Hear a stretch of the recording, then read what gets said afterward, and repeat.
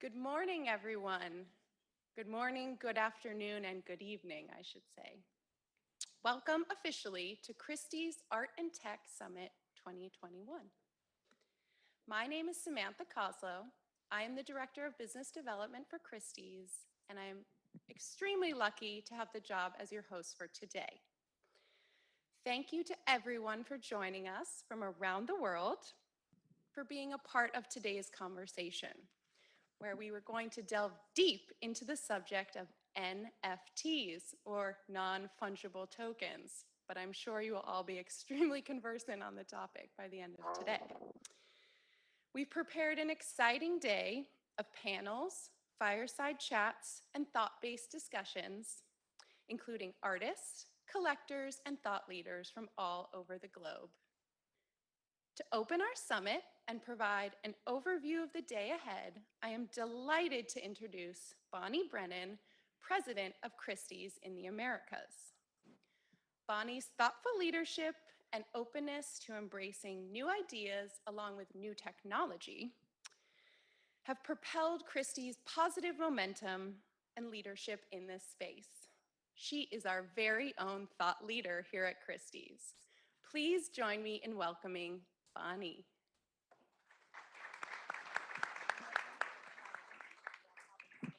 Thank you. Good morning, everyone.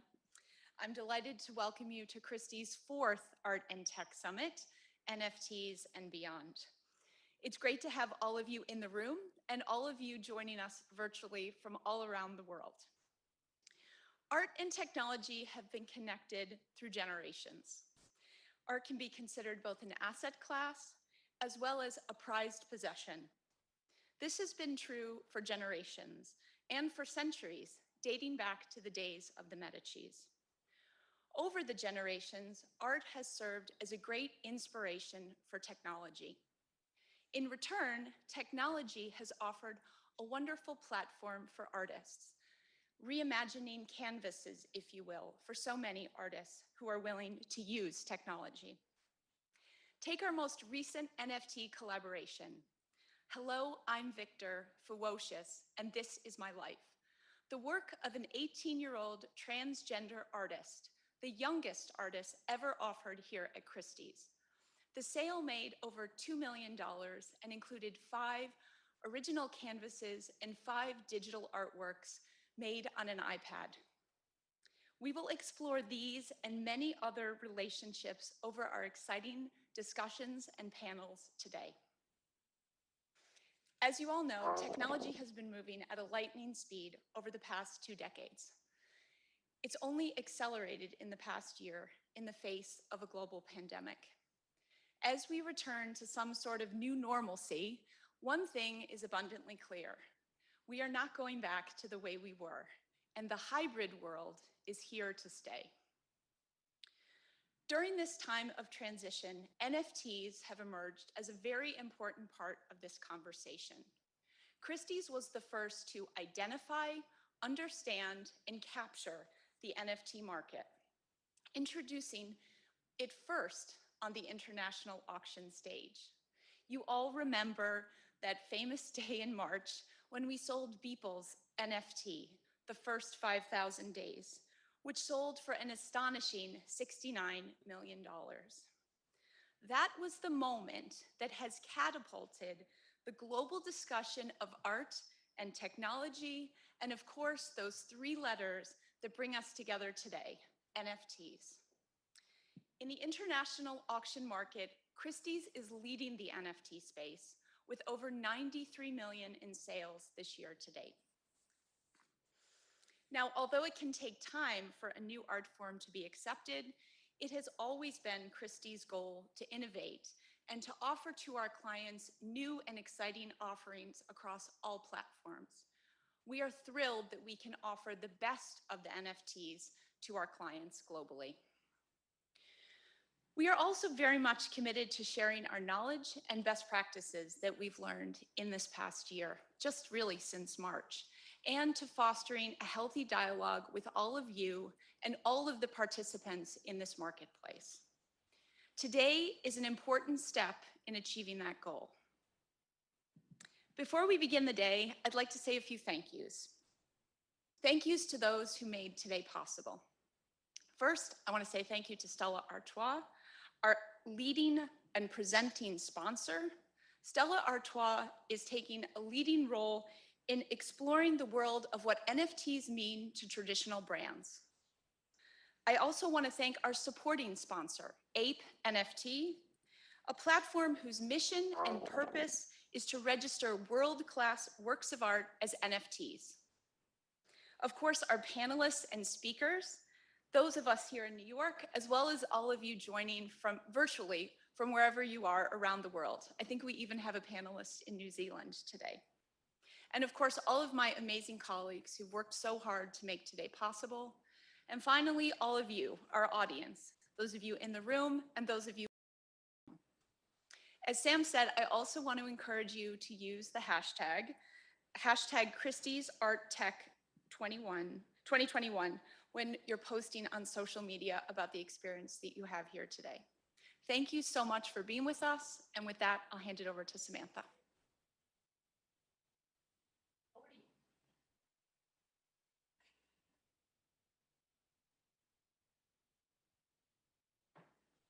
Hi there. Thank you for welcoming me back. Sorry, trying to seat guests at the same time as start panels. Thank you so much to Bonnie.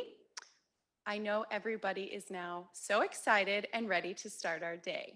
So without further ado, I want to welcome our first group of panelists up here on the stage who will be discussing NFTs at Christie's, finding value in the unknown. So, as we know, Christie's was the first auction house to enter the NFT discussion, and there is no one better to lead our first discussion than our amazing Regional Managing Director, Cara Walsh, for 20th and 21st Century Art. She has been instrumental in bringing NFTs up for auction at Christie's. So please join me in welcoming Cara. Hi. Thank you very much for joining us today. So we'll dive right in because I know everyone's very excited to hear from someone probably other than me, but I'm excited to speak to you guys as well. So quick intro on our panel before we start. This is my colleague, Megan Doyle, a cataloger on the post-run contemporary art team. She was pivotal in that infamous Beeple sale in March and has continued working on a variety of different NFT initiatives really focused on education here at Christie's. Ronnie Paravino, curator, collector, appraiser. What else? What don't you do, really? He's worked with Christie's on a couple of sales, including our current trespassing sale on view downstairs, which includes a wide variety of art, including several NFTs. Welcome. And then we have two artists featured in the sale, which is really lucky for us. Misha, also known as Mad Dog Jones, welcome, all the way from Canada. And Micah Johnson, a former MLB player. I always am impressed by people who can excel at two careers because it feels challenging enough to nail one. So, and artist, so welcome. And we also have on our screen one remote panelist, Justin Sun. Welcome, Justin. Justin is the founder of Tron, a big supporter of Ape NFT, and a major collector in his own right, from Picasso to Warhol to Beeple, and actually to one of those ferocious lots that was mentioned earlier. Justin has really been active this year in this space, and we welcome him to our panel. So thank you all. As the topic is NFTs at Christie's, it feels like we should start with Megan to talk a bit about how NFTs came to Christie's and how we got from that first moment to where we are today. Thanks so much, Cara, and good to be with you all today, online, here in the room. It's exciting to finally be back in person, even though we're talking about something totally digital. I really resonate with the subtitle of this panel, Finding Value in the Unknown. I take you back to October 2020, when the NFT journey really started here at Christie's. We offered a work by an artist named Robert Alice, which was a physical work hung on the wall in our galleries. You could see it, but it was accompanied by an NFT. And so in working on that sale and really working with the artist to understand what the heck we were offering here, I kind of started to wrap my head around this new technology, this new way of thinking about art and thinking about value. And lo and behold, that artwork brought collectors out of the woodwork, people we'd never interacted with before. And frankly, we were a little astounded. We wanted to know why people were interested. We wanted to get a better sense of why this artwork, just kind of in the back of our sale, was driving so much attention. And in conversations with those collectors, we started to realize that this NFT thing, which had been around, just maybe not on our radar just yet, was a thing. And it was a thing that we should be paying attention to. So primed that way, we were contacted by a digital art marketplace with which some of you may be familiar. It's called Maker's Place. And they had this crazy idea of throwing the physical element out entirely and going totally digital, doing this digital only artwork at Christie's. And naturally, this landed in my inbox. And so it just started kind of as a conversation between me and this representative at Maker's Place. Again, trying to wrap my head around what this would look like. What does it mean to offer a digital artwork? I'm a cataloger. I work with physical objects. We like art. We like paintings. We hang stuff. And this was not that. So I have to give it to Maker's Place for really being the Virgil to my Dante, if you will, finding my way through this new space. And as my learning grew, I took it to the team and said, you know what, I think this is something we should probably make a space for. And at first it was just, going to be a lot in an online sale, a little experiment, if you will, a little dipping our toe. But as soon as we were connected with people, had that major collage, truly a combination of 5,000 different works that the artist had done one each day for the past almost 13 years. So a record not only of his evolution as an artist, but also as a person. It was off to the races. It was marketing, just throwing themselves into the content. It was press going out to all the right outlets to make sure that this story was told and told in the right way. It was our finance and legal teams getting on the ball of cryptocurrency. I mean, what is that? We are a 255-year-old company and we accept 3 currencies. So that was a whole new thing. And it was just a total team effort. I mean, the amount of lives and careers that Beeple has touched across this organization is truly astounding. And it's also brought us into community with all of you. It's brought us into a community of collectors and creators, some of whom I'm pleased to be joined with up here today. And we're listening. We're here and we're listening because we are still learning. And that's why conversations like this and our interactions with collectors and creators continue to be edifying and continue to be building our expertise in this space. So thank you for letting us play. Thank you for letting us participate, and we're really excited to keep it going. And actually, I'm eager that Justin is here because I think he has a lot to add, not only from the collecting of digital art side, with which he's been involved with for a very long time, but also kind of this blending of fine art and digital and kind of, bringing everything together, coalescing for us. And I mean, Justin, you're definitely one of my favorite people from whom to learn because I think you have a vision. And could you talk a little bit about that?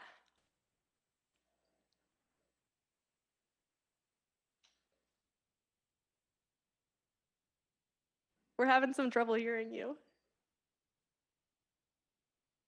Can you hear me? Perfect. Yes. Perfect. Okay, thank you. So I think first of all, the most important thing, not only in NFT, but also in fan art is always trophy art. So I think for the collectors, they always want to put the most money in the most valuable artwork. So that's why we're gonna see, I think only 10% of the NFT or art pieces has basically 90% or even 99% of the value. I think this also gonna applies in the NFT world. And the second, I think is very important. We have seen a lot of very innovative artists these days and have lots of innovative artworks. For example, flourishes. I'm also one of the buyer of flourishes recently, and I think her artworks is very innovative, and also at the same time echoes lots of important agenda and also the topic in the political and the social movement world. So that's also, I believe, this is also a very important trend of artists these days. And the second and third important topic, I think, is about technology. So I have seen more and more artists start to apply their works to technology such as blockchain, NFTs. I talk with people about how blockchain works. I think he is also kind of like a blockchain expert.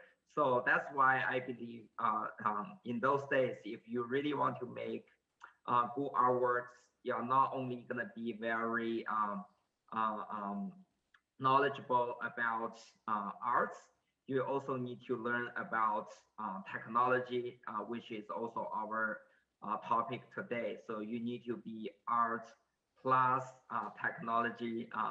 And also, that's also something I think Ape NFT can help here. So we want to bridge artists with technology. We want to issue basically the most valuable artworks in blockchain and in decentralized technology, which helps artists put their work permanently on internet.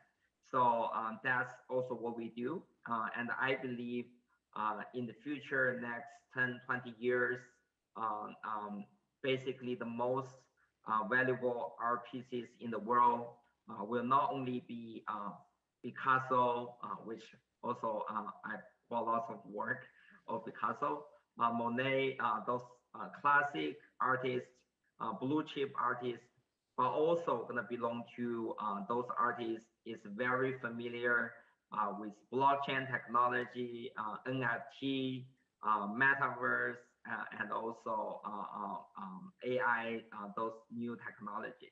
Thank you. Thank you, Justin. Ronnie, this feels like a good time to come over to you, if you don't mind. You have worked on a couple of sales. This year in Trespassing, you made the decision to include 5 NFT works. To this discussion of sort of identifying works, identifying artists, understanding sort of how to create the right context for a lot of names that are new to a broad audience. How did you approach that? It's interesting because the basic premise that we are exploring with Trespassing is innovation to a certain degree and bringing something new to the establishment to a certain degree, and really exploring communities that haven't really been a focal point per se. And one of the things that struck me about the NFT community is that it's so strong, and it's really global, and that element is truly exciting, and I believe it's eminently vital, and really speaks to the moment, and Trespassing is really meant to embody that. And so artists like Micah and Misha here are really shining examples of some of the leadership in this community, and the work that they're doing is important, and I think that to have the opportunity to include them in a sale like Trespassing, which is really, I would say, on the more unconventional lines of what Christie's usually offers, is it just made perfect sense. Micah, I'd love to hear from you about, sort of why an NFT in your creative process. You have this incredibly powerful narrative around your character Aku, and the link to the work in the sale. And, as an artist, obviously you can express yourself in so many different ways. What is it about NFTs that sort of drove your process? For me, it really was the community. Um, quick backstory, I retired from baseball and never had a job interview, never filled a resume out, had no idea what I was going to do. And at that time, I fell in love with art and started painting. But I needed to make money, and I discovered NFTs and started talking to people in the community, and I had access to some of the brightest people in the world, running some of the most successful, startups or have run successful startups in the world, and I could direct message them and I could learn from them. And so that was 2 years ago. And that's when I realized the community had the ability to empower people. And so I felt empowered. And my paintings took off, my career took off, and I was able to learn about the technology and the capabilities that existed. And so fast forward to Aku, and I realized, okay, I created Aku as a response to my nephew's question if astronauts could be black. And I said, okay, I want to create this character. I want to get it out to the world.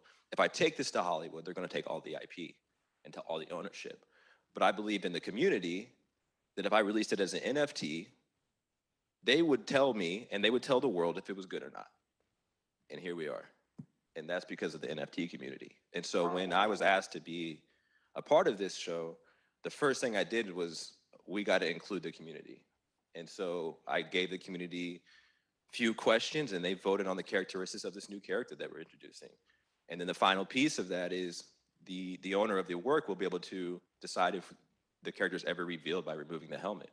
So it's a full-on community thing. I'm just a conduit in it. That's it. So that's my take on NFTs. Misha, what about you? You're frequently regarded as really one of the groundbreaking artists here and a leader in the field. What has the community meant to you in your creative process? Hey, thanks for having me. Micah, just mad respect for everything Likewise. you've done. Likewise. Yeah, so on the community level, we've had a digital artist community that's been thriving, but we've all just been grinding. So me and people have been messaging each other on Instagram for years. Fuck Render, who's also in this show, and Victor Mascara. We're all crew, and we all have a varying level of knowing each other IRL or online. And we all kind of have each other's backs constantly. We're vetting corporate gigs for each other. We're making sure people don't fall into traps. We're bigging each other up and getting each other jobs constantly. We already have this community, and we just didn't have a way to really be ourselves. And NFTs gave us a chance to really do the art that we want to do, not just do the art that we need to do. So that was kind of the thing that's really cool about the community aspect for me. But what really attracted me to NFTs is the innovation. And what I've done, and I got to give a shout out to Manifold, the company that I work with, does all my minting and contract work, contract artistry, I like to call it. And we've just tried to come up with ways to do insane things. I was the first artist to do a burn mechanic where you actually had to collect five artworks I released initially, send them to me, I would destroy them, and then send you a new one-of-one artwork. And this is a very calculated process. By doing this, we created all kinds of pressurized systems and market pressures to increase value for collectors. So I had a series of pieces I gave away on my very first drop for $1 each. You had to collect 5 of those and then burn 5 of them to get a one-on-one. And the market pressure that put on those 100 pieces, 35 of them got destroyed. And those pieces were selling for over $100,000 each. So I had people messaging me saying, hey, I bought one of your pieces for $300 on the secondary market and I just sold it for 120 grand. And really, by doing those things, and I made 7 one-of-one artworks that I then gave away for free, essentially. And instead of me kind of chasing the money there, I infused that value into my collector base. And it was a new mechanic. It had never been done. There's these ideas that nobody's kind of tried or challenged or, even been aware is possible.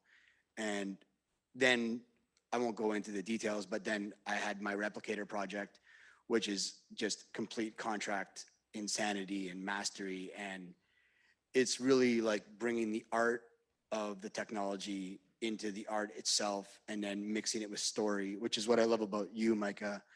I think we're both really story heavy artists, and having a whole other like limb or like a tool to wield gives us a chance to like bring a whole new dimension to our art, which is already in another dimension. Thank you. Um, Ronnie, how do you view as a curator and a collector NFTs as part of the sort of broader contemporary art market? Because I think sometimes there's the view that these are two very different beasts, and others who really see them as part of the same, or like Misha, artists who work across a variety of different mediums. So what's your view? I think that the there is common ground, and you just have to look for it. But really, this element of communication, this element of a dynamic new relationship that an artist is forming with their audience, and this dialogue that is taking place is incredibly exciting. And these artists in particular, Micah and Misha, are really talking about this kind of new time that we're in, where art has become a true conversation. And I don't think that we've ever really seen that before. I think that it becomes really just momentous to think about how things are shifting to a moment where art is evolving so quickly with the technology. And I don't think that we've really ever seen these parallels really kind of meet in a weird way, where like ideas and innovation is being facilitated by the technology, and the artists are able to express their their voice in such a an innovative way, like limitless way. And so to me, I think that the notion of permanence is also incredibly important here. As I've spoken to so many people about, digital media has been thought of as temporary or disposable up to a certain point, and the NFT format has changed all that. We are now in a time when the work that these guys are doing is going to live forever, and it might be the first artwork on Mars. Aku to Mars. Thank you. Yeah, it's Justin. I'd love to come back to you if you're available to comment a bit about what this means for you as a collector in terms of the sort of technology and the permanence, and how that sort of combined with this moment of sort of infusing these works within these sort of incredible traditional art market moments has meant for your collecting. Yes, sure. Can you hear me? Yes. Okay, yeah. I get to cryptocurrency industry in around 2012. So at that time, I think one of the biggest advantage Bitcoin has is, so basically before the cryptocurrency, if you have, for example, like 10 million US dollars, you have to put them into bank, or if you convert them into gold bar, basically carrying like 10 million US dollars gold bar is a very heavy burden, right? So, but after cryptocurrency, you can basically convert like all the like gold bar or the money you have just into some like data, very simple data. You can store them just in a very small USB, so you can carry them all along with you. and no one even know you have those money at all. So that's like, I think it's the amazing part of Bitcoin. So these days we already have other alternative blockchain protocol, for example, like Ethereum and Tron as TRX. So basically we have numerous amount of the assets. So basically sits in only one addresses. So as long as I have the control of one Ethereum Tron addresses, I can control all the cryptocurrency. Basically, might be like billions US dollars worth of the money in like one addresses. So that's also what NFT is doing. So I'm also like an NFT collector. So I basically restore all the NFT I have to my Ethereum and Tron addresses. Basically, I can own all the artworks I have just with one blockchain addresses, which I think is amazing. So make me feels like this is like the way you own art in 21st century instead of, right? So I also have one, like because of work, I need to drive like basically an hour to the storage room to see those artworks. I can't even get access to those artworks before I'm making like maybe a week before I need to make an appointment and to see the artworks. And also for like a year or something, I can only see my artworks for basically 3-4 times. But for NFT artworks, I can get access to the art like every day. But I can show it on internet to my friends. And if I want to sell the arts, I can transfer to those purchasers immediately. So basically, that's make me feel like NFT artworks really has the potential, and also plus we have metaverse like today. I think in the future, even when we play games, and we can also have all the scenes in the metaverse world. We can exchange those scenes with one another, and we can also own those RPCs just by one identity, one blockchain addresses.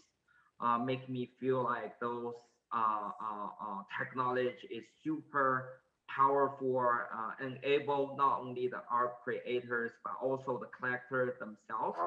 And I believe in the future, in this kind of the brand new like metaverse NFT art world, I believe Christie's and Ape NFT and other agencies also have a lot of potential to grow because I mean at the end of the day, the things defines value is always the product itself, the artist itself. So we still need lots of agencies, people try to find out what RPCs has most of the value. But I definitely believe in the next 5-10 years, we will start to see a lot of the RPCs migrate from offline to online, or it's just like created online. Just like we have seen in the past like 20 years, you have seen like Bloomberg, New York Times, those traditional news agency have moved to online base. And also we have seen numerous amount of the independent blog and also independent news resources also available online. And I believe it's gonna happen like very soon, since we have seen more and more collectors will prefer NFT art. I think this year we might only occupy like 3%, something like the whole value of sales of Christie's. But I think in the next 5-10 years, it might increase to 50% or even more. Thank you. Justin, I'm really glad you brought that up because it's so true. Like, our frame of reference here at Christie's is the traditional art world, which is cluttered with installation and exhibition costs and shipping costs and, you know, hands and it's all manual, it's all in person, it's all cumbersome sometimes. And what you have here now on a USB is not only freedom to display the artwork however you want, one way today, one way tomorrow, often in conjunction with the artist, him or herself, which I think is really cool and also semi-opposed to what the traditional art world is about. But I think it all comes back to that idea of access, of opening up a collecting community and collecting opportunity, which is just the foundation of decentralization itself, right? It's letting people see and access and be present. And I think that translates into the community of creators as well. I mean, there are so many voices out there, and this is finally a medium where we can uplift them and really hear what everybody has to say. And I, for one, am really thrilled to be a part of that. Micah, empowerment is sort of a central theme in your work, feeding on of what you said, Megan. Can you talk a bit about sort of how the technology really enabled that for you? I think it enables that for me, but also for everybody else involved. I think if anybody's listening to this, they're early, right? And what NFTs really allow you to do is reward people in perpetuity. Because Misha's working with Manifold, now he has the ability to directly communicate with his collector base. He might come out with works in 10 years, 20 years, 30 years, and be able to reward his community members, airdrop them an NFT, right? And change their lives like he's already done. And so NFTs is empowering because now you have a direct line of communication to collectors and direct feedback, and everybody is organic evangelists for you. You know, they acquire one of your NFTs and now you know, they're out talking about it. And so it's really empowering in that sense because everybody's lives are being changed. And so people can look at me and say, you know, I made it to Christie's because of the community and NFTs. I paint, my paintings aren't here, right? And so NFTs is incredible. It's life-changing for a lot of people, collectors and artists. I would say that part of me is inclined to call it an expanding ecosystem, but I think the more appropriate term is emerging ecosystem. I mean, we had something going here at Christie's, and you guys had something going there on Nifty Gateway and wherever else you were dropping.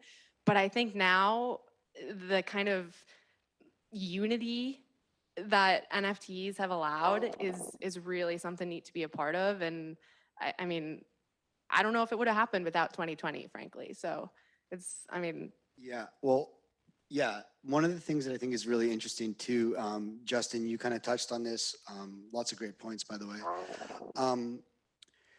Where the value is located, like if we're talking about the traditional art world, like we'll have like, I don't know the numbers you were using, but like something like 99% of the value could be in 1% of the art, like really like kind of top heavy.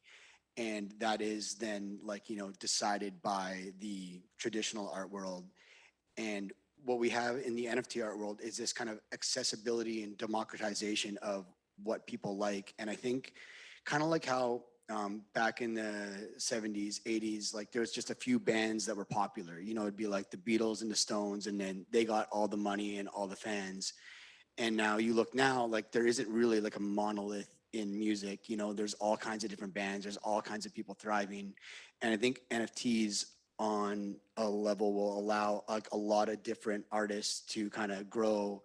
And like, this is why like I'm always talking to young artists and people like, you know, and I'm sure you're doing this too, Micah, where like, I just see opportunities for cool art to exist at a higher frequency. And I think this is really cool. And that's one of the benefits of this technology.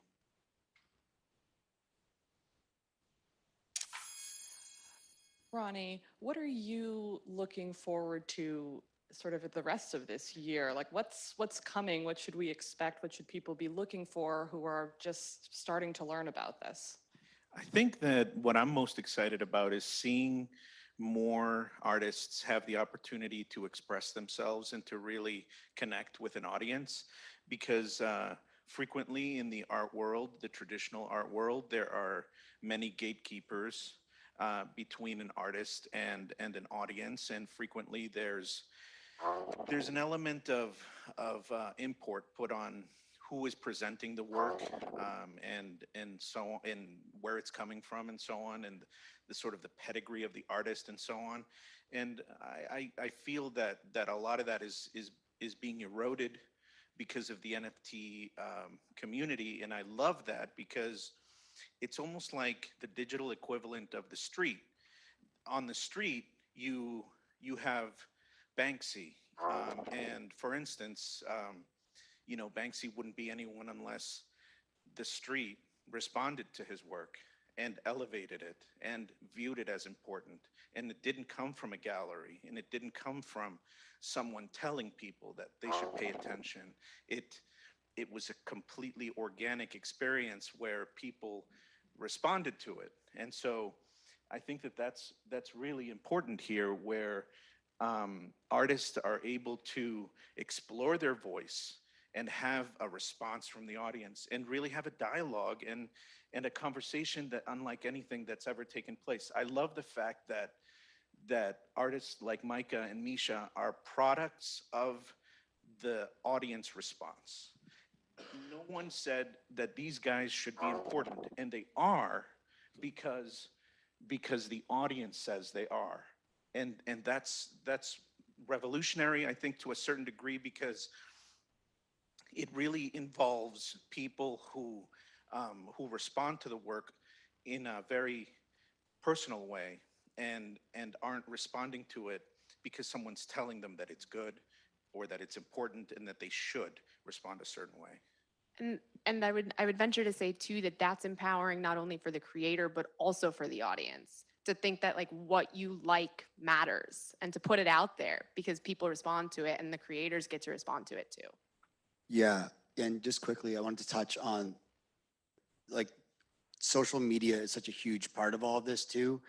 And to really kind of, if you're looking to immerse yourself in this world, like Twitter is a primary spot for it all. Like I really came up on Instagram, but this is really like, this is the first kind of art movement that is like social media coming into the art world. And like, I know a lot of people roll their eyes at social media, but like this is reality. And like this is like the generation below me and Micah is even more entrenched in this. And like, I think it's really important and it's a really valuable tool that we've all been using to get here. And Michael, what was your like kind of entry into the art social media world? I mean, social media is everything, and you might not enjoy it, or some people enjoy it more than others. But really, at the end of the day, um, Twitter was the access to all this, like DMing people that have been in the space and learning about the smart contracts, and how we can get creative with the smart contracts. Um, and it's funny, like there's this expression I've heard. It's like buying is the new liking, because now previously, Awesome. Misha was putting all his works, getting all these likes, right? And hoping to get work and things like that. Now people can actually support him by buying his NFTs, And so social media is an integral part in our lives. There's no way around it. Ronnie, coming back to something you'd said about sort of the permanence of this technology. And I think that's something that we've come back to again and again in our conversations and learning is sort of this question of, what is digital art? What is an NFT? How are those two things different? How do they overlap? And really, what drives the sort of commercial value of a lot of this when, a lot of people's first response is like, that's just a JPEG. Like I can copy that and save it on my desktop. Why would I spend money? Well, the aspect of permanence is really important here because there are artists who have been working in this space who have a tremendous history. Actually, one is in the audience, Joshua Davis, who are collected by museums and institutions. And for a collector, it's been very difficult to conserve or collect and archive that work.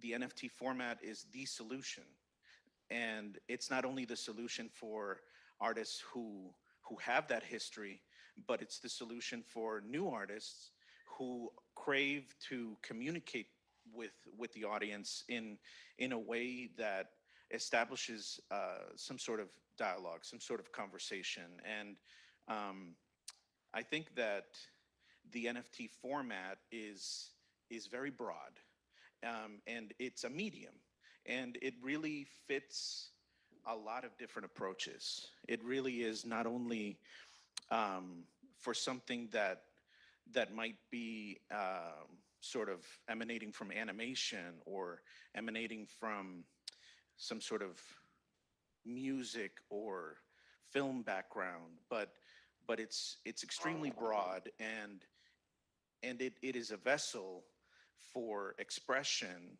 unlike really we've seen before. So it just represents opportunity for creative voices. And for me, it's exciting to see this convergence of contemporary art, because it is not to be, I think, thought of as something separate and of something as something that is kind of in its own space, but it really is integral to contemporary art and the vitality of contemporary art. The sort of the moment is always important to be documented in art, and NFTs are really making that much more possible for artists to do, to contribute in a much more immediate way, and those snapshots in time will live on. And I think that's where museums and institutions need to be paying attention, because all of their issues of conservation and preservation and the difficulty in keeping work in their collections, well, NFTs again solve that issue. And I would also chime in that I don't think the application of value here detracts from value elsewhere in terms of other media. I mean, this is a question that we get all the time, is like, are NFTs here to stay? And while, the majority of this room may be advocates for the medium, not all of our clients are, and we need to respond to that. And I think our best response there is that it's just a new direction in the trajectory of art history, which has been littered with, diversions along the way. We saw the advent of photography and people said painting is dead. Well, look, painting's not dead, it's still around. And then we had action painting and people said, oh my word, figurative painting is dead. And no, it's not. Alice Neal is at the Met. So, I mean, just the trajectory of art history is again littered with these little diversions. And I think here we see a very important one that's frankly here to stay.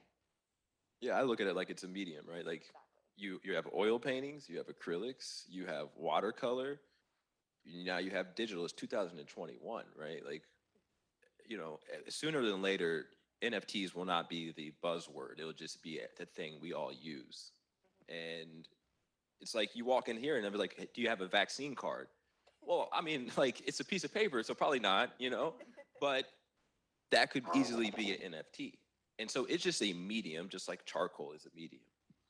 Yeah, and if you think NFTs are like abstract or weird, like the world's gonna get a whole lot crazier and a whole lot weirder. I think that being on top of this and understanding like the steps, it's kind of like if you're trying to learn math and you don't know like a basic level, like you're gonna wanna kind of take the time to try to understand this, because when we start derivating even further off of this technology, which is coming, it's going to get a whole lot crazier, and it's going to also be really beautiful and really interesting. And you're going to want to be part of that and understand that, because we're going to do all kinds of crazy stuff. And this is just the tip of the iceberg, and it's going to get really weird. Virtual reality. No, you're so right. Like, I think it's super easy to look at the space and be like, I don't get it. I don't want to get it, and I'm okay not getting it. But I think at least, at Christie's, we're like committed to this education about it, because it's important to get it. We want people on the train just to be along for the ride. And I think that's cool too. And you don't have to understand like all the ins and outs of blockchain. Like Justin, I'm sure you talk to people all the time that are like really versed in all this technology, but then you'll talk to people that aren't. And like for me, I work with technologists and contract artists and all this stuff, and I'm not a super blockchain expert in the details of how the technology really works, but what I understand is what you can do with it. And that's what's really interesting. And I think as a collector or just as an art appreciator, you just want to understand what can be done, not necessarily how it's done. So it's less intimidating that way. Yeah, I agree. The smart contract level is like, that's the next step, I think, of like understanding the value of something, maybe then understanding like custom contracts and minting from your own contract. The smart contract level is a piece of art, you know? And that's why even like with this work, I work with async, right? Contract. In that work, they were able to program it to the blockchain. I don't know how to make the artwork change every single hour forever, you know, and be able to have the collector remove the helmet and show it on the screens across the world on the blockchain, right? And so that kind of level of smart contract is part of the art, you know, and that comes back to like it being a collaborative. This is a collaborative whole like ecosystem. You don't need to know how to build a car to appreciate the Ferrari. 100%. Wrong company.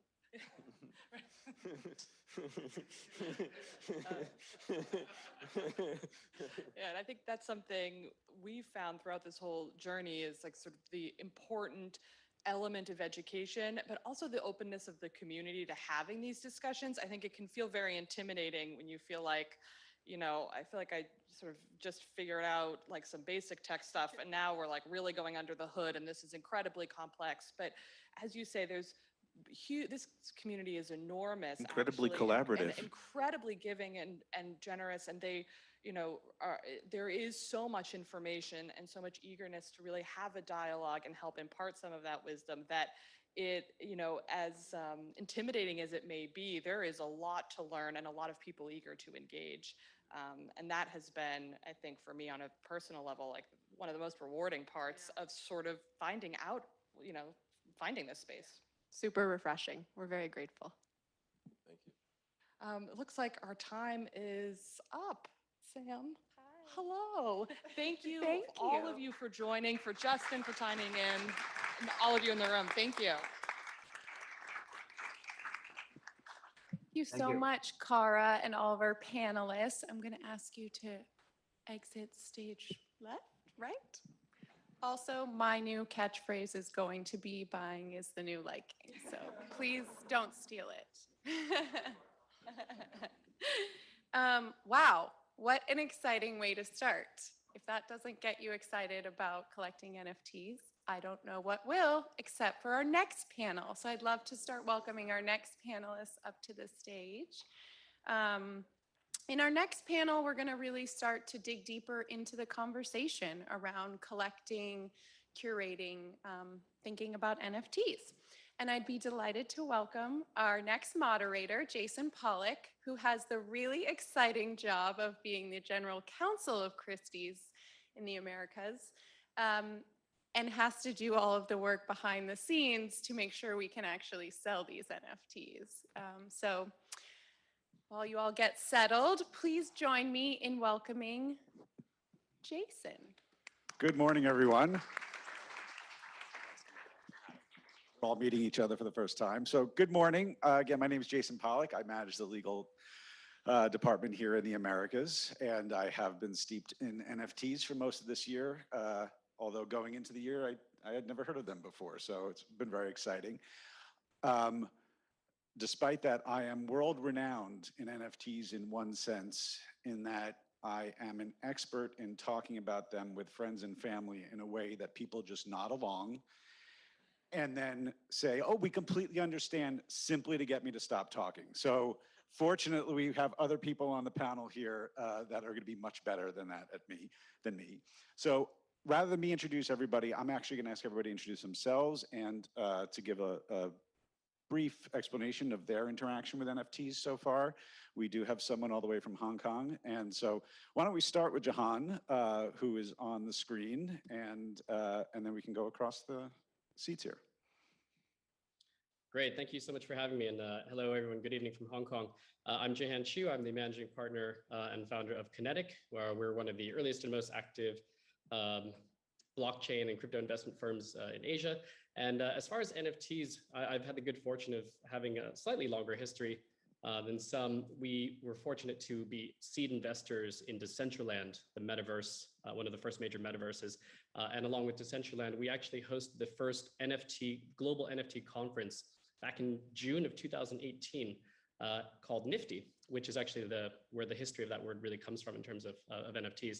And since then, I've also had the good fortune of, obviously buying a lot of Decentraland land and recently starting to activate that, as well as investing in a number of different NFT platforms, including Ethernity and Doing Good, Immutable X, Yellowheart, and a number of others we knew and some others. And active collector in NFTs, had the good fortune of collecting one of the Warhols that was up at Christie's, and really excited to help out some of the digital artists in the space and connecting them with the contemporary art side. So thanks for having me. Thank you, Jahan. Adam? Thank you for having me. Great to be here. My name is Adam Levine. I'm the director of the Toledo Museum of Art. I am a millennial, a museum director, and I am a Roman art historian. So how about that blend? Giving a lot of thought to how NFTs live within an institutional context and really thinking about them within the history of artistic production by artists, some of which you heard about on the last panel. Matt? Hi, I'm Matt Hall, co-founder of Larva Labs and co-creator of the CryptoPunks, one of the early examples of NFTs, recently part of the evening sale here, and a couple other projects. That's kind of it. Excellent. Hello, Sarah. Hello. A fellow lawyer. Nice Good to morning. meet you on stage. My name is Sarah Odenkirk. I'm an art attorney. I'm a partner at Cowan Debates, Abrahams and Shepherd, and mostly work out of the Beverly Hills office. My practice has been purely in fine art for more than 25 years. And as you can imagine, in the last several months, it has mostly been NFTs. So I'm working with collectors and institutions in looking at acquisition issues, as well as speaking with artists about more generative conversations around creating projects that make sense in the space. Excellent. Thank you very much. So this panel's on creating, curating, and collecting NFTs. So we're going to go to the beginning. And I'm not going to actually point to most people for questions, just assuming everyone will jump in, except for the first one, which I'm going to go to Matt first. And that is, why create NFTs? And to the extent you want to give everybody a little bit of education about them as well, feel free. But we at Christie's sort of think they popped up in January of this year, which is completely not true, as we know from Jahan, and we know that how early you were with CryptoPunks. So can you talk to us about why you create them? Yeah, sure. So CryptoPunks is a 2017 project, so quite a bit earlier than January. And it's kind of maybe illustrative just to, talk about why it was interesting and how we ended up with this thing, because it was kind of like a little bit from first principles, in that we had these characters, the CryptoPunks, and we were trying to figure out what to do with them. And at the time, we were mainly mobile developers, so we were trying to think of like an app that you would collect these things and trade them with your friends and get them. But then, like, well, how do you know? We wanted some to be rare, some to be special. How do you know they're rare or special? And well, we'll just put them in our database. It'll say it on the app. It's special. It's like, well, that seems kind of like, unsatisfying. It doesn't feel, doesn't feel real, or it doesn't feel like, well, you have to trust us basically to know that's the case, and you have to know how valuable could those things really be? How special could they be? So the blockchain, specifically Ethereum, is a solution to that, and it's a way for you not to trust us. It's a database that we don't run. It's a database that everybody runs. So it's different in like a very fundamental way. So when you own a CryptoPunk, you know that you don't have to trust us to keep that, or to make sure that's correct, or that we won't change it. It's everybody agrees that that's the case. So that opens up a bunch of stuff. Long-term ownership means something now. It can exist beyond us. And also even just on the monetary side, certain things like escrow and, you could, the contract for the CryptoPunks holds the money, not us, right? So that was the reason why, at that time it wasn't called NFTs, but that was the reason why that seemed interesting to us. And so that was why we did it, was like it felt new, and the feeling it gave you, we thought was new too. Like it felt like you really owned something, which is the psychological component that it just being on our website doesn't give you. So that was the why from our perspective, at least. Excellent. I don't know if any of the other panelists have some thoughts on that topic as well. Well, I guess I'll just chime in to say that's the really exciting thing about this from an institutional perspective. So I'm a Roman art historian, as I said. 2,000 years ago, Romans invented the running drill, basically a screwdriver. And as soon as they invented it, you can see hairstyles on Roman marble portraiture with these deeply engraved holes. Artists always use new technology to push practice. And while I think there is suspicion of anything new in conservative organizations, it is just so clear, further to this anecdote, that NFTs enable a type of artistic production and a type of security for artists in engaging, which is just going to spur creative potential. So I think that's just puts the point on how exciting the future is. Yeah, I would, Yeah. just going off of your Oh, point. sorry, go ahead. Oh, sorry. How about Sarah goes, and then we'll go to Jahan. Just to put a finer point on that, I think that it is really interesting to see how NFTs can change the way that conceptual artists are able to engage with the marketplace. So you've got another medium by which people can create products that are sellable. That might not be the ultimate goal of the artwork itself, but it is a tool that allows them to, as the last panelists were talking about, engage in the community and participate in the marketplace and potentially be in institutions. Jahan? Yeah, I think it's a great point. And I think just to add on to that, this whole idea that NFTs allow for the first time the market to become part of the medium in the sense that the smart contracts help to govern how the financing of these NFTs are sold and directed, whether it's from the initial sale to the resales. It creates this really interesting lifeline and a persistent way for creators to basically support themselves throughout the lifetime of the artwork itself, rather than just on that initial sale. And I think that creates this type of cultural financial inclusion, which I think will support not only artistic practice and allow a lot more artists to be able to sustain their practice, but in addition, especially with small galleries and small not-for-profit institutions under so much pressure in this current market, it also benefits them to some degree. So I think, the fact that the market is part of the medium, literally part of the actual smart contract, really changes the game. So it's not necessarily a reason why they created NFTs, but in terms of tool sets, I think it really changes a lot of things and will ultimately support artistic practice for many, many generations. And for better or worse, it makes a lot of work for lawyers. So let's turn to collecting, and I'll ask a very vague question, which is why collect NFTs? I'm sure there's a variety of people who are at this conference, some who might be collecting NFTs, some who might not be, and wondering, what is this all about, and why should I get into it? And as I ask that generally to the panelists, what I would also comment on is the distinction between collecting the NFT or collecting the underlying digital asset, which to my mind is more of the curatorial aspect. But again, now I'm going to just throw it open to everybody to discuss why collecting is something that people are doing and should be doing. I mean, I think you actually have to look at why collect art, because ultimately it is going to be about the art in the marketplace or in the technology place. It's really important that what's embodied in the NFTs is worth owning or worth engaging with. So from an art perspective, and again, NFTs are a way to engage with audience in all different ways, whether it's commercial or artistic or in any medium, music and film and everything else. So it could be an excellent commercial vehicle But within the art world, ultimately, it is going to be about the art. So why collect NFTs? Why get involved? It really does have to be because of what is embodied in that process.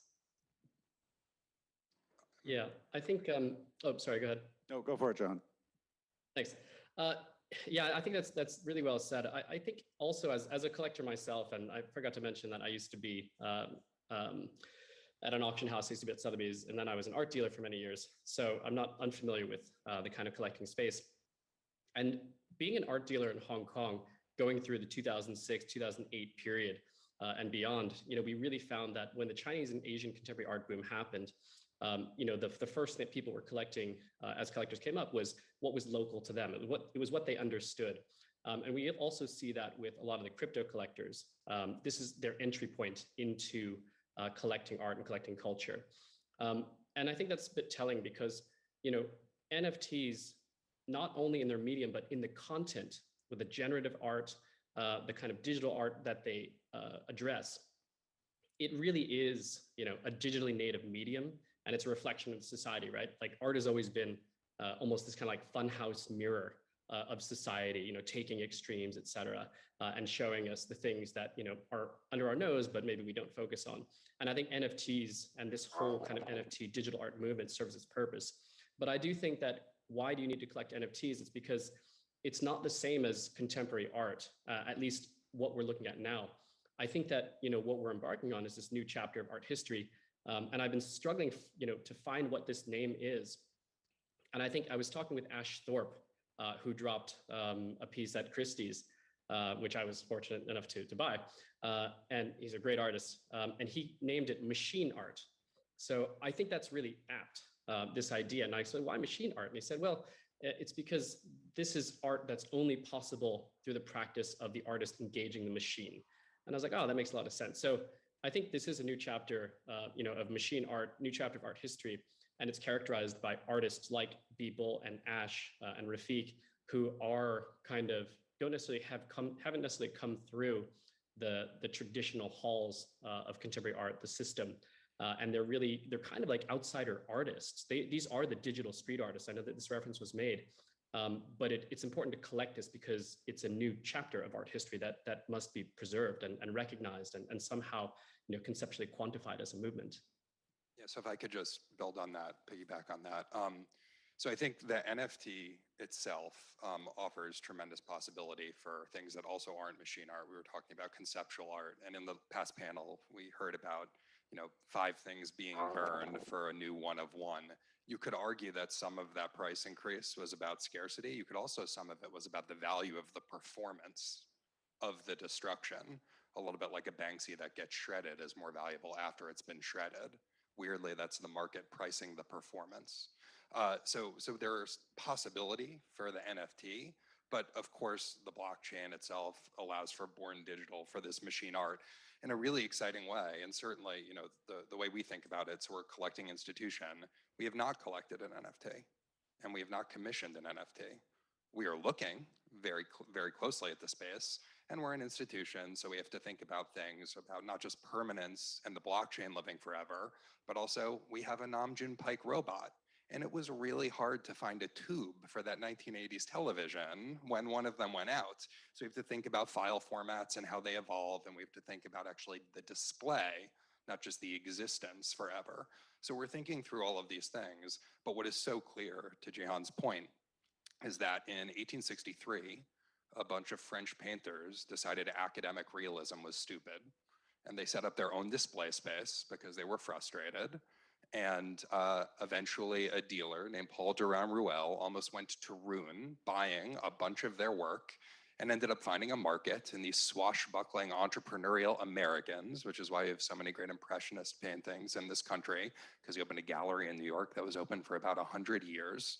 And it is clear that NFTs are introducing new art, right, and new technology into the art, which is fundamentally of its time, which is what the Impressionists were doing.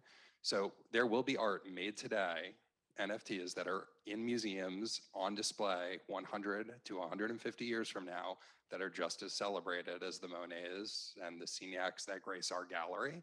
So it's really important to take this seriously because artists are responding to the zeitgeist in the ways that I think you just heard.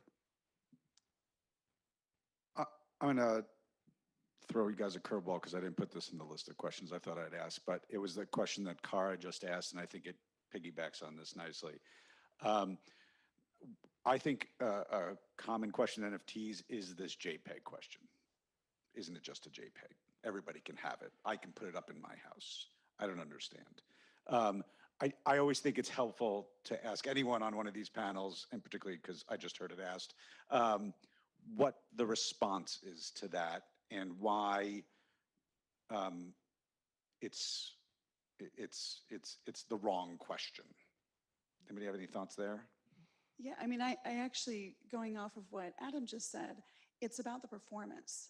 So I think that the performative and community aspect of what NFTs bring to the marketplace and to collectors is perhaps one of the more interesting elements of what's going on here. So to be able to participate, and everybody talks about democratizing the art world and disintermediating the art world, and this is going to be revolutionary. I'm a little skeptical about those things. I think we need intermediation. I think we need curators and other people to talk with us and have conversations about the value of art and what's good and what's not so good. But I do think that the NFT space allows for greater community and interaction. And I'm personally very excited about the conceptual and performative nature of what I'm seeing from the fine artists. John, it looked like you were going to say something, but I'm not sure. Yeah, I think that it's not a JPEG because a JPEG is kind of a static thing. First of all, JPEGs don't have scarcity, and NFTs obviously have scarcity. So you can have a JPEG, but you can't have, anybody can have a JPEG, but not everybody can have an NFT. There can only be one NFT. But even beyond that, an NFT, it's not an object, it's an access point, it's a platform. And when you really start to get into what exactly an NFT is made of, it's that smart contract around that JPEG which activates it. An NFT is kind of the starting point of the conversation. It's active and dynamic. You can attach metadata to the NFT so that imagine that there's a work of art and every single mention, every single article, every single type of provenance and price point can actually follow that artwork around as it travels from wallet to wallet, exhibition to exhibition. So you have this kind of snowball of content, which is the NFT itself. And it's also interactive. People can add to it, people can comment on it, and it becomes a dynamic point that is universally accessible because everybody can find the address of an NFT. Whereas a JPEG, it's just a JPEG. And so if you think about an NFT as this dynamic object and a conversation over X number of centuries, that's kind of the where NFTs go. And that's really not something a JPEG can do. Yeah, I couldn't agree with that more, right? I mean, and I think more and more artists are engaging the possibilities of the technology itself. So the idea that these are JPEGs is really a very flat view of the entire landscape. But I'd also just say to those people, I have a lot of books on my shelves, but they're a lot less valuable than first edition books. I mean, this is not a concept we don't understand in the physical world. It's really not that different in the digital world. And I assume just like a photograph. Yes. Matt, I assume you run into this issue as the creator of CryptoPunks. Yeah, pretty regularly, and more so previously. We've come a long way already. So even just 2 years ago, it was a lot of that kind of question, and my answer was that for us, it's not a JPEG, it's a PNG file, which is actually a really terrible image format joke, which I was going to test, which actually was a test of what I'm doing here, and it didn't go well. So, but I think the realization we've come to, NFTs are lots of things, right? They are a digital artist who mints their work as an image, and the image is then recorded on the blockchain. You buy and sell it. That's fine. Nothing wrong with that. For at least just to speak of our own personal experience, the CryptoPunks are are a contract, they're a marketplace, they're a group of things that have attributes and rarity. Yes, there's an image associated with them, but what's really interesting about it is the whole package together. So initially it was like, we thought of it as like just a collection of images, and which made sense. But then as the market has become attached to it, the question was like, is that even unsavory that the value is next to them all the time, and that that's part of it, is that this particular thing is worth more or less. And we've kind of come to realize that that's just part of it. Like the market is part of the contract. We write our own smart contracts, so the CryptoPunks contract includes the market. And that's really part of the whole. So perhaps there's a performance aspect to that as well, but really and there's certainly practical concerns, liquidity, and just there was like a couple of CryptoPunks sold this morning, for example. You know, it's happening all the time. But I think in at least in our case, that's what an NFT means to us. It's not just the image, in our other project, like the Autoglyphs, is entirely on chain. The artwork is a generator that is in the contract. It produces the art. So that's not a JPEG. So there's lots of answers to that question, but I think the answer is no. Excellent. I'm going to turn to the differences between, and Matt and I, you and I discussed this a bit yesterday, the difference between collecting tangible art and NFTs. And one thing that we heard in the first panel, and we're hearing now, the tangible art world can be rather intimidating. It is not necessarily inclusive. I embarrassingly will tell people that I did not walk into an art gallery until I started working here in my 40s. They just seemed aloof. It seems like there's a sense of community that is in the NFT space. So how are you guys seeing differences in collecting NFTs versus what you might hear or know about or experience in collecting tangible art? Sure, if you want, yeah.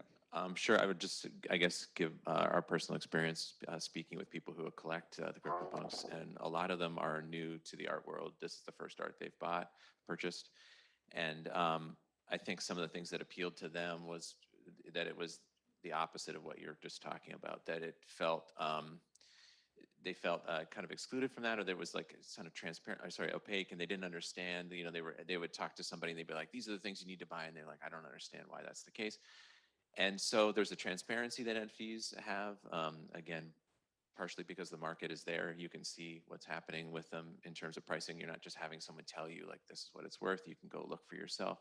But also it feels like, I think, related to their world. The digital world is the real world for a lot of people now. You know, that was a question I used to get a lot talking about this, was like, if I can't hang it on my wall, then what's the point? You know, it's like, these people don't care about their walls. Like, that's not what's important to them, you know, like what happens online is what's important to them. So this felt like kind of authentically part of that world, and so felt more to them like something they wanted to own. At the same time, if you want to bring traditional art collectors into the NFT space or into the digital art space, I think it's really important to make the user experience one that's easier to access, which, you know, for people who are not so well versed in buying things online or operating in cryptocurrencies, it can be really challenging. So, you know, I think that collecting, the actual action of collecting needs to be easier. And to your point, Matt, it's true that certainly there's a generation and a generation of people, at least one, who aren't so enthralled with hanging things on their walls and carrying collections around with them wherever they move. But at the same time, there is still something about physical objects that is appealing, whether it's to NFT collectors or traditional art collectors. And that's why I think we're seeing a lot of crossover with physical objects being tied to NFTs as well. So being able to use the medium as a way to bridge that digital work with traditional artwork and encourage people to cross those boundaries in both directions, both with the crypto collectors coming into the fine art world, as well as the fine art world coming into the digital art world. And yeah, I would also say that the physical art world doesn't have to be that way.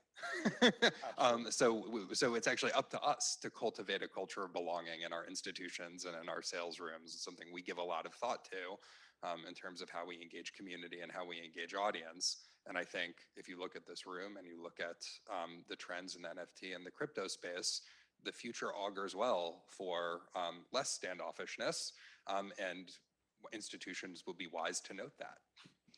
And Jahan, coming from someone who was a tangible art dealer and worked at a major auction house to now being in this space, how are you seeing this?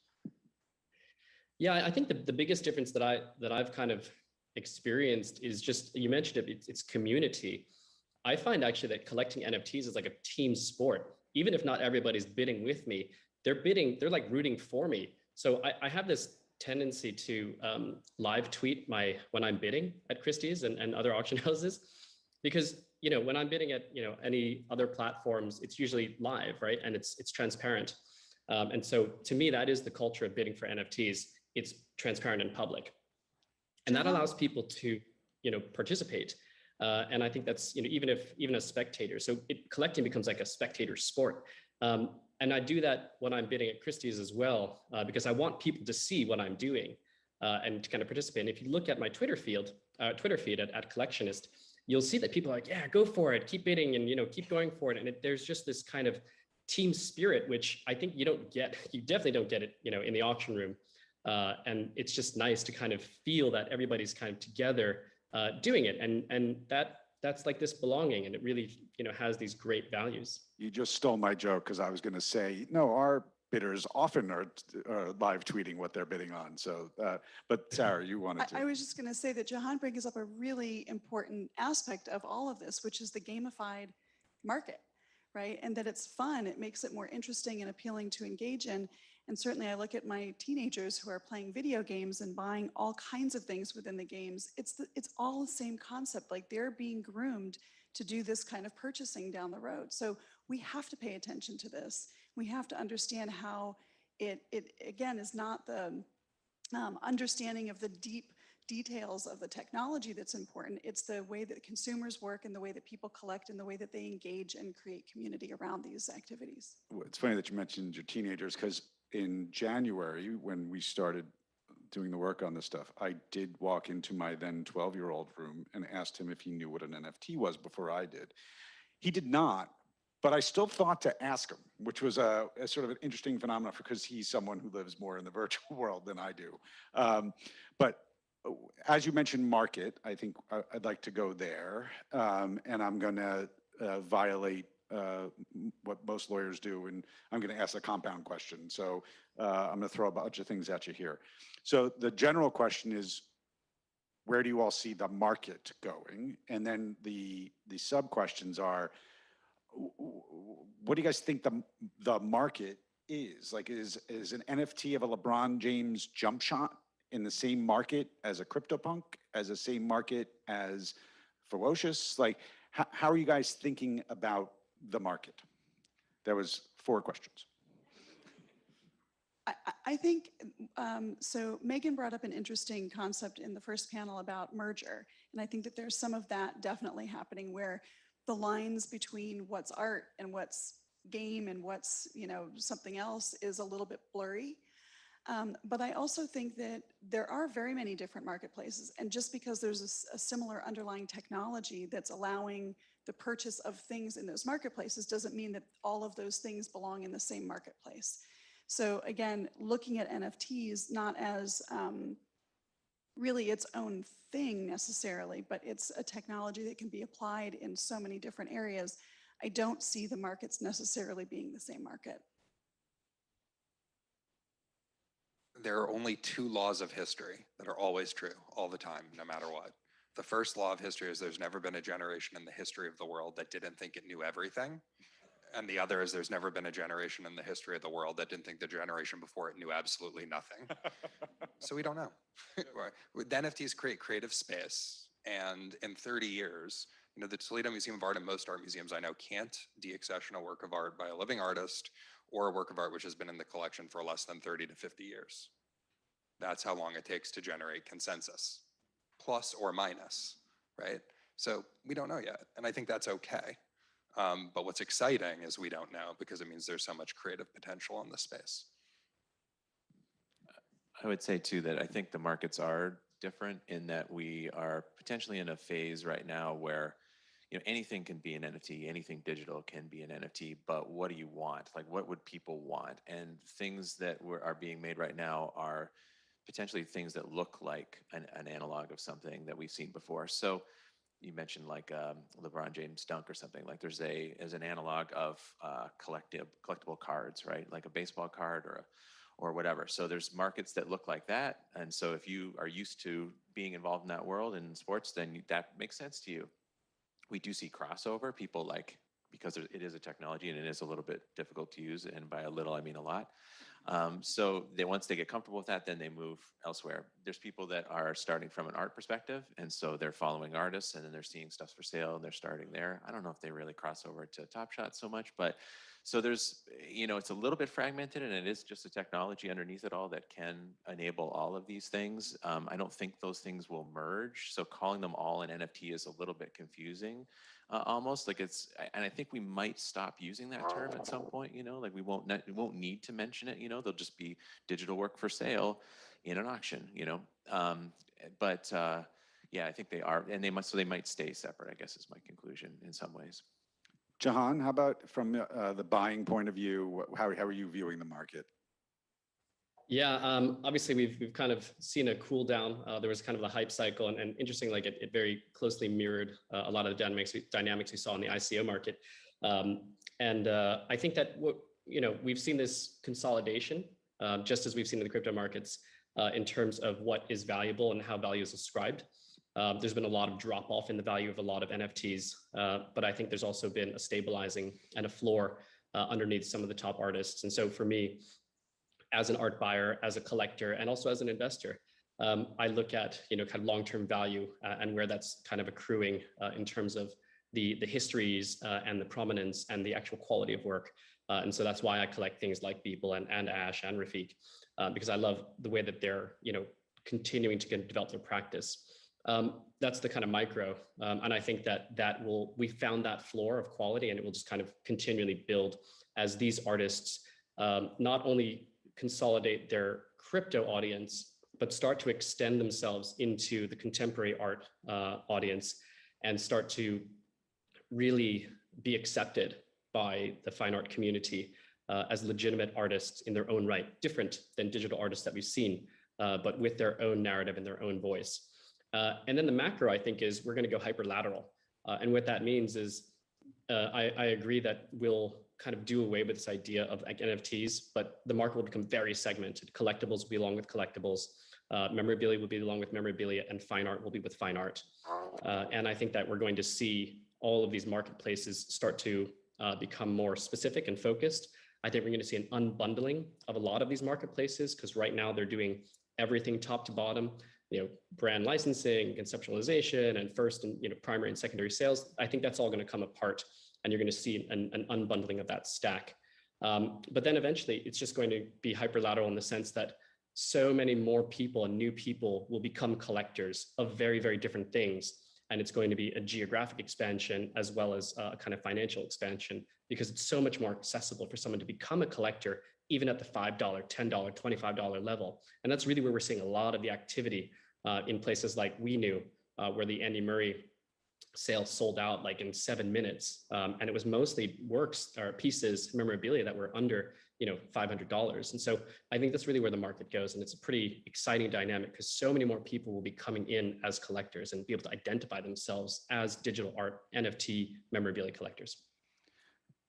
Sorry, I was just going to add that I think that the marketplace is actually maybe one of the most important questions here to be asked. So when I'm speaking with artists who want to do something in the NFT space, one of my first questions is, well, who's your market? Who are you going to sell it to? It's not magic. You make an NFT, it doesn't magically sell itself.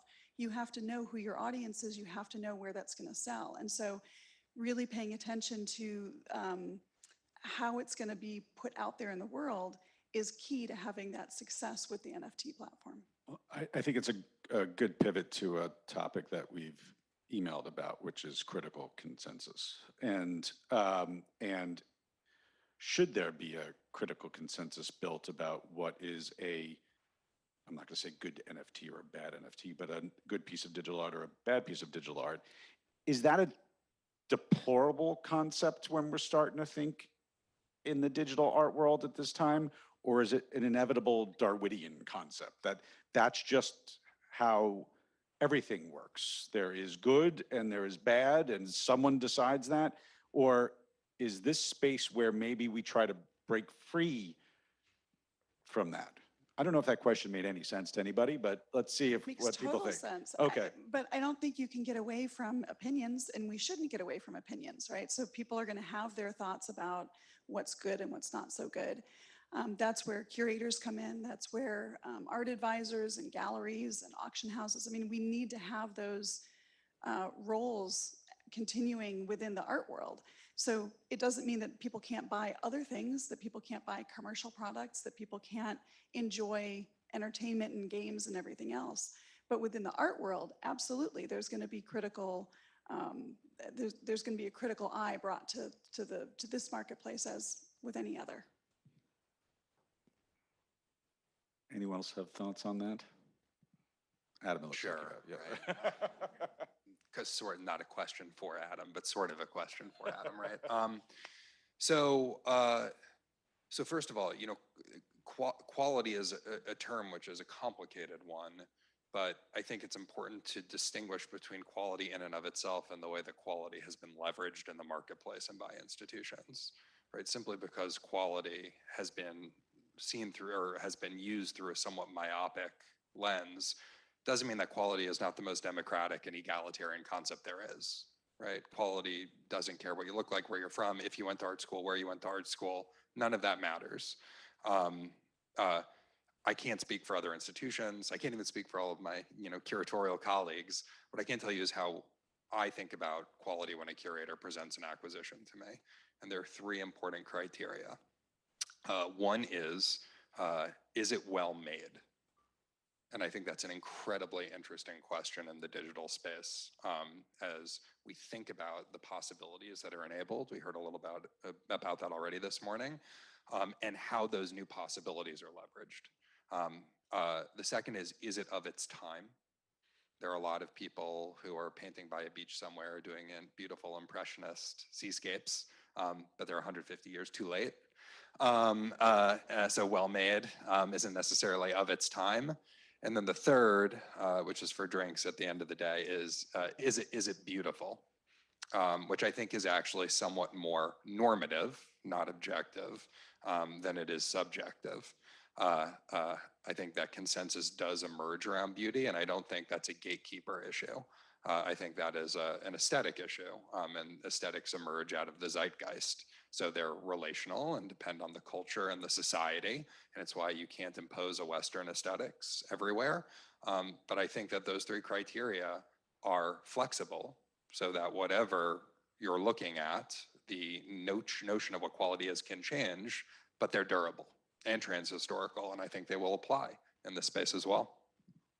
Based on that answer, I would beg to differ that it was not an Adam question, just by the way. Yeah, Jahan, do you I have can some just thoughts? add on that. Yeah, just I think that I agree with Sarah that you know everybody has an opinion. You know, I think that there's no escaping it. And you know, you show me someone who doesn't have a view, and I'll show you a corpse. I think that you know there's definitely going to be consensus around what is good and what is not. And I think it will come from you know the fine art context and the fine art institutional kind of system. And that's why to me it's so important to constantly be you know pressing on this idea and you know trying to develop a narrative and get consensus around a narrative of what it is that we're seeing, this you know generation of machine artists.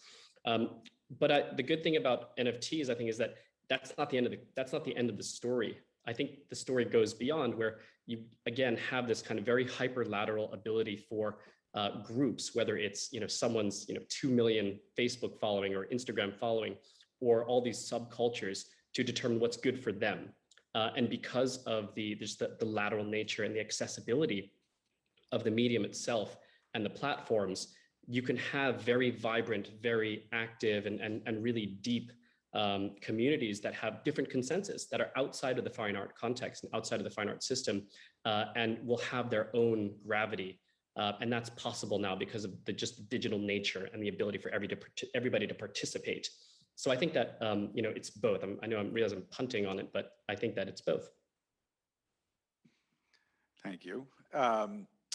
So we probably have about 5 minutes left. So my guess is, based on our pace, we have about one more question to go. We are sitting in Christie's, which is a 250-plus-year-old, some might say, bastion of the tangible art world. And we've been, over the last, in 2021, we've been one of the, I think, obviously the main players in the NFT space. We are likely imposing some thoughts about the tangible art world into sales and the marketplace of NFTs. It's a weird question, maybe ask, where do you think we might be getting that wrong? Are there issues that you're seeing that in the NFT space now where tangible art people are potentially imposing certain criteria or views, not necessarily about the quality, but about how you sell them, that might just be off? Does anybody have any thoughts there? I don't want to speak ill of our hosts here. No, please. Necessarily. I feels a little rude.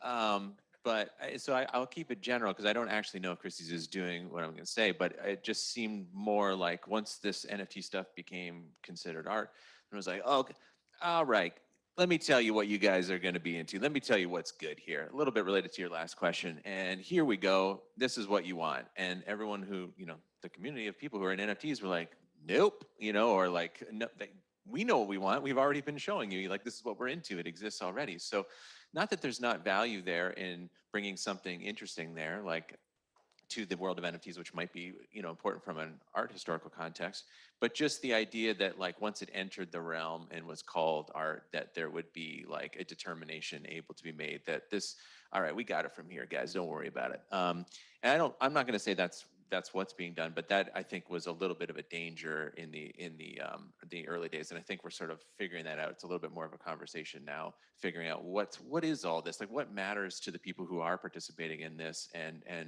doing things that reflect that a little more. I'm not sure that it's necessarily something that's being done wrong, but I have found it interesting to watch the auction houses take a role in the primary marketplace. And that's not really traditionally where auction houses have been, right? Mostly auction houses are taking advantage of value that's been established elsewhere and promoting it on a secondary market basis.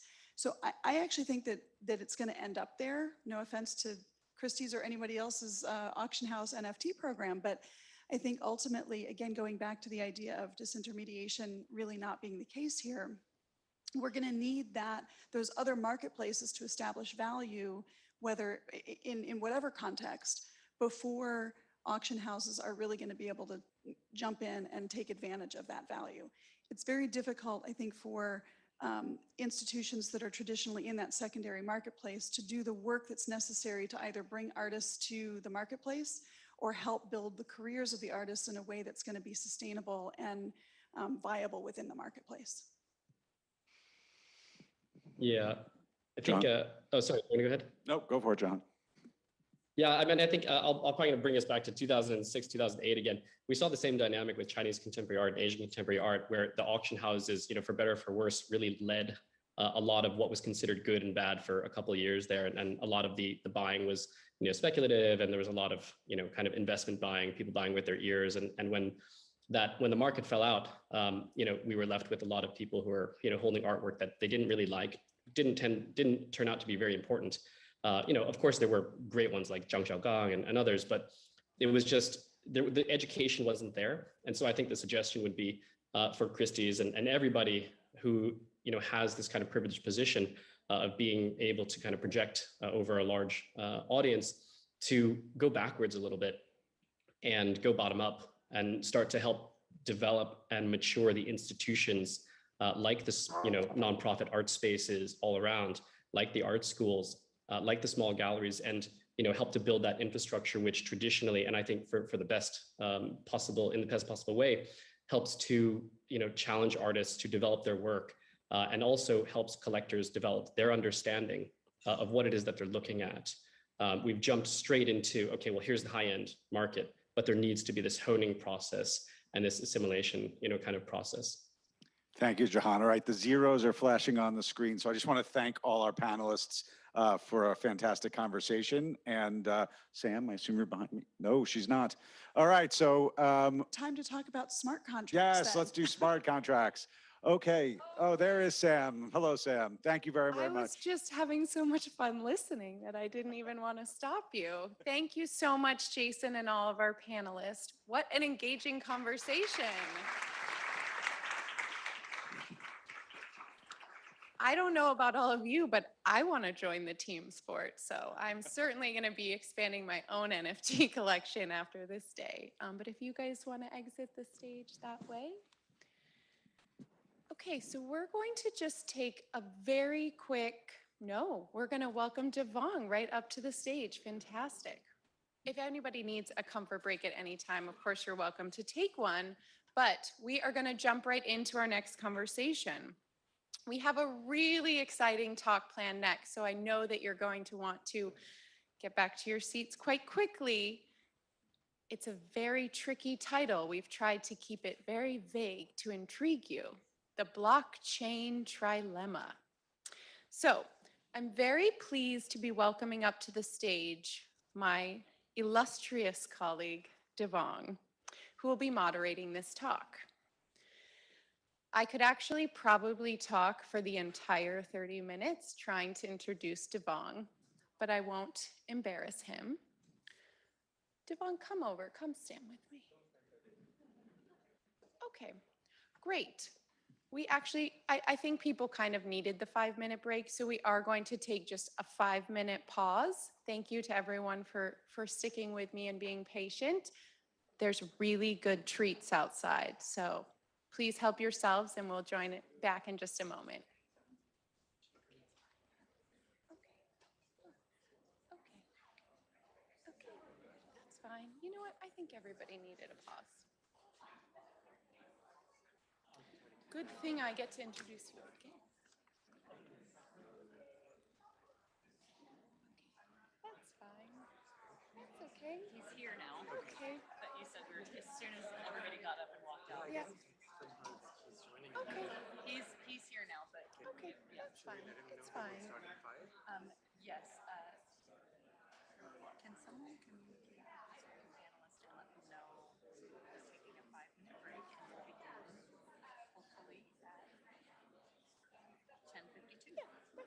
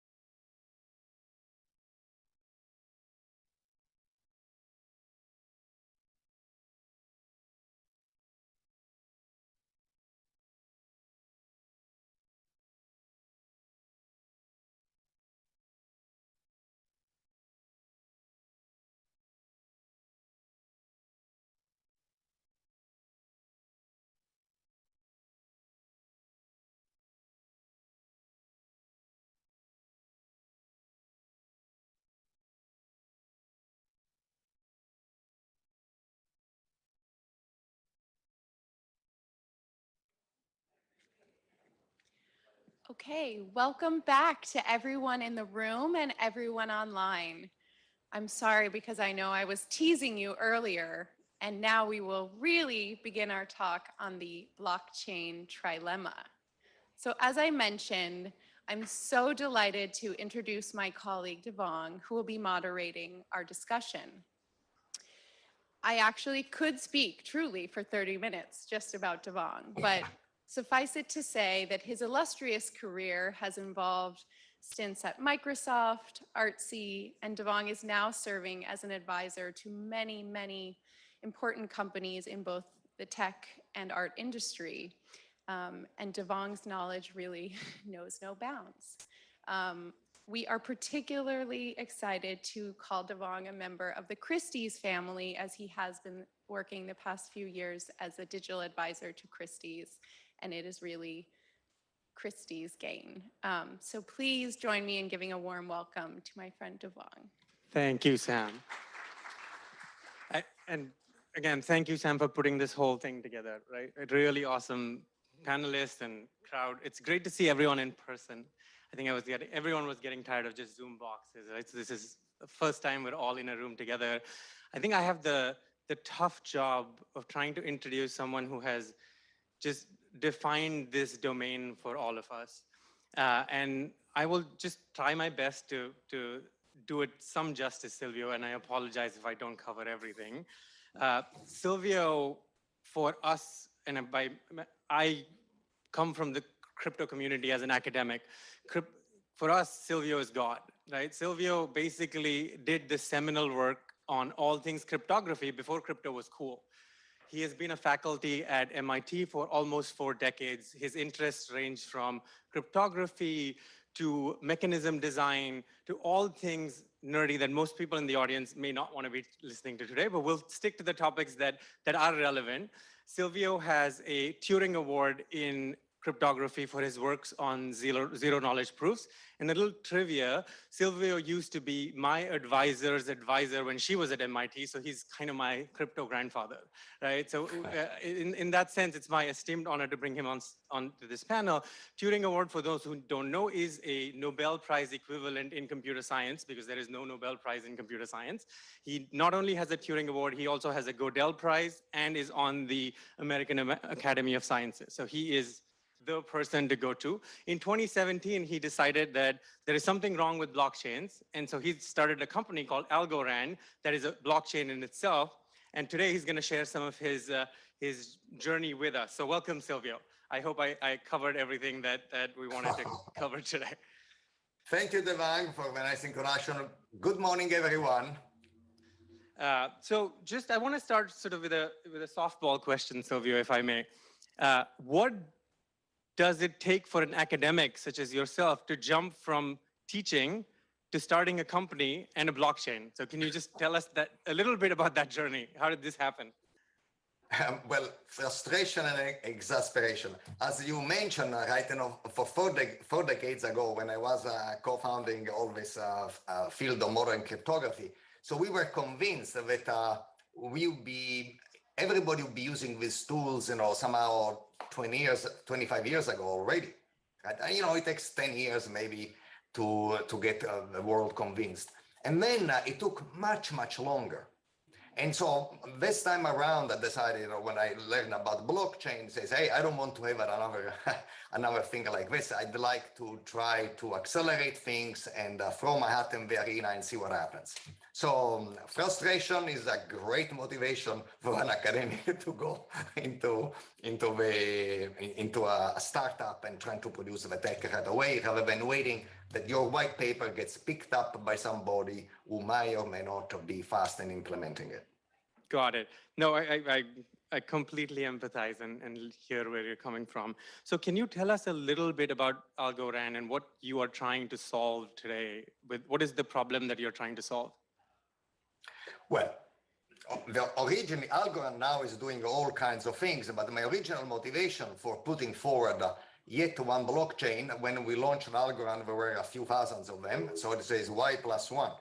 And so, because there was in the field this famous blockchain trilemma, which was put forward by Buterin, which is the co-founder of Ethereum, and the trilemma said no blockchain can simultaneously be A, secure, B, decentralized, and C, scalable. Now, let's pause a little bit on that. So if this were true, which of these three properties should you sacrifice? Who wants an insecure blockchain? Nobody, right? Who wants a blockchain that does not scale? Well, if you want to use it among friends and family, maybe you don't care about scalability. Otherwise, the world is a big place, and if everybody has to interact through a blockchain, it better be scalable. And if you're not interested into a decentralized product, why the hell are you interested in a blockchain? So in my opinion, there are no good options in the trilemma. And so somehow I felt that, by the way, this being declared impossible, nothing, in particular, or any scientist in general, when they say something is impossible. Because the truth is that life has a few impossible things, which is good because it gives depth to our life. Certain things we cannot do, but somehow these things, impossible things, are much fewer than the one than we think. So, in fact, that was the case in the trilemma. They only stated that traditional approaches to blockchain cannot satisfy decentralization, security, and scalability at the same time, but Algorand found a way to instead do so. That is my motivation. I wanted to solve something impossible, and once I found it, and they say, hey, maybe this would be a good product, and that's where I launched Algorand. Got it. Thank you. How has it been since launch? So you launched Algorand in 2017, and with every startup, the challenge is growth and adoption. And as you said, there are hundreds, if not thousands, of blockchains out there, Ethereum being one of the most popular ones that a lot of people in the crowd have either built NFTs on or transacted NFTs on. What has been some of the challenges in Algorand's adoption, and how do you see mitigating that over the next 5, 7, 10 years?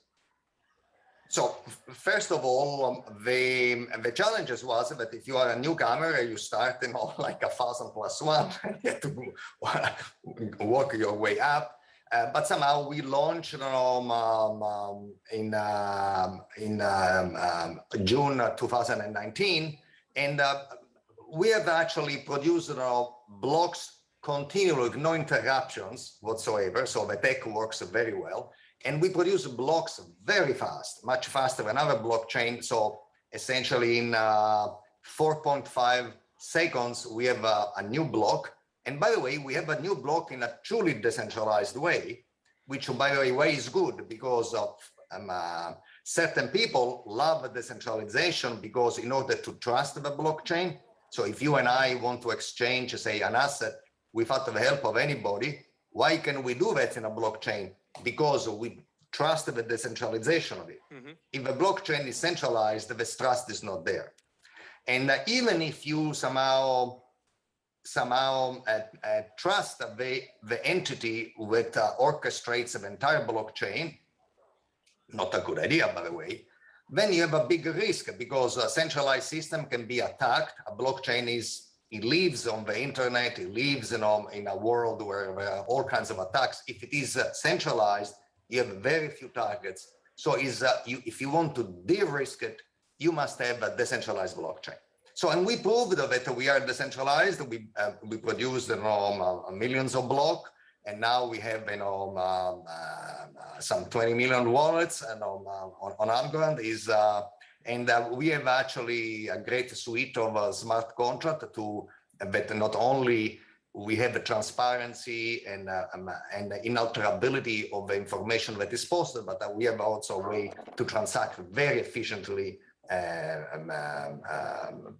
between us. So the other challenge is that somehow the big world of finance has been nibbling at blockchain. They realize the big advantage and incredible edge that it would bring to the industry, but they have not committed to real uses. Once in a while, one bank posts a bond on a blockchain, and they might as well post it on a wall with a nail. So that is not a transaction, that is not engaging, in financial thing. But the moment in which, you start transacting, then not all blockchains are equal, because scalability starts playing a major role, and the tools you find in the blockchain to be able to transact start playing a major role. So the slow adoption of the market, the adoption for speculation was instantaneous. It's not, but the slow adoption for the market for usage has been a challenge. But we are seeing now that more and more people start, deploying a product and started using it for real. Got it. No, it's great progress to see so many 20 million, you said, contracts or 20 million wallets on the chain at the moment? Yes, yeah. Got it. So can you give us a little more insight into what applications have been successful? So I understand the challenges that you mentioned in adoption and sort of the banking industry, et cetera. But I was reading that you've been working closely with governments, especially in Italy, where you're from, on some of the sort of central banking institutions on adoption of your technology. Can you tell us some success stories as well? So yeah, well, first of all, the Marshall Islands is a small republic, wants to use Algorand for doing to issue their digital currency, and they're going to have two advantages. One is they somehow to have transparency and be able to enable their citizens also to enjoy all these smart contracts that they come. It's not only money, but it's programmable money, which is much more valuable. But I want to put the accent, governments have their own time. They're deliberately slow because they have to be very prudent. But we are seeing, big, successes in the world of NFTs, non-fungible tokens, which are unique digital representation of unique artifacts, like a painting or a piece of art in general. And there, for instance, we used to have more NFTs than everybody else, and we had the 1,500. And now, 2 months ago, the CI, which is the Italian Association for editors and artists, which is very old, was founded by Giuseppe Verdi, Puccini, the major musicians, and then it starts, he has a very illustrious history. They deployed 4.5 million NFTs on Algorand, so which made us by far the most successful blockchain which has the most NFTs than anybody else. And to represent essentially 4.5 million musical pieces, work of some 100,000 artists. And so that is a big honor for us to have somebody like, with a history of CI behind it. And we believe we have the tech to serve them, because it's very hard, particularly in a song. Who has the right of a song? If I wanted to buy from you, and you were the last owner of record, how do I know that you didn't sell it beforehand, right? And so on and so forth. Mm-hmm. And in particular, when you want to say, pay royalty because, I had a big night with a lot of music, say of the 70s, whatever, and now I want to pay $1 for every song that I've done. So who is going to take this dollar and partition it to the three authors who wrote the words, the singer, the band that executed the particular version of it? There is, without a blockchain, and a blockchain that is also very efficient, you cannot,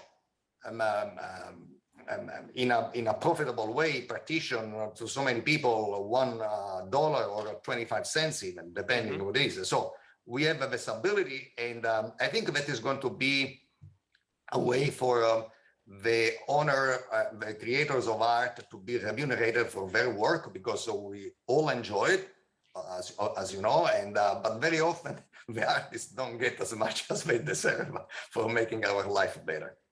For sure. No, that's fantastic progress, getting 4.5 million NFTs onto the platform. So congrats on that.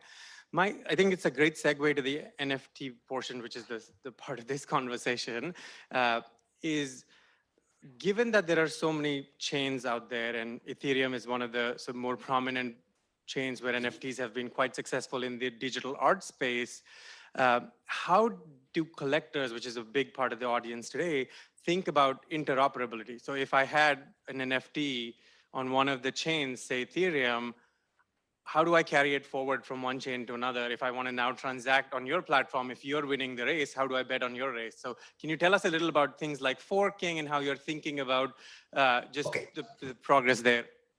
Thanks, Devon. First of all, I want to put a little bit, I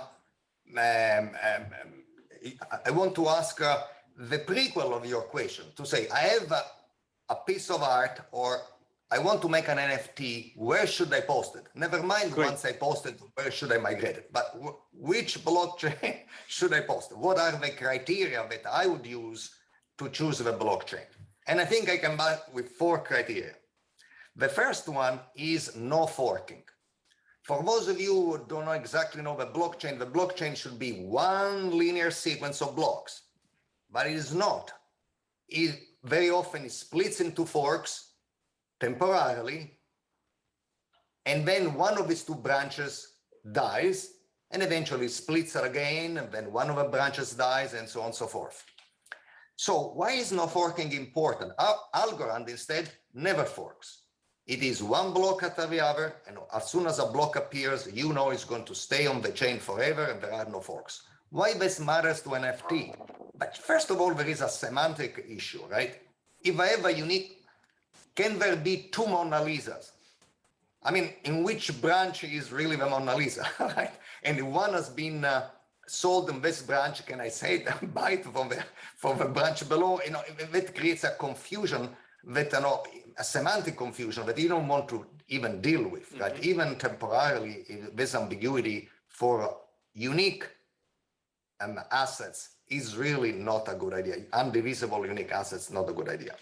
The second thing is the ease of issuance.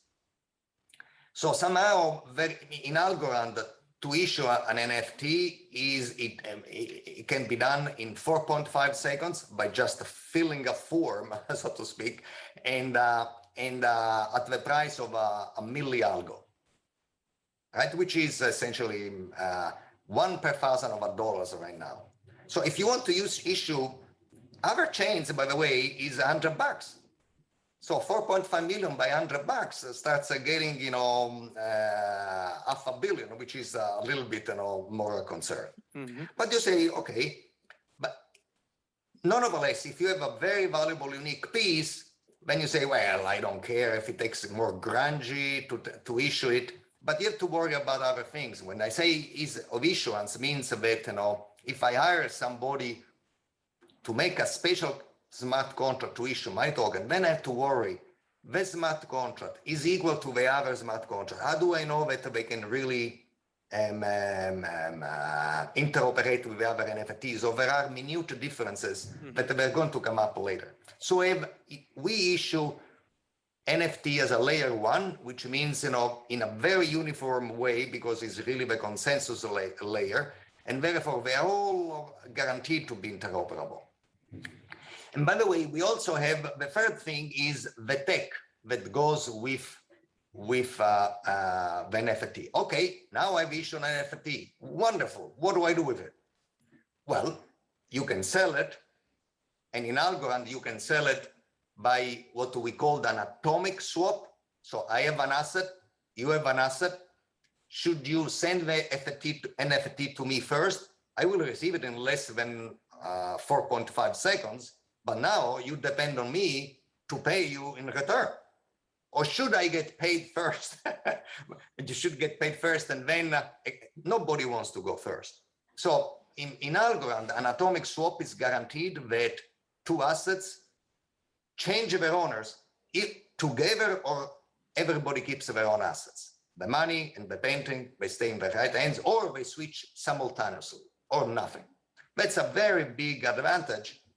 How long does it cost for a swap? 4.5 seconds in time and a milli-algo in cost. The other part, but you still have a very unique, valuable piece, 4.5 seconds. And if it takes an hour or two, I could wait. If it cost me $1,000 or $100, who cares, right? Because it's so valuable. But still, you may want to have, perhaps so valuable it is that you may want to tokenize it. So divided essentially into 1,000 shares, or 1 million shares, whatever it is, if it is the Sistine Chapel, so to say something, but that valuable, and then somehow to sell ownership in essentially a piece of it. And so again, that tokenization gives immediate liquidity to very large assets that otherwise cannot be so easily traded. Mm-hmm. And tokenization in Algorand, easy. You, in 4.5 seconds, at a milli-algo, you can decide who is tokenizing, how many tokens you are issuing right now, how many tokens, if any, you will issue in the future. So you know that I cannot print them at will. You have all these other guarantees, and you can fill a form exactly what you want to do, and it's done. And so I think that this technology to handle the NFT is very important.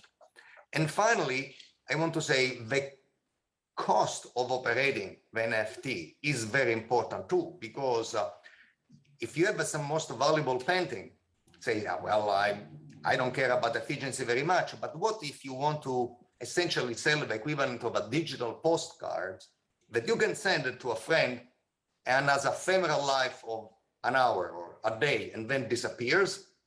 You cannot charge millions of dollars for that, but maybe you control somehow these copies, ephemeral copies, and now you want to sell them at a much more reasonable price. And in the economy of scale, paying a milli-algo and being fast starts being very important, because we do not know. I think the art world in general, the whole world, is entering in a new era. And so somehow we are going to be unpredictable users, and we need the right technology for enjoying them. Got it. No, it's great to hear that you're deeply thinking about these problems at the algo level. Coming back to my question, what do you think about interoperability between other chains? Great. Interoperability is an incredibly important value. If you want to take interoperability between Ethereum and Algorand, they're very different consensus protocols. It's very hard to integrate them. Mm-hmm. So as important as it is, a traditional solution to the interoperability, to me, are centralized solutions, and therefore they're not very important. Mm. Let me simplify for you. Essentially, one former student of mine wants to do interoperability in the following way. Let's make him nameless, okay? To say, I'm a trusted party. Why? Because I say so, okay? And I guarantee that if somebody says on Ethereum, I want to transfer this asset on Algorand, this asset in Ethereum no longer exists. Then, given that you trust my word, and now the asset is on Algorand, you can start bidding if you want it, right? It's in a big fat auction. So who is going to offer $100 million? Who is going to go over that? Go, what? Saying, sorry, who are you? That whom I trust the word? Say, well, what is the reaction? One trustee cannot be guaranteed the interoperability of two big chains. Mm-hmm. Let me break it, the hard truth for you. Not even 3 trustee of 5. Even if you say 3 out of 5 had to collude, So what? People collude all the time. And you can bribe 3 out of 5 people all the time. If the stakes are high, things are high. But what if these trustees, each one of them post $10 million as a bond so that if they misbehave, they lose the $10 million? So what? A successful blockchain should manage trillions of dollars in assets. So your bond of $10 billion reassures me of what? It is not clear. So what, in my opinion, is the right solution to interoperability? And that's what we are doing this fall. Algorand will have this new type solution. We take the following philosophical approach. If I have an asset on blockchain A, well, I must trust blockchain A. If I want to transfer it, because I put my asset there to begin with. If now I want to transfer, maybe because I have a better technology for whatever reason, to blockchain B, well, if I want to go to B, I better trust B. Our philosophy is the interoperability should mean you don't need to trust anybody else. So no trusted party, no mediators, no centralizers. Thank you very much. We worked very hard to have a decentralized blockchain. We don't want to introduce centralization ex post for interoperability. So how do we do it? By essentially represent compactly the will of the entire blockchain who backs up this transaction, the transfer of assets from one to another. If you do that, I think that is the right solution. And that is the technology that we have developed.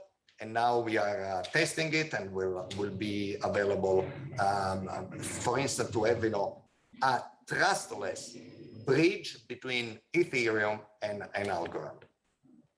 Got it. We're 5-minute check over here. So a couple of questions, maybe if you still have time. I know we started late, Silvio, so if you can stay for another few minutes. I'm happy, yeah. So as you looked at the evolution of crypto over your 4 decades and now fast-tracked blockchain evolution over the last 10 years or so, what are some of the things that have really surprised you, if anything? What did you didn't expect when you started a company that you felt you want to share with this group? Yeah, so, well, thank you. It's a very important question. Somehow the thirst of the general public for decentralization is immense. And perhaps, we used to have, always leading institution trusted by everybody. And so somehow the world is becoming, more people have access if they want to act. And these centralized institutions are no longer trusted. Why? I don't know, but it's a fact. I'd love to be trusted by everybody, but somehow people think differently. And so somehow in a world with a lot of uncertainty, decentralization seems to create certainty, no matter what even particular governments, individual governments wants to do. And you cannot predict what it's going to do. Nobody wants to get stuck in a world in which is prevented from transacting legitimately and so on and so forth. So this first for decentralization really surprised me. And the other thing was the first that is coming now for unified truth. Somehow we all witness, right, the communication revolution.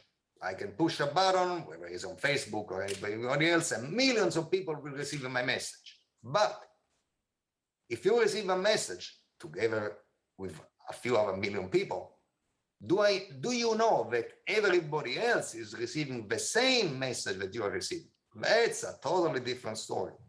And so somehow this guarantee that there is a unique universal truth that everybody can leverage, it is really also the rational child of the initial communication revolution that allowed you to reach millions of people. It took a while to say, well, yes, I know, but how about seeing the same thing? How about this common knowledge? Mm-hmm. Common knowledge, by the way, is a new step for humanity, right? So, because it used to be that whatever is printed on the official gazette is the truth, right? So right now, official gazette doesn't print anymore. Everything is messages. You start worrying about a fractionalized and differentiated information and not to have the same information as everybody else. That first for a common knowledge in an age of huge, massive communication, that really surprised me. But think about it, is very rational. Got it.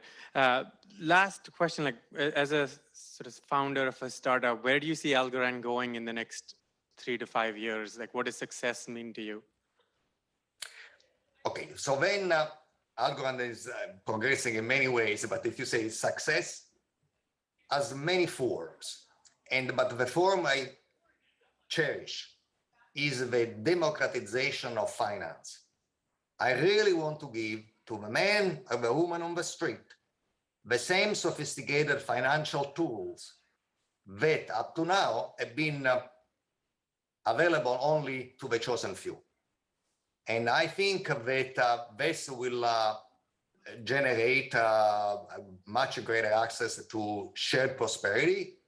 And by the way, everybody will benefit because the larger the economy, real, and the people who can act on it, the joint value goes up. So I believe in democratization of finance, and I believe this will lift all of us up.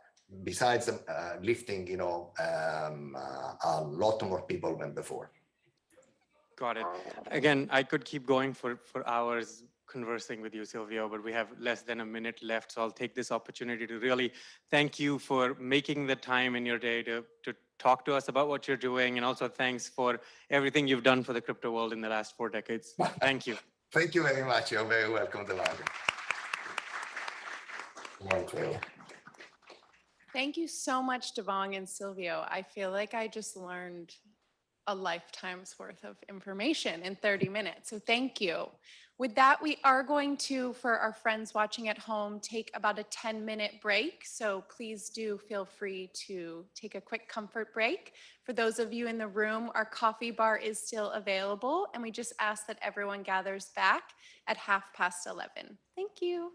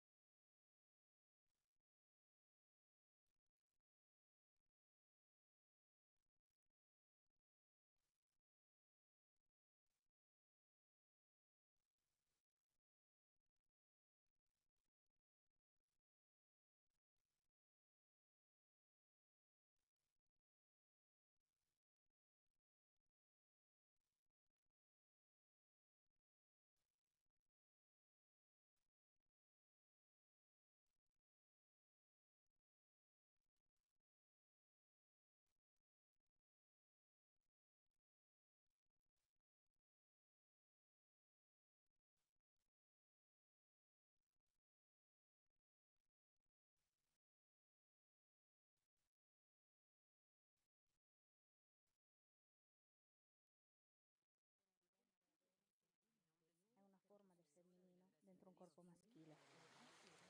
Il drago rappresenta la forza creativa necessaria per ¿Quién soy? Y para amar, delicatezza, rispetto e amore. sono verbena. Coltivo il mio giardino, la ternura y la delicadeza de la vida. Soy rosa, pétalos en el viento, brisa, agua, estrella, agua, profundidad, vida, éter, magia. Amo quién soy y para amar se requiere valor. La ternura y la delicadeza de la vida vibran en mi interior. Soy rosa, pétalos en el viento.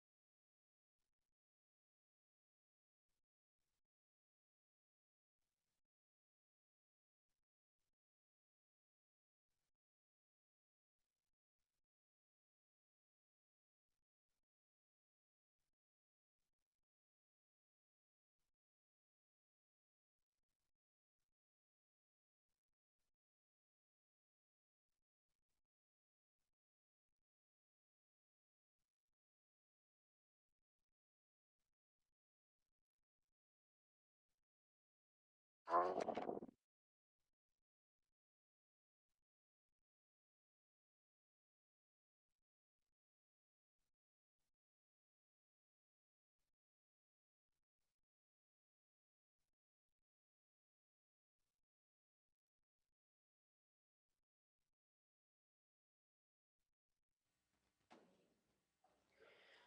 everyone. Welcome back again. Thank you so much for sticking with us as we delve even deeper into this world of new technology and the industries that support it. I did want to take a step back in our next panel, kind of as we're talking about all these big ideas around tech, and think about the issue of sustainability and how that can coexist in this tech world. And in an effort to bring together thought leaders from all over the world, our next panel is actually going to be entirely remote. So if you are here in the room with us, you can watch it on the big screens on either side of the stage. And without further ado, I'm pleased to introduce our next moderator, Ian Bell of Avico, who is the sustainability consultant for Christie's. Among many other jobs that Ian has, he is authoring with his company a white paper commissioned by Christie's on sustainability considerations around NFTs and digital art, which truly makes him the perfect leader for this discussion. So please take it away, Ian, and join me in welcoming the panel. Thank you.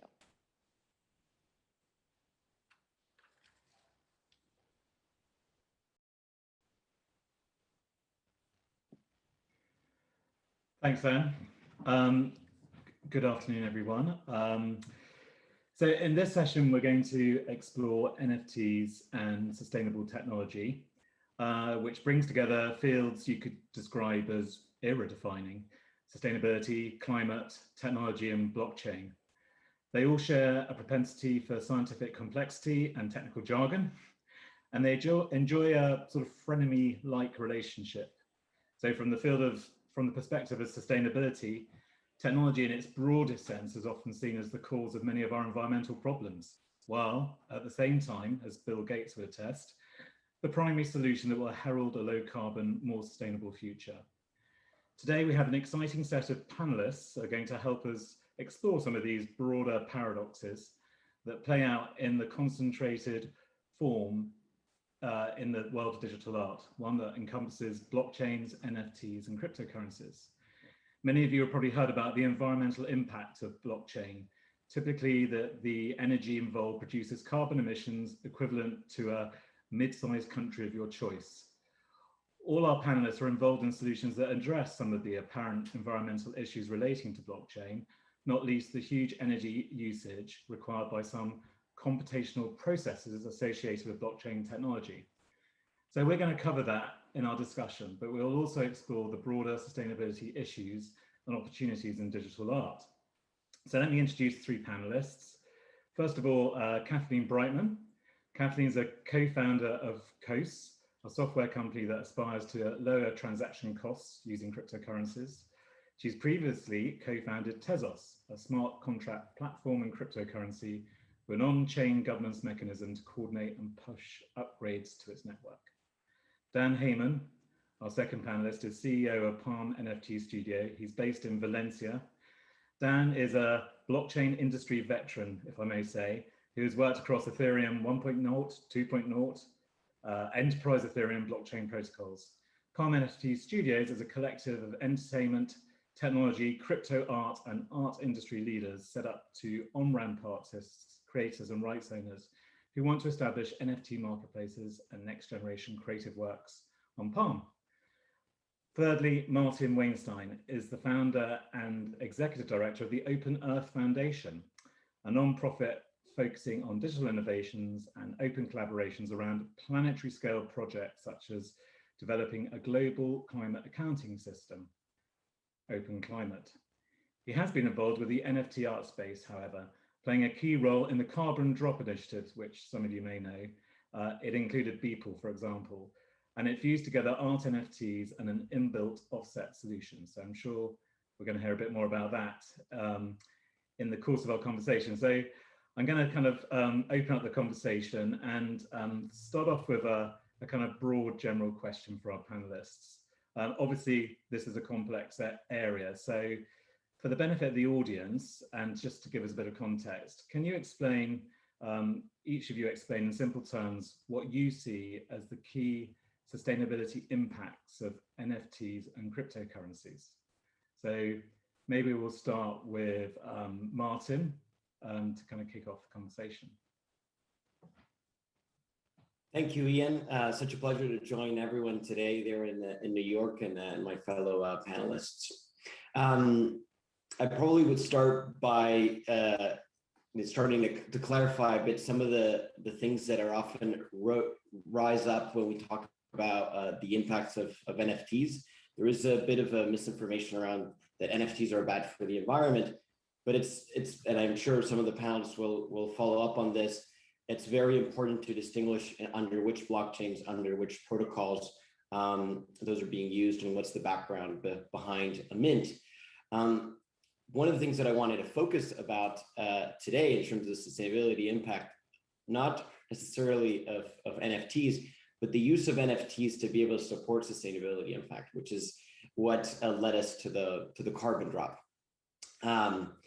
But I would say that there's probably going to be a good tension around how NFTs can play a role in the sustainability world as a positive force, and also how art has been able to help bring forward such important discussions around being able to have greater transparency of the energy intensity of some blockchains and the important alternatives, either alternative blockchains, alternative protocols, and processes for that.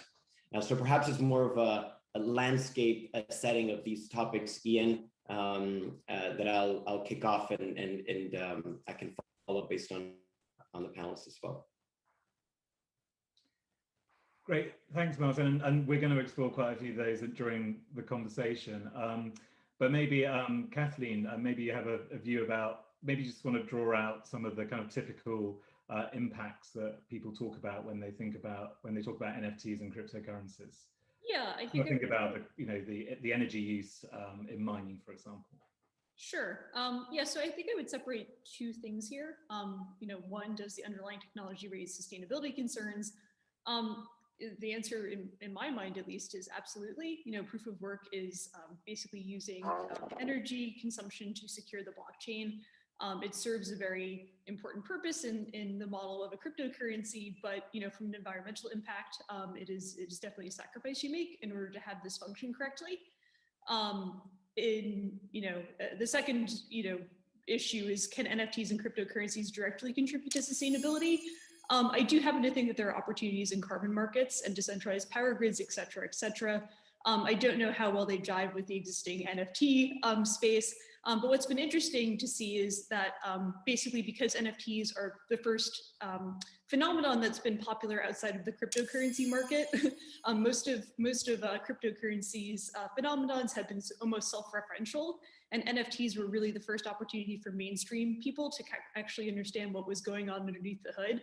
And so a lot of the concerns about sustainability are basically from normal folks who aren't necessarily bought into the more ideological vision of cryptocurrencies. And it's been kind of fun to see how that is interplayed with people who already kind of were bought into the NFT vision. So I think there's a lot to discuss here, a lot to unpack. Obviously, we've got 40 minutes to discuss it. But I do think those are two separate issues. Great, thanks, Kathleen. And Dan, over to you. How do you see sustainability and the key impact areas of NFTs and cryptocurrencies? So I'm a little sheepish to come after Martin and Kathleen on this one. Kathleen said it very well in terms of distinguishing the issues at play. Proof of work has accomplished some incredible things, but purely on the climate issue, it's not optimal, and there are more efficient systems out there, and you're starting to see the industry move in that direction, and I'm excited by the technological progress that we're seeing. Tezos obviously has been one of the leaders in the space, and that Ethereum's roadmap is moving towards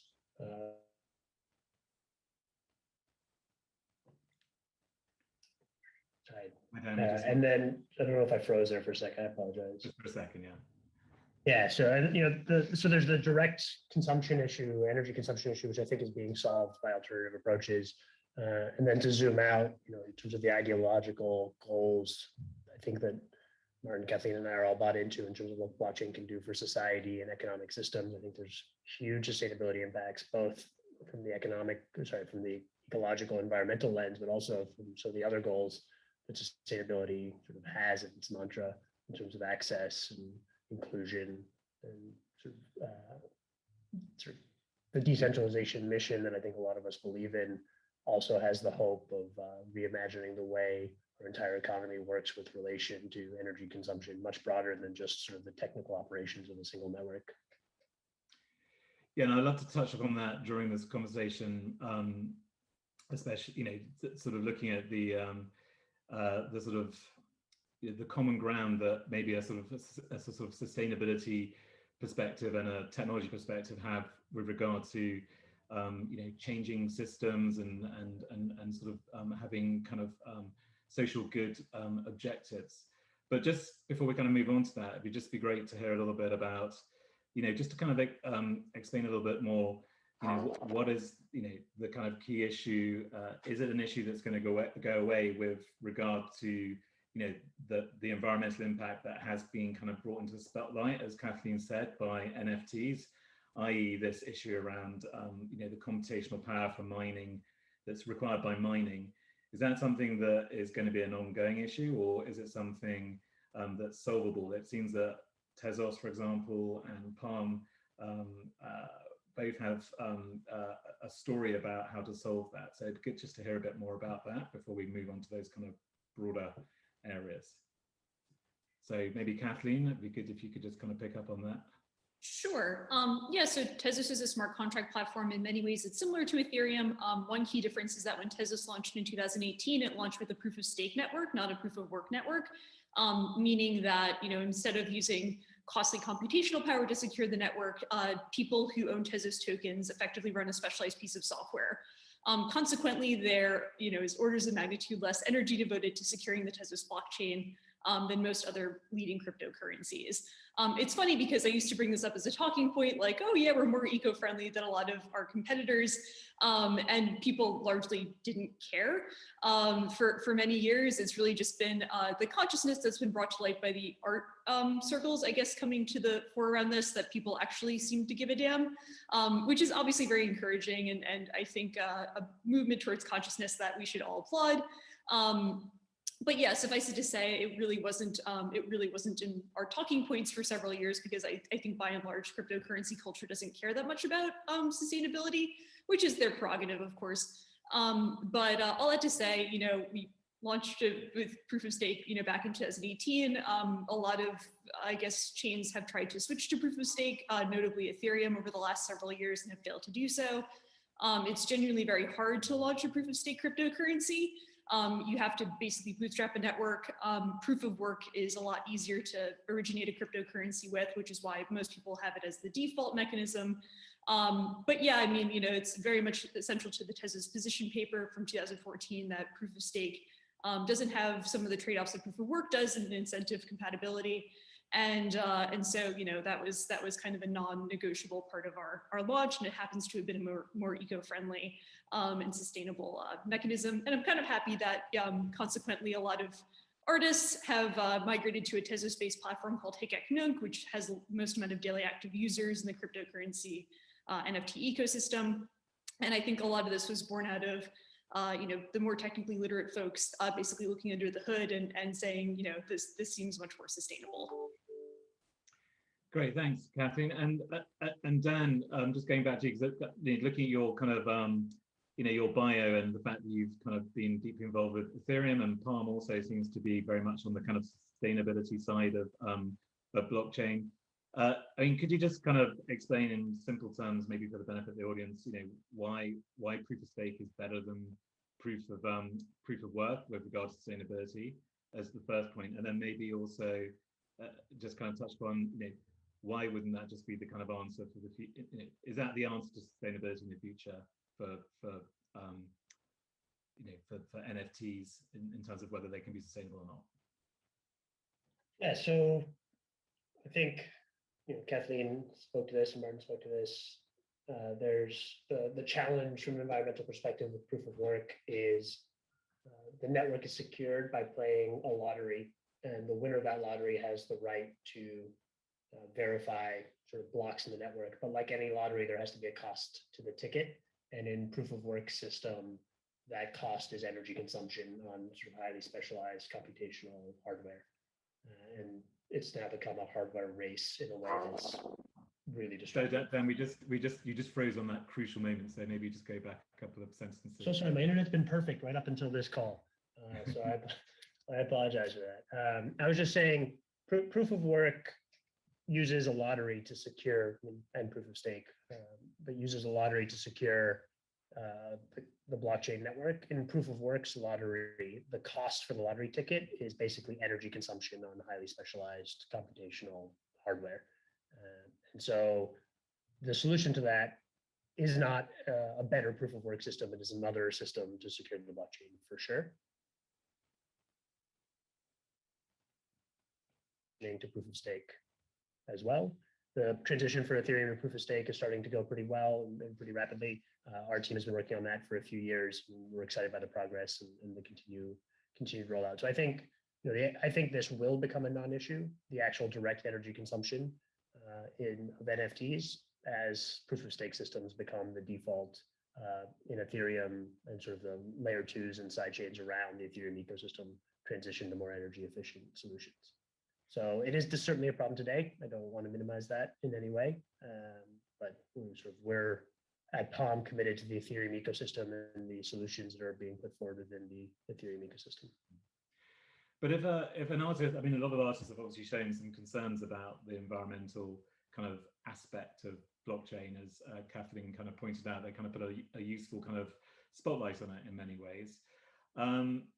But is there a solution with proof of work, for example? Because I presume that something like Bitcoin, for example, is going to be around for a while, and that's going to be using proof of work for a while. Can that just not run off renewables? Why would that not be like a solution as well? Is that a kind of viable solution in your mind? I mean, if I may chime in here, Ian, I would probably distinguish Bitcoin from everything else in a way. And when we look at the NFT art space, I definitely can say I'm optimistic that this won't be an issue going forward for a couple of reasons. Already the last 6 months, because of the work that artists, and as soon as the blockchain space had a very important mainstream role in the art space, the sensitivity of artists have brought a lot of consciousness and awareness to this issue. We've talked more about carbon intensity of blockchains this year than probably in the last 4 years combined. And that is when new sectors bring in new levels of awareness. At the same time, that level of attention brings a lot more energy and bandwidth to the research in cryptography, research in better protocols. And this is still a technology that's in early phases. So there's a lot of room for improvement and development.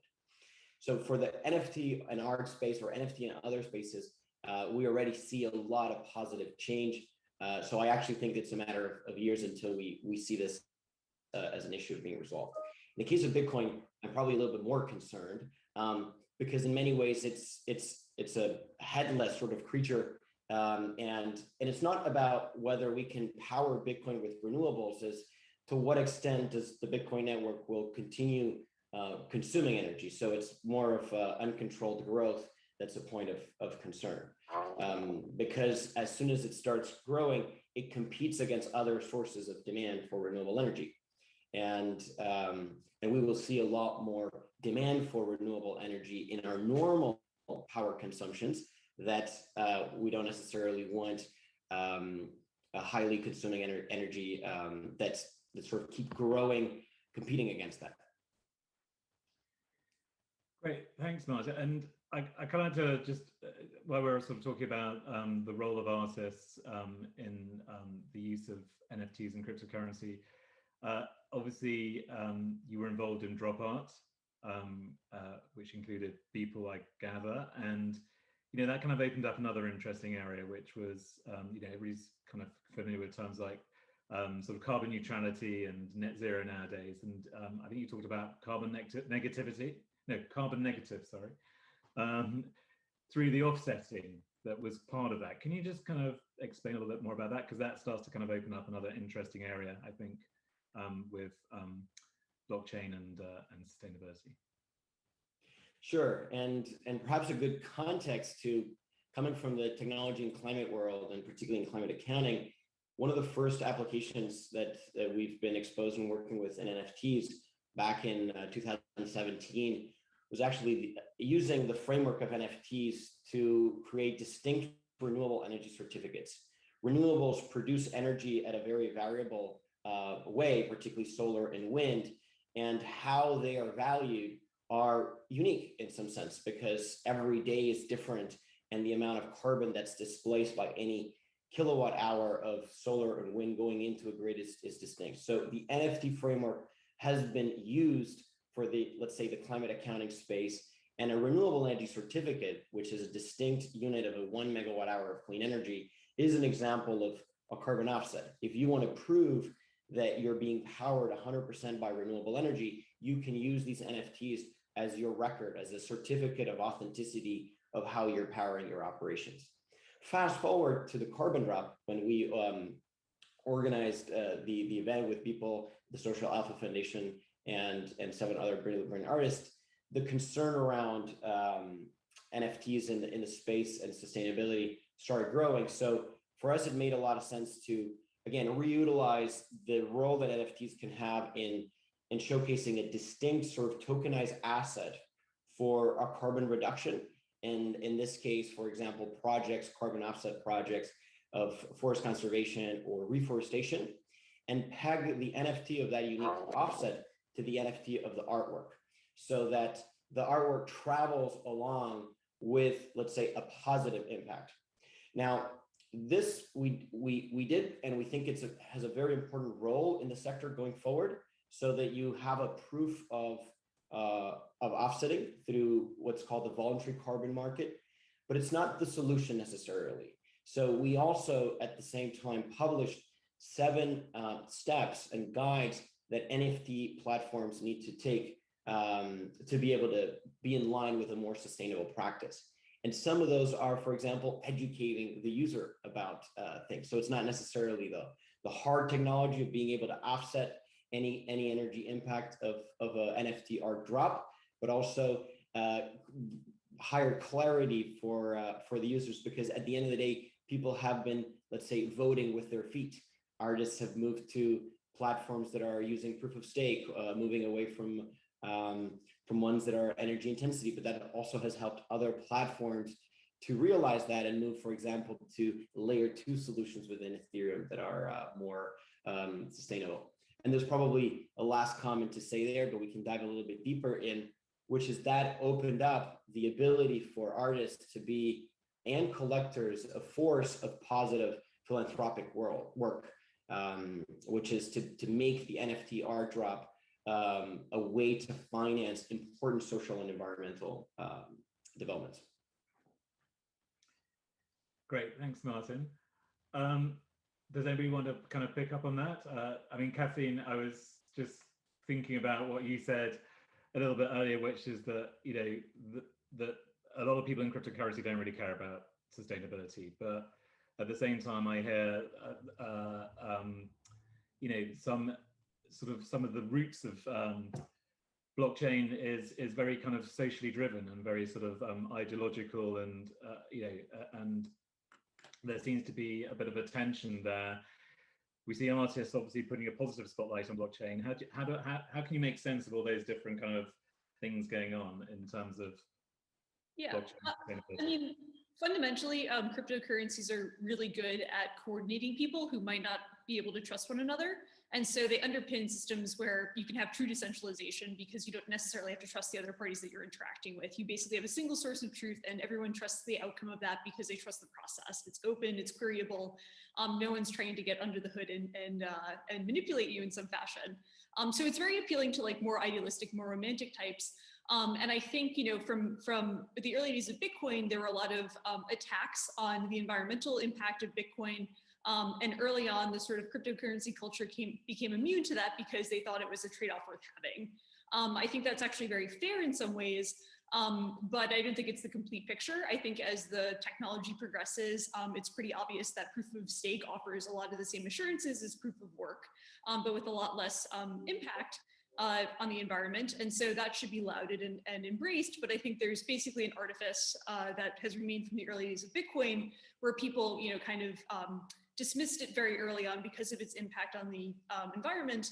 And what remains is kind of a bastion of folks who think that proof of work actually makes Bitcoin valuable.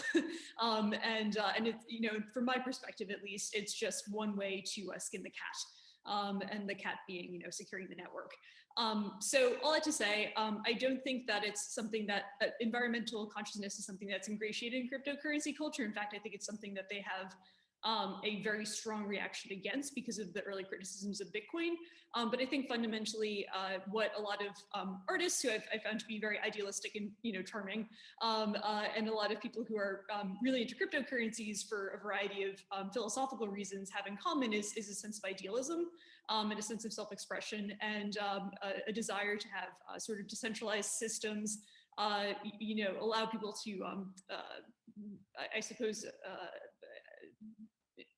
embrace their true nature in some form. So I don't think that the cryptocurrency space is a complete monolith, and I do think there's a lot of philosophical comparisons. But yeah, I think the environmental impact of Bitcoin is something that the culture has had a strong reaction to over the last few years. Great, thanks, Kathy. And Dan, I think are you back? Yeah. So I'm back, and I just gave up on my computer and decided to use the phone. So hopefully this is better. So Dan, I think we kind of focus. I mean, a lot of the conversation is around environment, and blockchain is focused on this energy intensity kind of area, and in many ways, it kind of it makes us all kind of stare in one sort of little corner and kind of ignore everything else, doesn't it? So I was just wondering, do you have a view on that? Do you think that maybe there's a more interesting narrative around sustainability and blockchain, which perhaps gets crowded out by that conversation? Yeah, so absolutely. And just because there's a broader narrative doesn't mean we should ignore the realities of being more energy efficient and moving to proof of stake or alternative consensus mechanisms. But at least in the communities that I'm a part of, I think Kathleen is right that there's this immunization to the environmental angle, or at least an eye roll from time to time, because environmental impact always needs to be in comparison to something else is a broader view. It's sort of, okay, this is an energy intensive way to run a financial ecosystem, but has anyone really measured the impact, not just of the traditional financial system of swiping your credit card and all that, but of the millions of New Yorkers that go into Midtown and Wall Street every day because of the way our traditional economy is architected. And so I think there's a belief in blockchain broadly that we can use this technology to more ambitiously and sustainably re-architect society in a way that isn't so dependent on some of the less sustainable systems that have been built up over the last 20, 40, 60 years. And that's quite a lofty, vague, ambitious goal. But for me, at least, there are some deeper truths in those ambitions as well. It doesn't mean we lose focus on the short term, but it also is exciting and motivating to me, my colleagues, and a lot of folks who work in this space in the long run to try to see how we can get a more open, transparent, accessible, and sustainable ecosystem around our financial infrastructure, non-financial infrastructure, and really economic underpinnings. Great, thanks, Dan. And I just kind of want to turn a little bit to sort of the future now and sustainability. And we talked a little bit about the fact that Tezos and Palm, for example, have a sort of an eco story about blockchain that maybe helps to differentiate them a little bit or attracts artists. But is there anything else coming further down the line, both for you, Kathleen, and Dan, your two organizations, but also Martin? We've talked about obviously planetary accounting. carbon accounting, and we've talked about the offsetting example. Maybe there's also something that you'd like to talk about, which kind of is in the subject of sustainable technology, which your organization's involved in. So maybe we'll start with you and then come over to Kathleen and Dan. Sure. Let's say if I have to look into the future, I would first do a distinction of the role that NFTs have in the sustainability space in the future, and the role that NFT and art also has in the future. And on the first point, I think we're going to see a lot more application of NFTs for accounting, for attesting to environmental value, either it's positive or negative environmental value. So the distinct information about an emission, carbon, greenhouse gas emissions that are taking place by a company or by an entity at a specific time, as well as what I described in the role of carbon offsetting or mitigation outcomes, mitigations to climate change. So that will have more and more of a key role in how we deal with sustainability impacts. At the same time, NFTs, I think, will also play an important role of how we capture the value of nature. Nature is non-fungible in many ways. And in other ways, nature has not been really inserted in part of our conception of the global economy. We live in a world where a tree often is more valuable chopped down than staying up. And these are some of the internalizations that need to happen. So how do we bring in the value, the ecosystem service value of nature into our global economy? And NFTs and the blockchain space will have a very important role on that. And we're obviously actively working on this space. The second part, which is the role that NFTs and art has in the future, I'm particularly optimistic, like I maybe alluded before, in the role that artists and collectors can have to shape a new face of philanthropic power to support social and environmental impact. In the case of our organization, of course, we're working in the technological applications to sustainability, but we're also, we will continue doing events like the Carbon Drop. We will have an Ocean Drop at the end of the year, focusing a lot more on the power for artists to help support technology for better marine conservation. And it's not just us, we're seeing it all across the board this year, new platforms that are dedicated themselves to bring art as a force of good. And a lot more artists that are being extremely sensitive to this and seeing that they can actually play a very important critical role. And the same goes for collectors that can both receive a very unique, powerful work of art and as well be part of a positive social and impact. So that would be probably my breakdown of us optimistic lens of the future. Thank you very much, Martin. I like the sound of that. Either Dan or Kathleen, do you see, because we talked about obviously art putting a kind of, a spotlight on blockchain and NFTs with regard to sustainability. Do you feel that, for example, sustainability can also put maybe a positive lens on blockchain and cryptocurrencies? I mean, I'm certainly bring it to the wider public and make it sort of normalize its kind of uses. Yeah, I mean, as I mentioned before, a lot of the phenomenons in cryptocurrencies have been largely self-referential. It's all been people who've already bought into cryptocurrencies, thinking of different ways to basically gamble with their cryptocurrencies. And what's been nice about the NFT movement is that it actually drew people in from outside of the cryptocurrency space. And I guess it forced a reflection from some of the projects, on what they were doing to their greater ecological impact, which spurred some changes. So that's obviously very encouraging to see. For our part, we kind of sidestepped this issue by not using a gargantuan amount of energy in the first place. So it was nice to see that recognized through, the rise of Hikik, but also becoming the choice for platforms like OneOf, which is presenting later today, and some other NFT platforms moving to Tezos. But I think, if the cryptocurrency space continues to make good on its promises to revolutionize, the global financial system, there are going to have to be a lot of changes to its culture and a lot of changes to its technology in order to accommodate that. And so what's been encouraging about this, 2020, 2021 NFT phenomenon is that it's forced some of these reckonings to happen. Ethereum's been talking about moving to proof of stake since it launched back in 2015, and it'll be nice to see like some pressure put on that to actually happen because of this movement largely. Thanks, Kathleen. Dan, I don't know if you want to add anything to that thought. I mean, I think what's been said is spot on, that this has brought a pressure that the broader space and is accommodating and forcing forward. So, the Ethereum 2.0 roadmap sort of has a few components in it. And I think when it originally launched, the main motivation for a lot of people was scalability first. And now there are conversations where that's not, that is one of the benefits, but not the only benefit with ETH2, especially in the sustainability conversation becomes so important. So the fact that artists and creators and collectors have forced that upon, the broader ecosystem like Ethereum, I think is fantastic, and it is helping accelerate the roadmap towards proof of stake Ethereum, which is what we all want to see.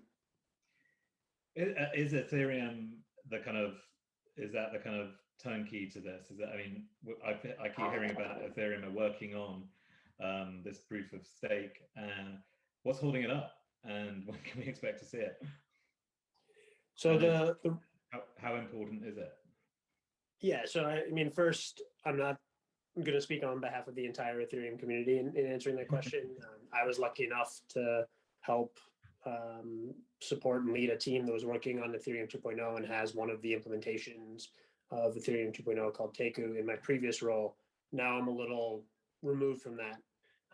But there are conversations that have been had around sort of the switch from proof of work to proof of stake in a matter of months and quarters, no longer in a matter of years. It's sort of now the question is a matter of when, whereas in the past it has been a question of, I think, if it could really work.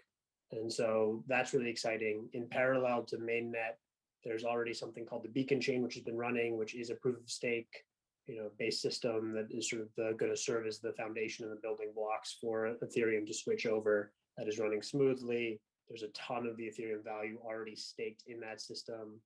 I would encourage all of you, if you're Ethereum holders, to participate in that staking process. And so now with the Beacon chain and the financial incentives that come with that, with the sustainability conversation and the sort of genuine demand from the community, from users, from artists, from collectors, the sort of the pressure is on, so to speak, and it's pretty.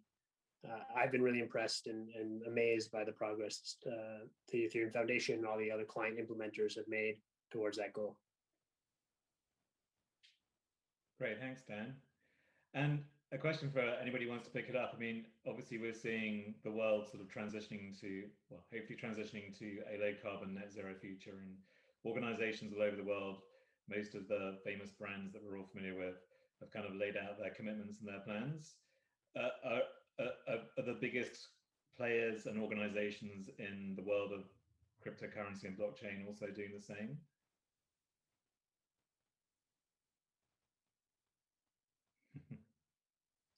I can pick that up. So there's a bunch of different initiatives around sustainability. I think one of the trickier things in our space is there is no organization that represents all of Ethereum. There is the Ethereum Foundation, and they have proof of stake as one of their main driving missions and sort of roadmaps that they're coordinating and spearheading. There are the crypto climate accords, which have been signed by a lot of folks and are driving things forward. Behind the scenes, some of the world's largest organizations are already some of the world's largest blockchain organizations.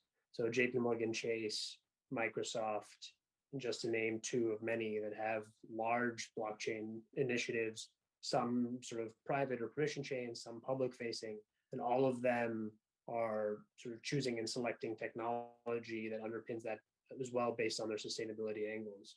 So, I'm proud to say that I've worked with both those organizations in their blockchain efforts. It's absolutely part of the conversation and part of the consideration when any major brand or organization uses blockchain. Great, thanks, Dan. And sorry, Martin, go on. Oh, go ahead. Sorry? You go ahead. You were going to ask a follow-up question. Well, no, if you got something to add, just feel free to add. I just wanted to mention that in the transition to sustainability and sustainable commitments, we all have a role to do, whether it's individuals or organizations. And just as we see in large corporations, that transition happening, it's also thanks to the pressure that we can produce as investors, as consumers, as users, and also recognizing the role that we individually have to play around that.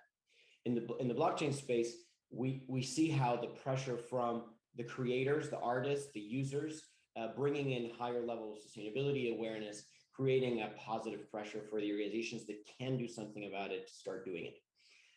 And like Dan pointed out, we do have perhaps the issue around decentralization of creating networks that don't necessarily have a centralized decision capacity. So if Bitcoin wants to be cleaner, it's not necessarily up to it, because it's not necessarily an organization that has a board of directors that makes that decision. But that's a lot where that bottom-up action can come into play. And I think more and more we'll see the importance around sort of collective action around shaping our broader systems by recognizing that we are also part of those systems. But I wanted to just point that out, and happy to follow up with any thoughts. Great, thanks, Martin. Does anybody want to add on that, Kathleen, or? Yeah, I mean, Tezos is born out of the observation that Bitcoin lacks a mechanism to upgrade itself. So I happen to agree with Martin's analysis. Like, yeah, there's a lot of, I guess, headless projects that are kind of operating on their default. Tezos is upgraded 6 times. It was proof of stake from its origin. The water's warm. If you're interested in building on Tezos, by all means, I'm Kathleen at Tezos.com. So I'll happily plug that. Like I think I'm reasonably new to Tezos, so but the conversation I had and the sort of initial research I've done is that Tezos has seen it's on your web page, that is sustainability is there on the front page, so it's obviously something that is part of what Tezos is about. Is that something that comes? Is that sort of like, was that sort of like baked in from the beginning? Is it something that comes from your own personal kind of importance attached to sustainability? What's a bit of the kind of history there, please? Yeah, so I mean, consensus algorithms and cryptocurrencies exist to basically secure the network. Proof of work is the first, consensus mechanism used by Ethereum and Bitcoin way back in the early 2010s. By the time Tezos was proposed in 2014, there had been a lot of advancements in research in alternatives like proof of stake that were far less energy intensive. Not explicitly, you want to be able to secure the chain and you want to be able to have these assurances for the people using your network. And so you want to use what's the best in class. But by the time ideas were germinating about Tezos, it became obvious to us that there were no massive trade-offs between a proof of work system that was designed in a specific way and the traditional proof of work mechanism. So why waste more energy than you have to if you're getting the same outcome by using something far more ecologically friendly? That was kind of at the heart of the Tezos origin. Launching a proof of stake network is a big pain in the butt for a variety of reasons I won't get into to save the audience's eyes from glazing over. But suffice it to say, there's a reason that it's not done very often. Yeah, it was a core component of our thesis as to how we should launch was being proof of stake first for a variety of security reasons. But also, yeah, why waste energy when you don't have to? Thank you, Kathleen and Ian and our whole panel. I will have to stop you there just because we were running a bit over time, but I actually could listen to all of you all day. I've learned so much, and it's really fascinating to hear how you're all tackling these really complex issues that we're all really coming around to face. So thank you all so much. Thank you. Good. So we have a really exciting group prepared for our next panel. I'd love to welcome them up to the stage.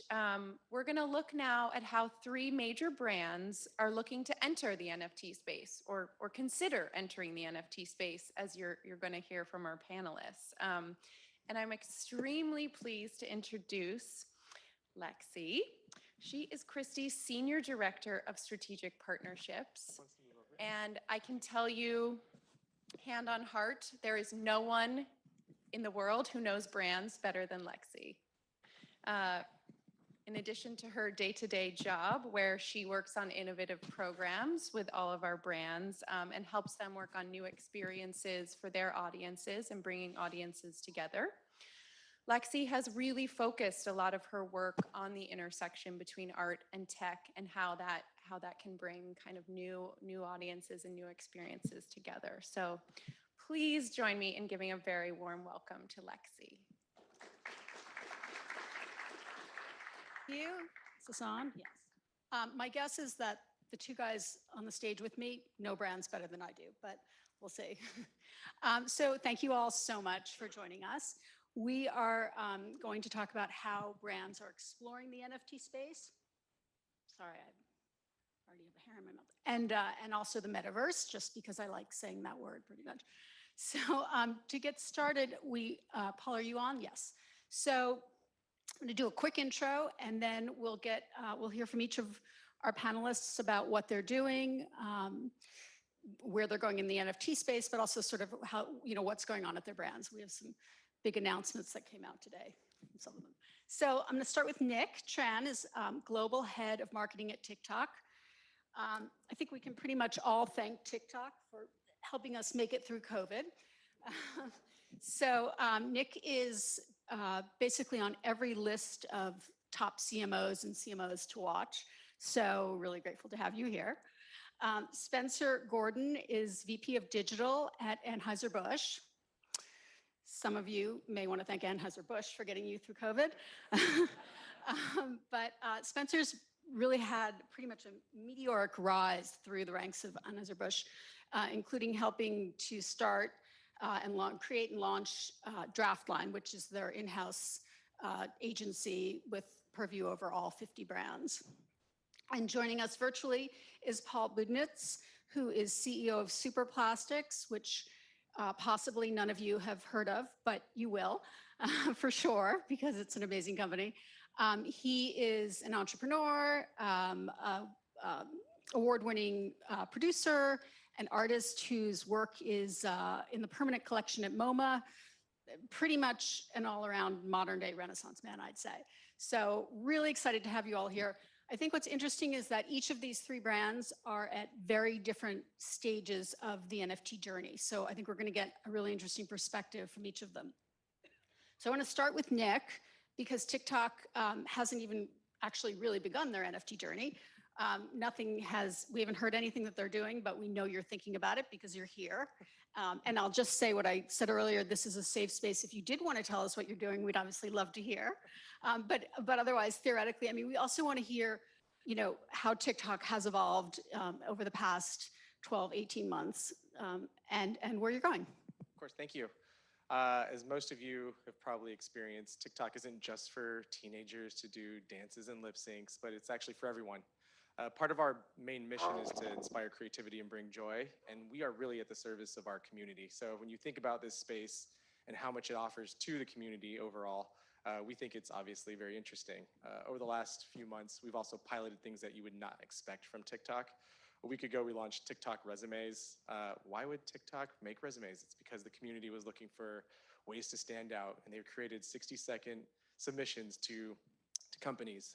We also tested out getting in the food space. Again, why would TikTok do that? It's because all these trends and things in culture happen to come to life on our platform, which is why we always say it starts on TikTok. So it's just a brief overview of where we are, and obviously happy to pass it off to fellow folks. Do you want to give us a brief overview of what you're thinking about the space, about the NFT space?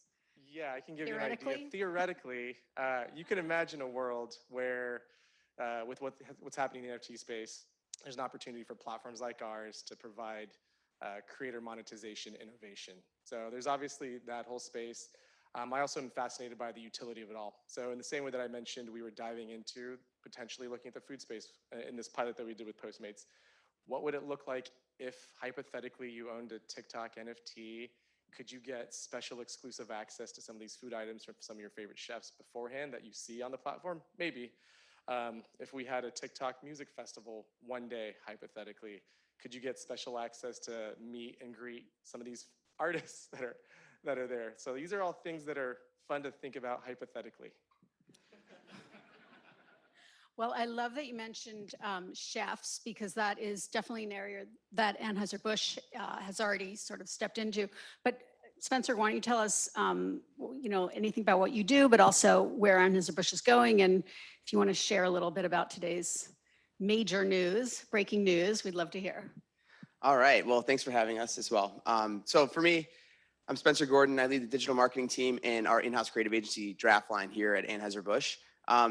I think we would start by saying, I think most of you know our brands. You know Bud Light, Budweiser, Stella, the list goes on and on and on. And we're one of the world's premier brands, but also sports sponsors, music sponsors. We have huge sources of jobs that are local. Our brands touch everyone. Our brands are kind of already democratized in a way, right? Most of you guys have probably had a product in the last week or two, if I were to guess. What I would say is I think, though, that while our brands are so iconic and so strong, we're also an advertiser, and we live in a world today where consumers are paying to skip ads. So when I think about that, we need to reinvent the way that we do things every single day. We need to make sure that we're close to the consumer, that we understand what they want, that we're thinking about what they want, and that we're using that to inform our communications, our strategy, our brand plans, and also our brand innovation and the products that we bring to life. What I'm really excited about is any new space that comes up provides a new touch point and a new way to get involved and a new way to bring your brand to life. And I think we're doing that in a really, really interesting way. For me, I think NFTs, when you think about them, so many use cases, right? You can have experiences, you can have assets that you own and collect. I think the most immediate use case probably that we would think of is probably art, which is why we love Christie's. And what I would say is that when we think about art, the brand that comes to mind for us that we position with art is Stella Artois, right? So Stella Artois is one of the, the premier beers in the US. It's a high price. We want you to dress like this while you drink it. But what I would say is that Stella Artois for us has a lot of different ways in, and we just thought it was a natural fit. So a few months ago, we actually did a pilot in the UK where we had kind of Stella Artois chalices and artwork and other things that we launched via NFT that when they sold, we donated the money to help bars and restaurants in Europe that were suffering from the crisis, right? So it's something we've been doing, committed to for the last year and a half with COVID, but NFTs give a new form to do that. And then following up that, we said, okay, well, are there ways to do this beyond just charitable donations and acts? I think you don't want to see brands be self-serving in what they do. You want to make sure that they're part of your life, but they're also giving back in a way. We actually said, okay, well, what else would our communities want? And also in the UK, we had Stella Artois partner with Zed Racing. We actually reskinned some of the digital race horses that exist in the metaverse. Pretty cool. You can go race these online horses, and we basically Stella's a sports race. If you think about in Europe, horse racing is enormous. We created 50 of these unique horses that we basically put into the world. We sold them on a marketplace that then got picked up on OpenSea, and we sold $1 million worth of horses in 5 days, which is pretty cool to see with the being authentic to the space.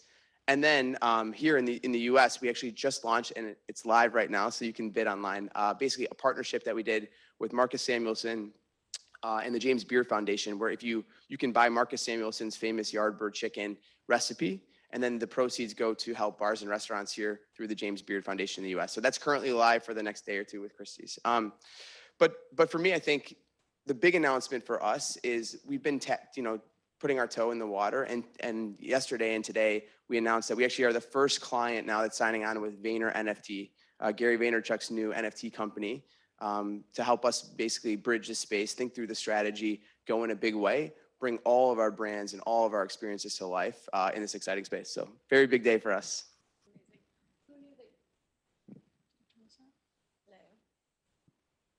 Thank you. I was going to say, who knew that you could buy a virtual racehorse for, I think, $150,000, and then you can breed it all virtually. Can't ride it, but you can run it, so that's good. So I want to turn to Paul. I am sort of new to Superplastics, but I'm obsessed with it. We've just done a first part of a auction series with him at Christie's. Paul, before we get into your NFT strategy, I just want to mention on your website, there's a quote from Elon Musk, and I'm going to paraphrase here. basically he says, what the heck does this company even do? So I kind of want to start there. Can you tell us a little bit about Superplastics and then a little bit about your NFT strategy, which is incredible?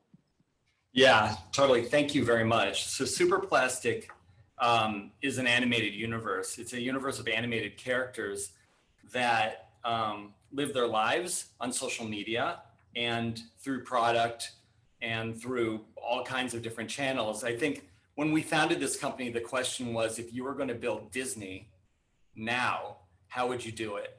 And looking at the landscape, traditionally this would be done in movies, it would be done on television through traditional media. Our characters actually launched on social media. So you can go online, you can find Janky and Googymon. They've been alive for about 1.5 years. We have over 7 million followers. They're virtual artists. They're synthetic celebrities. They have millions of people that talk to them every day.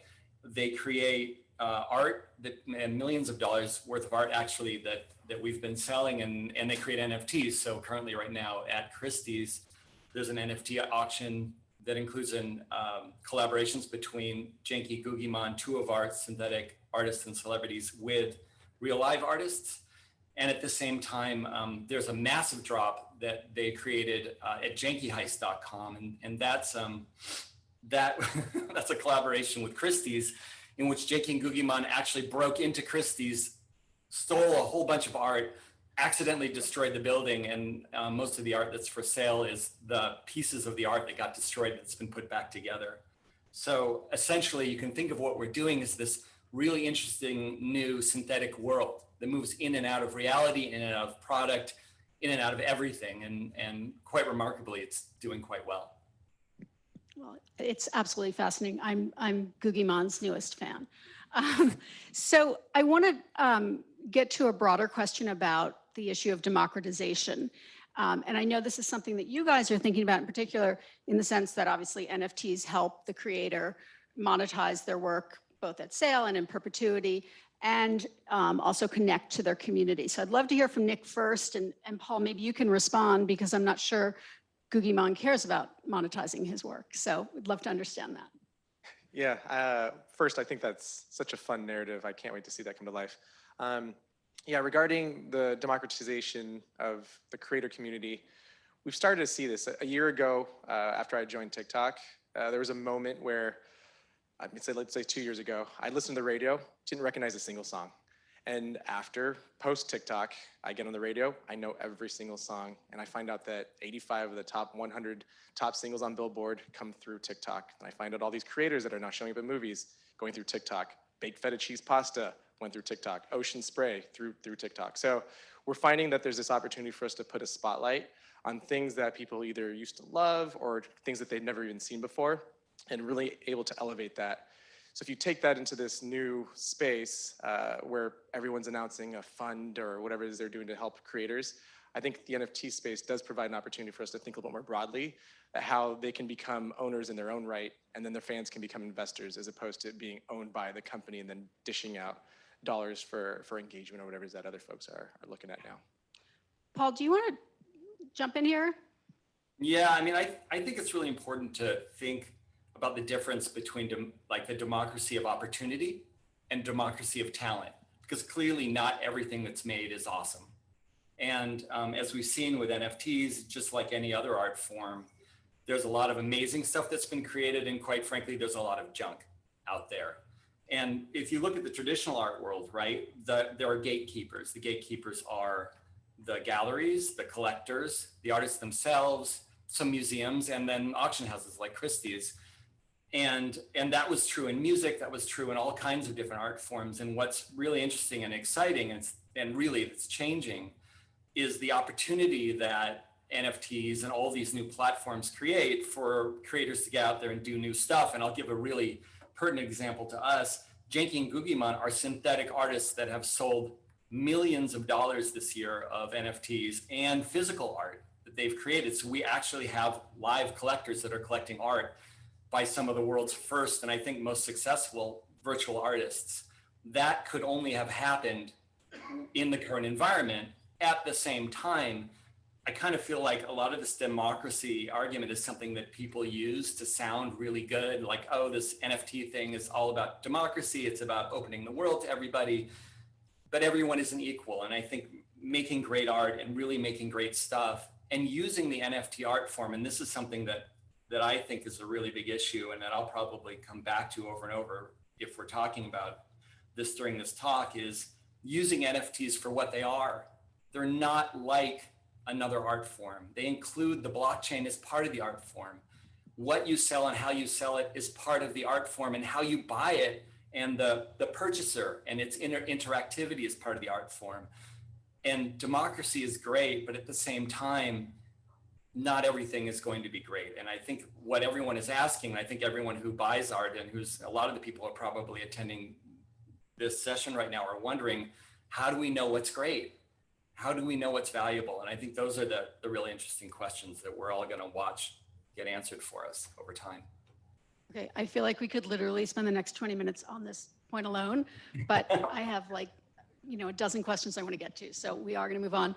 Spencer, I want to touch base with you about the metaverse, because that's my favorite word. Can you maybe just give us, a very short description or definition of what the metaverse is to you, but then also really more importantly, I'm curious to know how you think brands should be operating in the metaverse. How are you bridging the gap really from the physical world to the metaverse? Do you have to have a tailored message for those two different spaces, or is it important to have sort of a consistent voice across all of those areas? I think when you think of a brand, the brand has to stand for something, right? So everyone has an image of a brand in their mind, and the brand, whether you're seeing a TV commercial for it, or you're seeing it on TikTok, or you're seeing someone who wears a t-shirt down the street, the brand stands for something. That's kind of what a brand has become, right? In my mind, I think you need to have the same types of messaging and the same types of, imagery all over the place between the online and the offline world, or between the online and the metaverse, or between the offline and the metaverse to me. But I feel like the way that you show up can be very different, because I think when you're thinking about a brand, you would never want to see the same type of content that we put on Twitter for what we have as a Super Bowl commercial versus what we show up as an NFT, versus when you go to a sports stadium and you see our signage, or you go to one of our concerts or experiential events. However, the brand's consistent, right? It's the same color, same logo, those types of things that you build equity in over time. So the way I see it is that the NFT community, right? There's multiple communities within it. Same thing with a lot of these other spaces that exist in the world. We need to make sure we're resonating with them, that we're not just slapping our logo on things to be another sponsor, to be another billboard, to be another intrusion on their lives that they want to get away from, but we're part of their experience. We're adding utility to what they have on a day-to-day basis. We're making that better.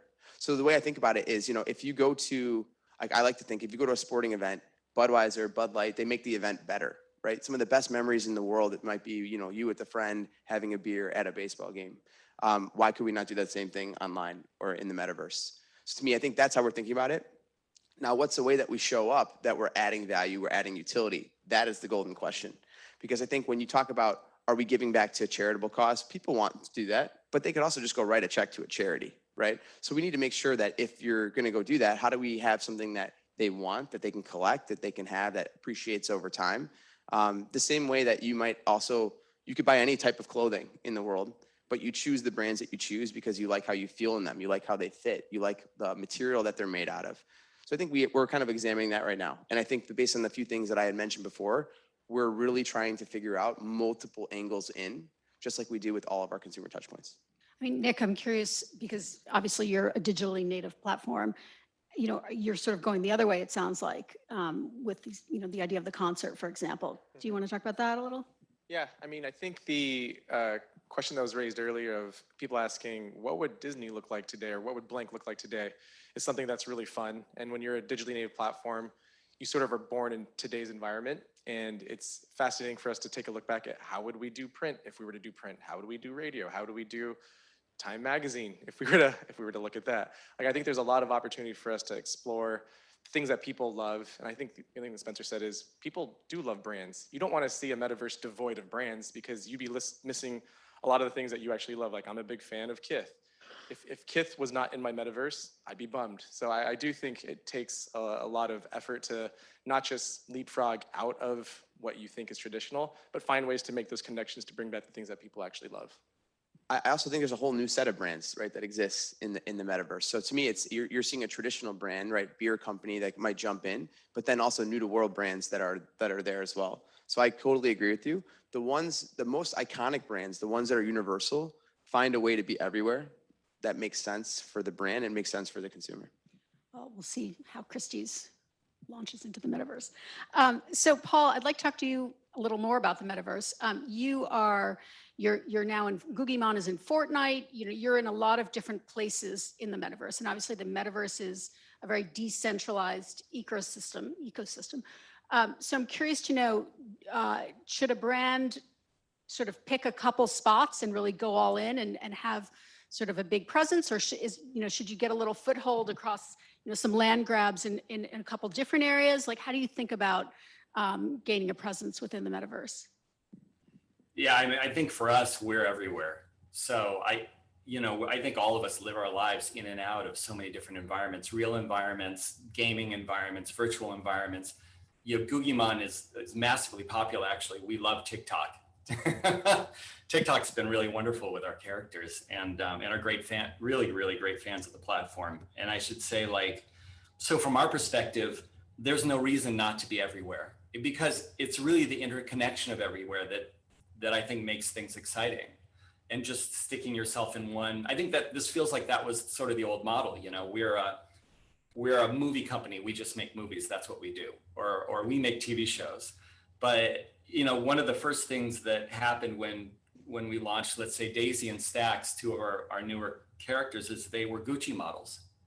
So, and our characters wear real fashion, and that's one of the really great, interesting things, because we're not used to seeing animated characters dressing in real clothes. So it's really, for us, it's really like being everywhere. It's being in and out of the real world. Our characters can appear as holograms on stage. They can appear virtually in games and have, as you said, Googimon dropped in Fortnite recently, and we have millions of people playing Googimon at the same time. You can talk to him on Instagram at the same time. You can buy things in real life that he makes. So for us, it's the mixture of everything that's so rad and so fun. And when he was a Gucci model, he was sort of juxtaposed with the live models, right? I mean, it was all, you really bridged it. All together. Yeah, Daisy and as I said, Daisy and Stax were, and actually Googimon was modeling clothing for County of Milan earlier last year as well. And so, there's just this really great, and I should say that the characters who have their own style, Googimon is a bit more high fashion.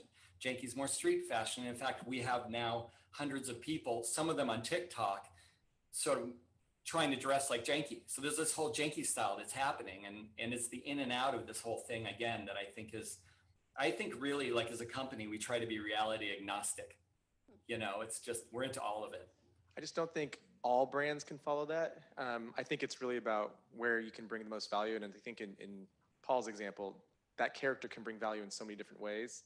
TikTok might be able to bring value in a lot of different ways. Same thing with Anheuser-Busch. But for the certain brands, you might want to focus on where you bring the most value and not play everywhere. So I want to move on to the question of ownership in the NFT space, and specifically, what does that even mean? What does ownership mean when it comes to something that's intangible, that's part of the virtual culture, and that I think is really relevant for where TikTok is going. Yeah. So specifically, how does ownership work in our world? Yeah. I mean, I think we all want to see creators win. I think that's kind of why TikTok exists. And if there's a way to put more control into their hands, like, we're going to figure that out and do it. In the test that we did with Postmates last year as a pilot to try to bring food trends that you see on TikTok to life where people can order it, the point wasn't for TikTok to make more money. It was to try to see if we can boost the economy of local restaurants, as well as provide the creators that came up with these unique recipes like with coffee and cloud bread, a new revenue stream that they didn't have before. So I definitely see an opportunity for platforms like ours to just find new ways to bring more control, more ownership to the people that are creating things rather than holding it all ourselves. Great. I'm just in the interest of time and move on. Open question for all three of you. Who's doing it right? Which companies have strategies in the NFT space that you really admire? And I guess how is that relevant to what you want to do or where you're going? I mean, I'll speak to the obvious one. I think that most people probably think of when they think of NFTs, which is the NBA, right? I think the NBA has taken something that is historically pretty traditional. If you think about linear TV or sponsorship or experiential, and they've made that collectible. They've made it something that you can be part of, that you can have, just like trading cards or, rookie cards back in the day. So I think they've done a good job of bringing NFTs to the mainstream, making it very easy for people to understand and kind of test the waters in and to kind of expand. One thing that I saw the other day that I'm really excited about is Space Jam. I don't know if anyone saw that. So just like the evolution now of where things are going, just giving away NFTs that are collectible, that are fun, that you can have, that also bring a new generation into it as well. So I think for me, those are two that I'm really looking forward to watching evolve. Yeah, I don't necessarily disagree. I will say though, with the NBA, the hard part for me is that you saw a huge spike because they were one of the first, and then you saw a big drop with a lot of the product in the secondary market. And I think part of success in the NFT space is to kind of hold that secondary market value. So other ones that I saw, besides NBA for kind of paving the way, I've seen a lot with VFriends, which is Gary's NFT product, mainly because it held its price and went up because there's a utility added to it that makes it more realistic and tangible. So I think there's something there that he cracked in terms of not just being a collectible, but something that's actually tradable or brought to life in a way that hasn't really been seen before. So that's probably my favorite one to date. Also, time to mint the covers. I gotta admit, that was a brilliant move, because time covers are essentially like moments in history that matter. And if you're gonna mint that and have someone own that piece of history, that to me also has significance that goes beyond the idea of utility, but really something that people want to have a piece of. I mean, that's basically what, if you were to mint something, yeah. If I were, we'd be like that for pop culture versus historical moments. So yes, if we were to do that, you could see that happening. The only thing I would say too is, I mean, obviously there's the value that an NFT carries if you are looking at it as an investment, right? So when you talk about what is art to someone, well, I have a lot of art in my room that I love. It's worth nothing, but it's worth a lot to me. I'm a huge NBA fan, so seeing the clips and things that happen, for me, I don't care about the price, right? That's just me personally. Now, I do totally agree with you. What I love about VFriends, and I think this is a good combination of how we're thinking about it, is sometimes people, you just want to own something because it's cool, right? Sometimes you want to own something because there's utility. I think what you kind of mentioned is you can meet Gary Vee if you buy one of his Gary Vayner collection NFTs that you have at VCon, his event that he's putting on, that you can have, which I think is a really cool way of doing both things. So to me, I think those two kind of routes I see as how mainstream brands are going to really get involved. But I think it's going to be exciting where it really goes. I also think that a lot of people think of NFTs as being Beeple, that you have to go and get the $69 million sale. I actually totally disagree with that. The game is going to be built on volume and the fee and the transaction and then the amount of trading and things that go back and forth. There's a lot of cool brands in the world, but most of them are tiny that you've never heard of. And I think it'll be the same thing. And Paul, I mean, you basically are paving the way here, but is there anyone out there who you think is doing it right or doing it better?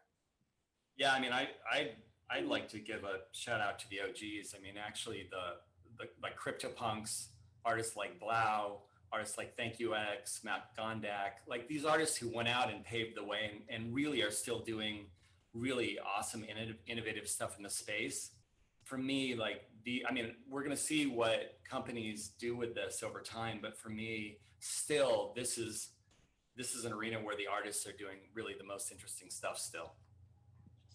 So is anybody doing it wrong? I mean, it's all so new. Is it even possible to misstep here? Or is it just, yes, paint against the wall? Yes. Okay. I have a strong opinion about this. I do. I think that first of all, again, NFTs are an art form. If you think an NFT is throwing up a picture of something that you made before and then just putting it up there and selling multiples of it, as far as I'm concerned, that's both not interesting and probably isn't going to last a long time. If you already have a name, fine, right? You're a name famous artist, maybe you can pull that off. If you're an artist or a brand and all you're doing is taking IP, I can't tell you the number of calls I've had from companies, artists, you name it, because we sit sort of at this fulcrum, right? This edge between those two things. We're like, oh, we've got the rights to this. Can we just throw them out as NFTs? We'll make millions of dollars. And I think that's the short view, and I think it's really a mistake. So I think in the long run, again, it's those that use the art form, that look at the blockchain to find ways to do things that are different, to find ways to create, whether it's art or experiences or value, in ways that literally you couldn't do before another way, because otherwise why do it? There is plenty of other ways to do other things. So that's where I'd stand. So are there any brands, I mean, artists aside, are there any companies that you think are doing that? Well, I mean, I don't want to be negative, but I have seen just a lot of companies just throw out tons of NFTs. They're just pictures of things. And I think that, and no one's really backing up and saying like, well, why would anyone want this?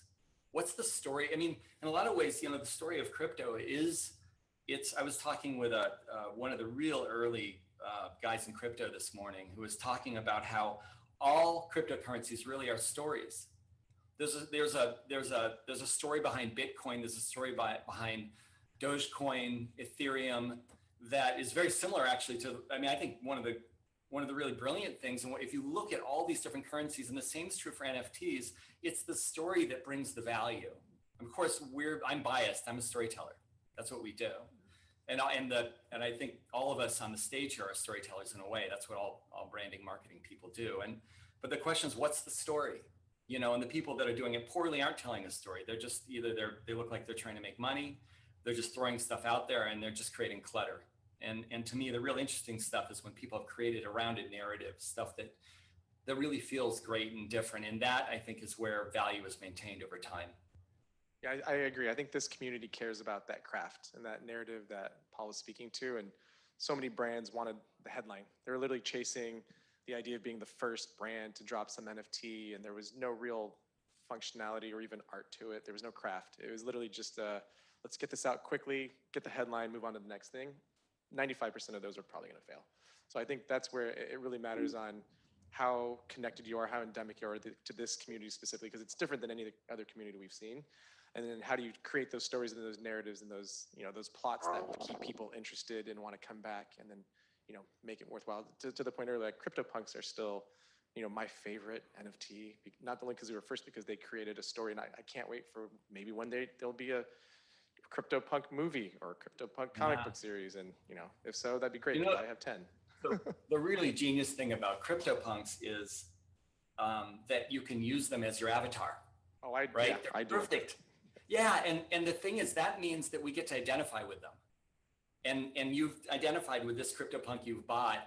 Some people have many, and I've seen them rotate through them. And we've thought a lot about that in what we do too, but it's like, I can embody this brand, or I can embody this art.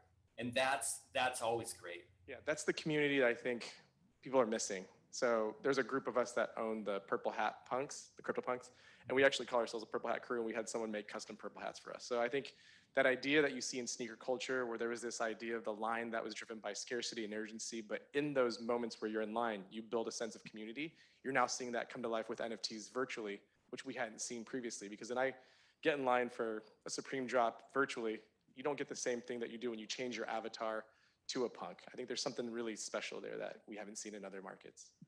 The one thing I would say, I agree with both of your comments 100%. So I would quote and retweet that, right? Just to be frank. But I do think, though, there's something to be said about what is failure and what does it mean for brands that did just jump in early. It's tough to move early on things if you're a traditional brand.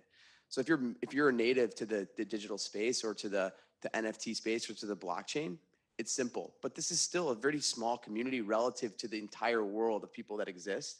And so I think brands need to figure it out, and they need to try, and they need to fail in order to find out what works for them.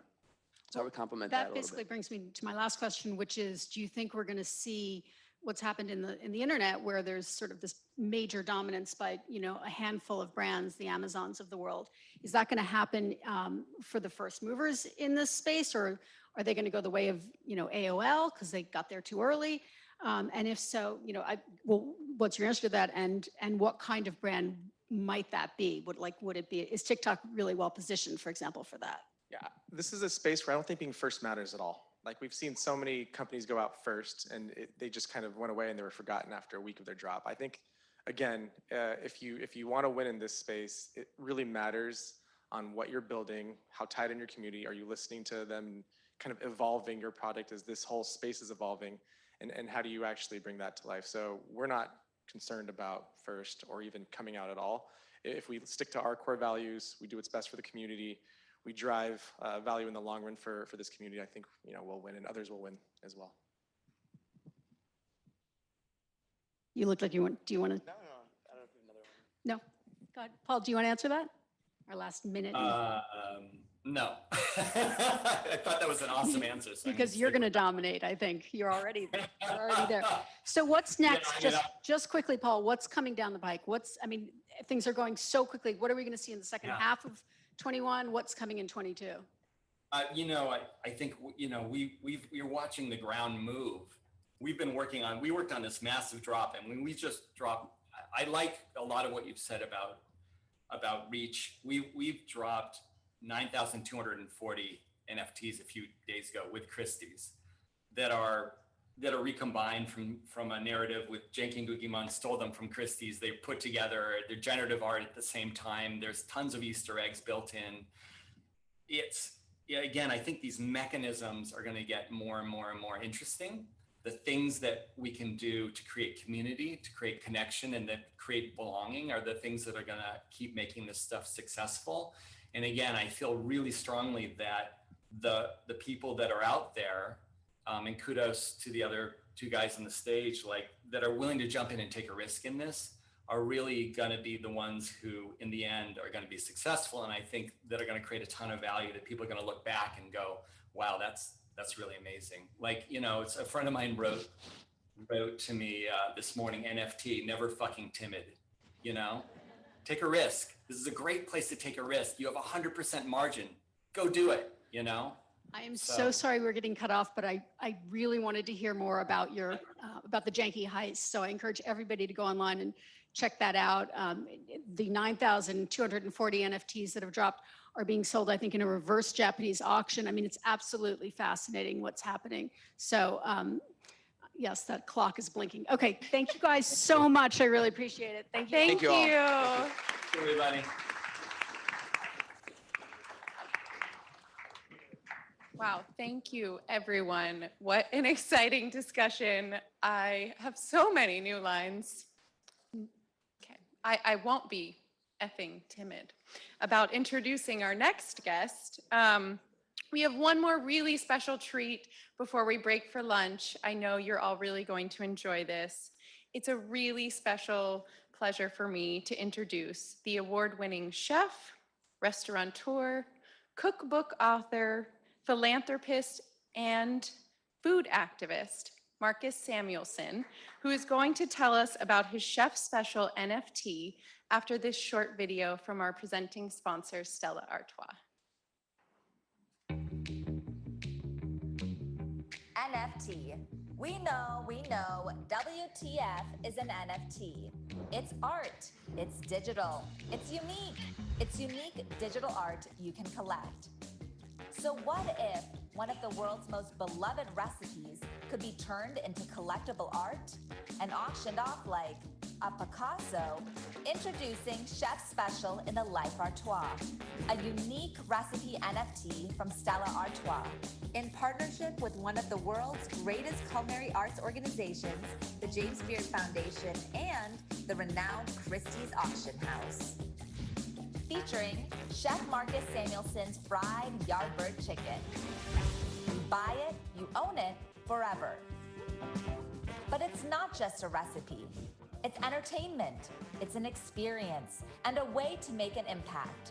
So on National Fried Chicken Day, Emmy-nominated food expert Padma Lakshmi announced the auction to the world with the support of Christie's, and from there, the bidding began. All proceeds from the auction would be donated to the James Beard Foundation's Restaurant Relief Fund to help them recover from what was a challenging year. And what was in it for the highest bidder?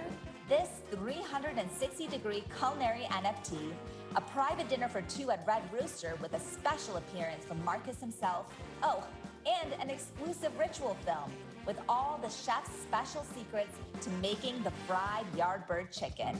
This is something we had to make because Stella Artois loves restaurants.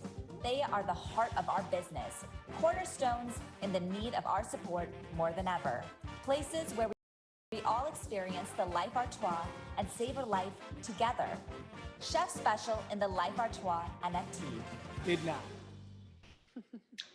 What's up, Christian Art and Tech attendees? My name is Chef Marcus Samuelson, and I'm here to tell you a little bit about the incredible partnership between Stella Artois and the James Beard Foundation.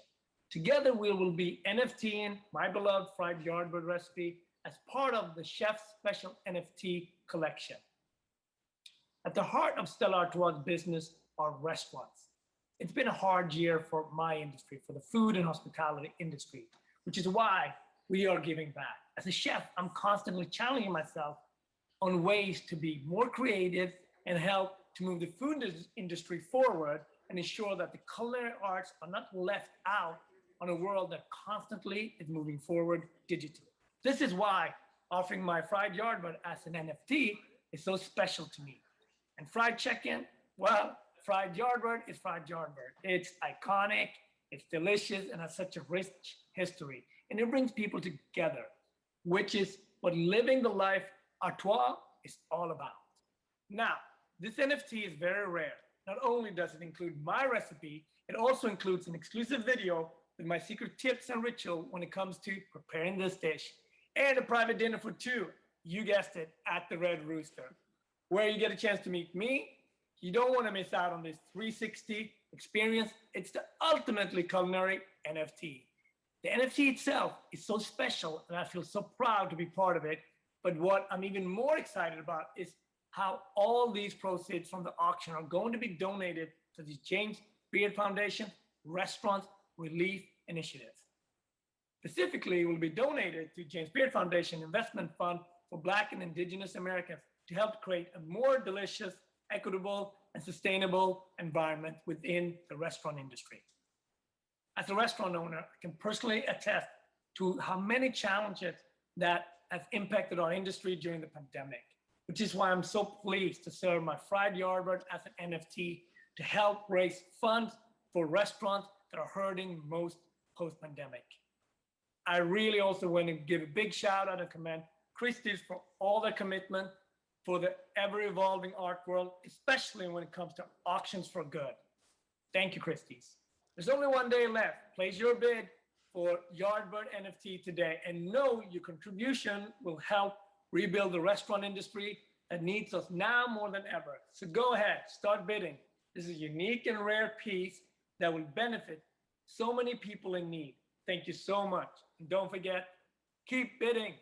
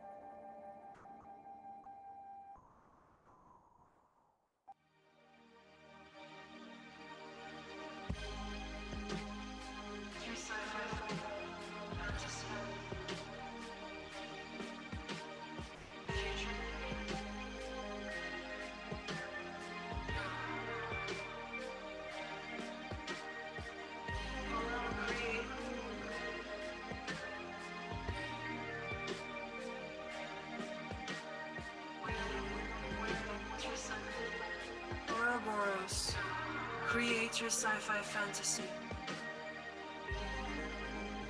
Create fantasy. Wear the future now.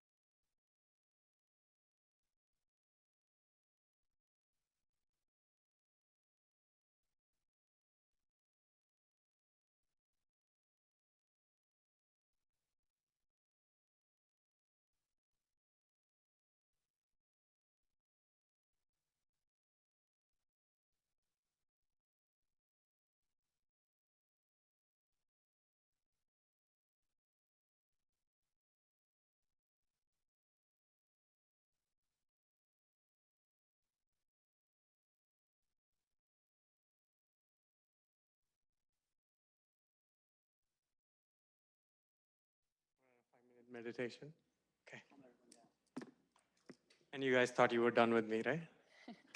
Hello, and welcome back to everybody in the room and everybody joining us from home. I hope everybody had a very hearty lunch today because we have an incredibly action-packed second half of the day planned for you. And I'm going to waste no time in welcoming our first group back up to the stage for our keynote fireside chat.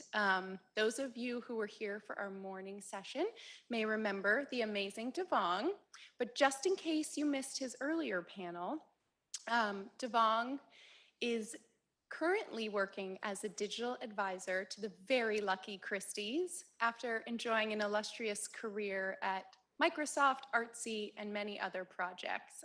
So please join me in welcoming back Devang to moderate our next panel. Thank you. Thank you. Thanks, Sam. Again, they give me the two most nerve-wracking panels, right? Thank you, Mike. I don't think Mike needs any introduction, but I will try again, my best.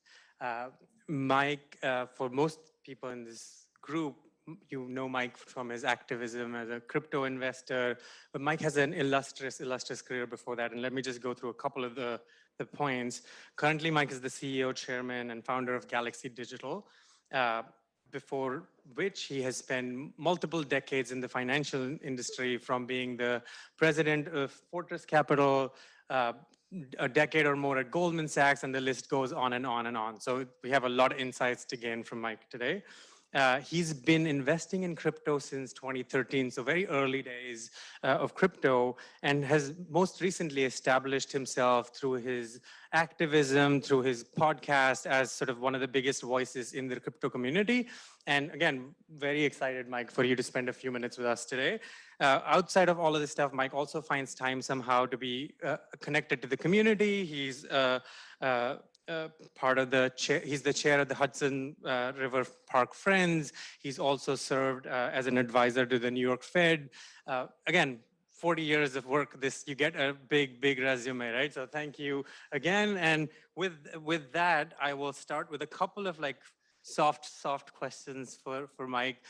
My first panel was all tech. This is going to be all for us, that we understand the lingo a little bit. Mike, through your decades of financial career, you've seen many business cycles. You've seen the bond markets, you've seen the Japanese cycle, you've seen the tech crunch. How is the crypto cycle different or the same? What are your sort of observations on that? Well, first of all, thanks for being here. I tweeted that if my third grade art teacher knew that I was on stage at Christie's, she'd probably throw up. And so it's a great honor, because it'll give me bragging rights for a long time when I'm back at high school. Listen, we're in a really unique time in the world. COVID, it was before COVID actually, when Donald Trump passed this giant tax cut. And he passed it, if you think about it, when we had the greatest economy of all time. And so fiscal discipline kind of went out the window. When COVID happened, the response was, we need more. So we need more money. We need to take care of people. And the 30 years, from 30 years back, we've seen the rich-poor gap get wider and wider. And so there's a progressive mandate to say, hey, we need to do something about this, right? And so all the politics line up right now to say, we've got to spend more. Well, money doesn't grow on trees. And so what is a Federal Reserve, a central bank, pushing money into the system, literally like feeding foie gras, feeding the bird, the goose. There we got it. They got it. We just keep shoving money into the system. The money's finding its way into assets.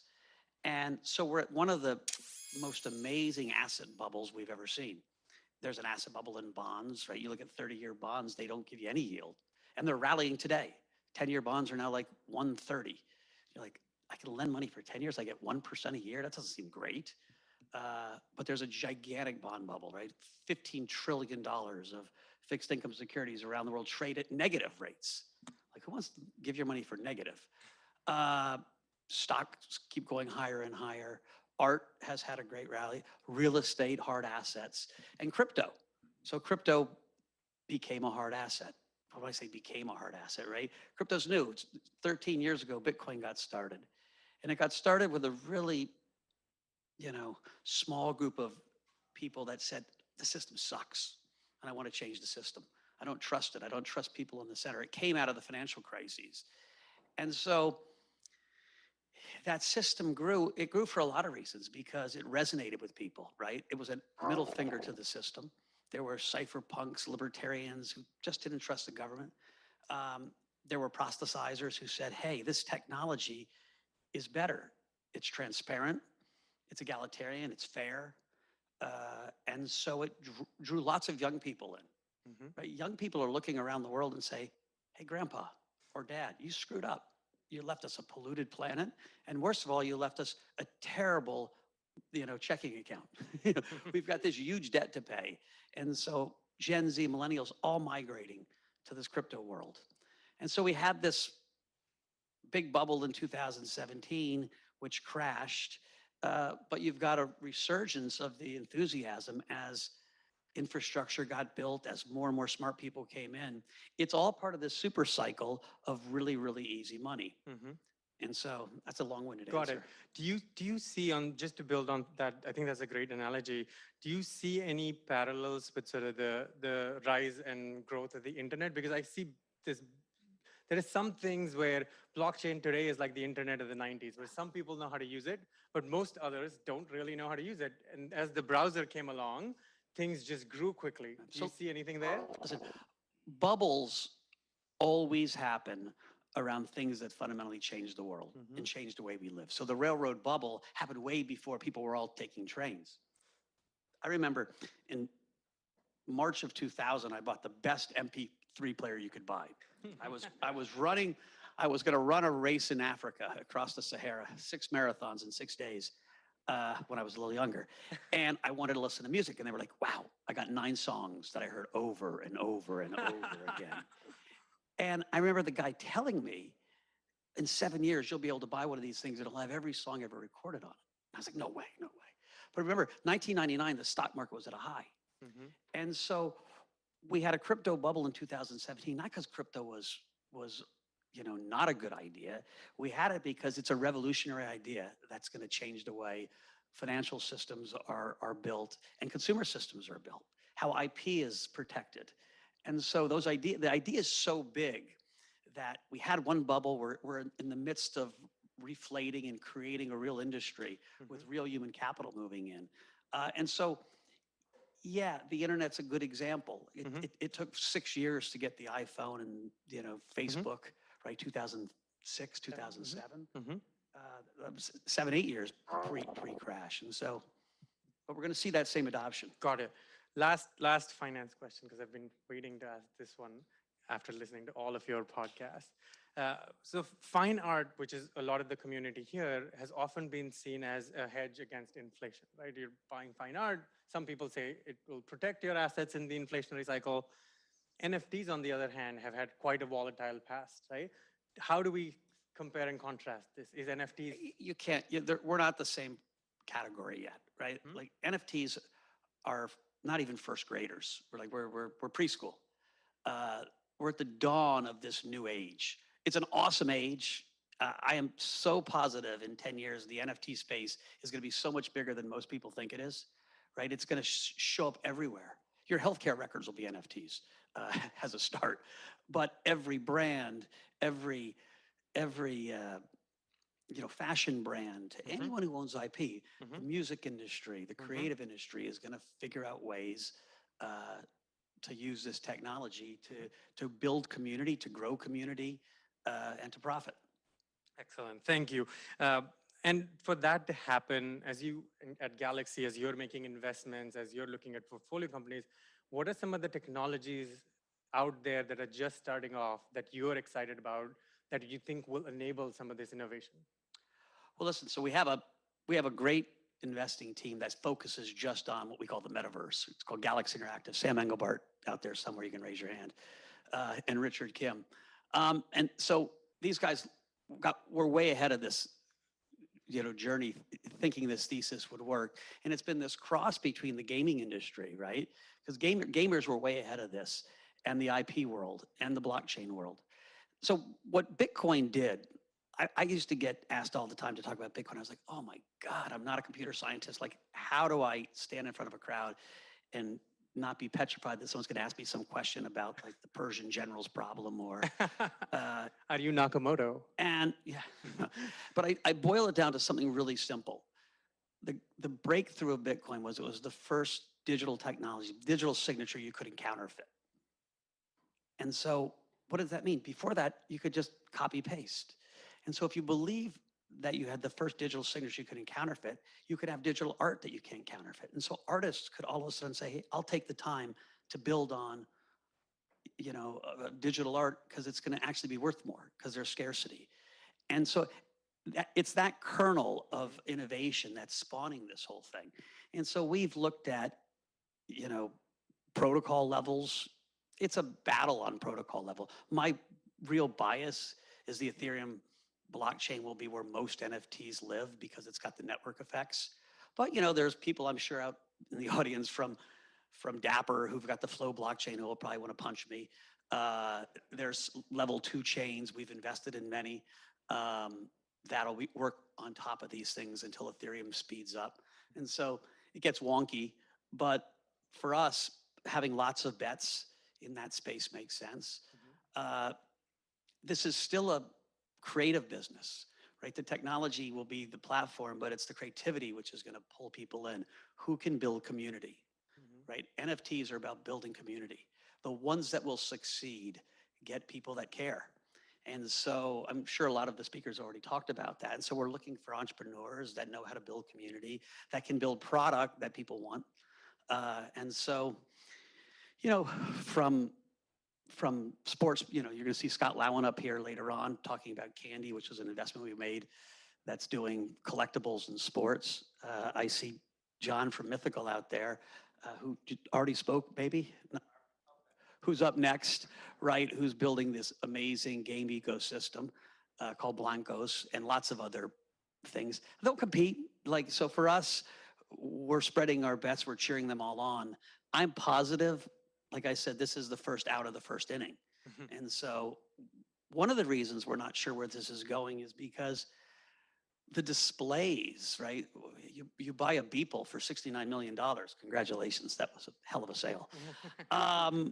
And Teamwork. if I buy a big piece of art, I want to bring it home, put it on my wall, and show it off to my friends, right? There's not even great physical displays yet for NFTs. The metaverse isn't built yet. It's just starting. And, you know, through Sam and Richard, I see a lot of the cool projects that are coming. But they're in the first inning too. And so 2, 3, 4 years, you're going to go online or you're going to have these really cool AR glasses. You guys don't notice these, but they're not AR glasses, but they're going to be AR glasses. And I'm going to put them on and my friend Mel's red jacket's going to actually be like, you know, NFT Gucci. And so we don't really have the displays yet, how we're going to interact. And so this is really like the building blocks. And so when we think of investing, we're investing in a lot of projects. We're spreading our bets. We're investing in architecture. I haven't bought a whole lot of NFTs. You know, I thought, well, this was a bubble. Like just like there was a bubble in 2017 in the internet, there was a bubble. People, 69 million. I could have spent that 69 million on other art. And I would bet in 5 years it was going to be worth more. And I met people. I love the guy. And I think he actually is an amazing artist.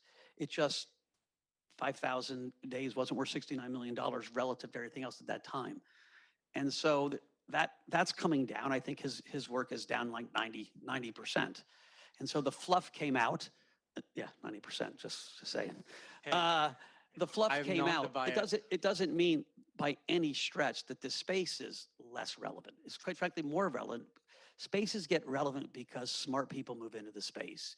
And we are seeing more and more creators, more and more brands, more and more developers rushing into the space. And when human capital comes, great product comes. I think that's a great segue to one of the topics because we've been talking about technology and businesses and investments that you're making. But on the other side, the point that you brought up, collectors, who are a lot of people in this crowd, don't quite have all the tools that you have, for example, to understand this market. Where should they start? Like, I think collectors should crawl, walk, run, right? you know, there's 3 or 4 kind of mainstream artists that have moved into the space. I did a podcast with Urs Fischer, who's now sold 10 NFTs at about $80,000 each. And they're really cool, right? Urs's first NFT was an egg with a Bic lighter in it. He loves combining objects. And I thought, if I bought that Urs Fischer egg, where would I show it? I'd show people on my phone, maybe take an Instagram picture, put it on a Samsung Frame TV. But in the future, I'm going to wear it on my shoulder like a piece of jewelry. I'm going to walk down the street, and anyone who's got the glasses are going to be like, dude, he's got the Urs Fischer egg. Or I'll hide it in the refrigerator so my wife gets spooked. You know, and so like, I do think because Urs is a creative genius, like his big sculptures, I'm looking at a sculpture and I was like, $4 million, I should have bought the NFT, right? He sells it real prices. I don't know if his strategy of doing lots of NFTs and just selling them because he's a genius is going to work. I was out with an artist, an equally renowned artist last night, who was going to announce a project Monday. And it was really cool because he was using the spirit of the community, right? Gamifying things. He's going to sell 3,000 parts that you put together the parts to make 1,000 objects. And once you make the objects, you can hit a button and a physical rendition gets made and then blown up, and you know, then you get it sent with a video of it blowing up, and there's your piece of art. Like, that's authentic to the crypto, to the NFT community, right? This gamification, this collecting piece, it's authentic to the physical art community. And so I actually think that's got a better chance of retaining value over the long haul. But I don't know, I'm making the same guess as you're making, right? Damien Hirst came out with his project, I think yesterday or 2 days ago, which is kind of a vote, right? You buy this NFT and then you vote, do I keep the NFT or do I get the physical version? And so we'll know, I think it's 10,000 of them or 1,000, one of the two. And so a year from now, we'll know what people thought. Did they want the NFT or do they want the physical? And so, listen, I give these guys credit because if you're Urs Fischer or Damien Hirst or Murakami, it takes a lot of courage to go out and take your brand and put it into this completely first grade, gig. But that's how we're going to learn what works. Broadly, the community has loved the digital native stuff, right? The generative art stuff, right? Alexei Cherniak's got his project. That's fascinating to me. That's for the intellectual capital of our generation, right? It's AI plus artistic talent. You know, when you think about it, it's Saul LeWitt 30 years ago, my art history is not great, doing algorithmic art. And now we've got it happening in real time in NFTs. And so that community is hyper focused, right? It's hyper passionate. And so buying his stuff probably, if I had to guess, retains value and appreciates more than the famous artists. The famous, I put quotes around that. Got it. See, again, this is very, very fascinating. And people otherwise would have not known your thoughts on this. I think education is a big component to this, right? You mentioned crawl, walk, run. What is sort of, you spend a lot of time producing content with your blog, with your sort of video series, podcast. What is the sort of next step here? Like, how are you and Galaxy going to educate the commonplace consumer? Because everyone else is going to lose the shirt on their back if they don't invest properly or think properly. What is your take on building education material for them? Yeah, I think it's really an interesting point. We talk about it, when Candy, and Scott's going to come up here and talk about it, has a deal with Major League Baseball to kind of roll out the baseball product. And if any of you were paying any attention, like when NBA Top Shot came out, it was the thing. And it was a craze. And I remember talking to the leagues, making my pitch, saying, you got to be careful, because if you burn all those fans by people paying way too much, you might turn them off as long-term fans of yours, let alone collectors. And so there's always that. Listen, it's not anyone's fault that there's like these tempest in a teapot hyper excitements that happen. You're seeing it right now with these. They're almost like little Pokemons. Why can't I think of the name? Yes, Axie Infinities, right? The little Axies. They look like Pokemons, but they're fish. You buy them for $500. Once you own it, you can play a game. You earn points in the game. those points are worth money. And it's taken Southeast Asia by storm. They did $31 million last night of turnover, right? The next biggest NFT did $2 million last night of turnover. And so Axie Infinity is the hottest token in the world. Will they be able to sustain that? We'll see.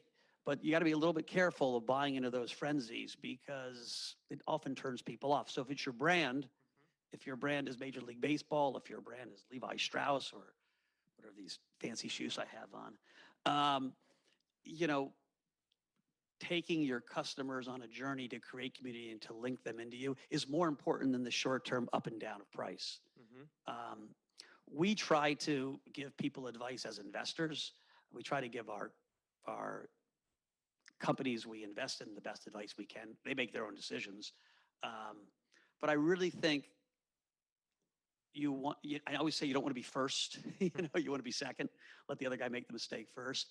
It's a crawl, walk, run approach. And so as investors, like, it didn't take a genius to say $69 million probably is not going to last for people. Now, there was PR involved in buying that. There was excitement. There was, two guys having an ego battle like always have in art. But I would look for more sustainability, and sustainability is community. Got it. Again, that's the beauty or pain of the auction world, right? The competition can Oh, take the it's beautiful. prices wherever it can go.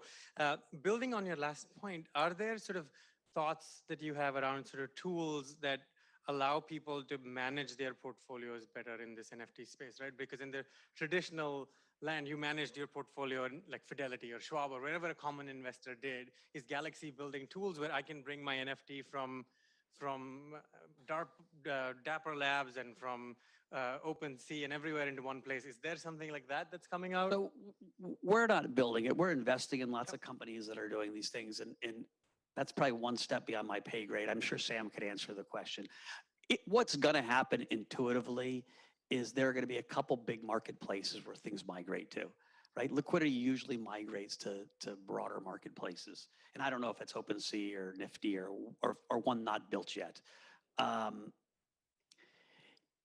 Like I said earlier, I think you're going to have to be Ethereum, because if I build something, I want it to be able to use somewhere else.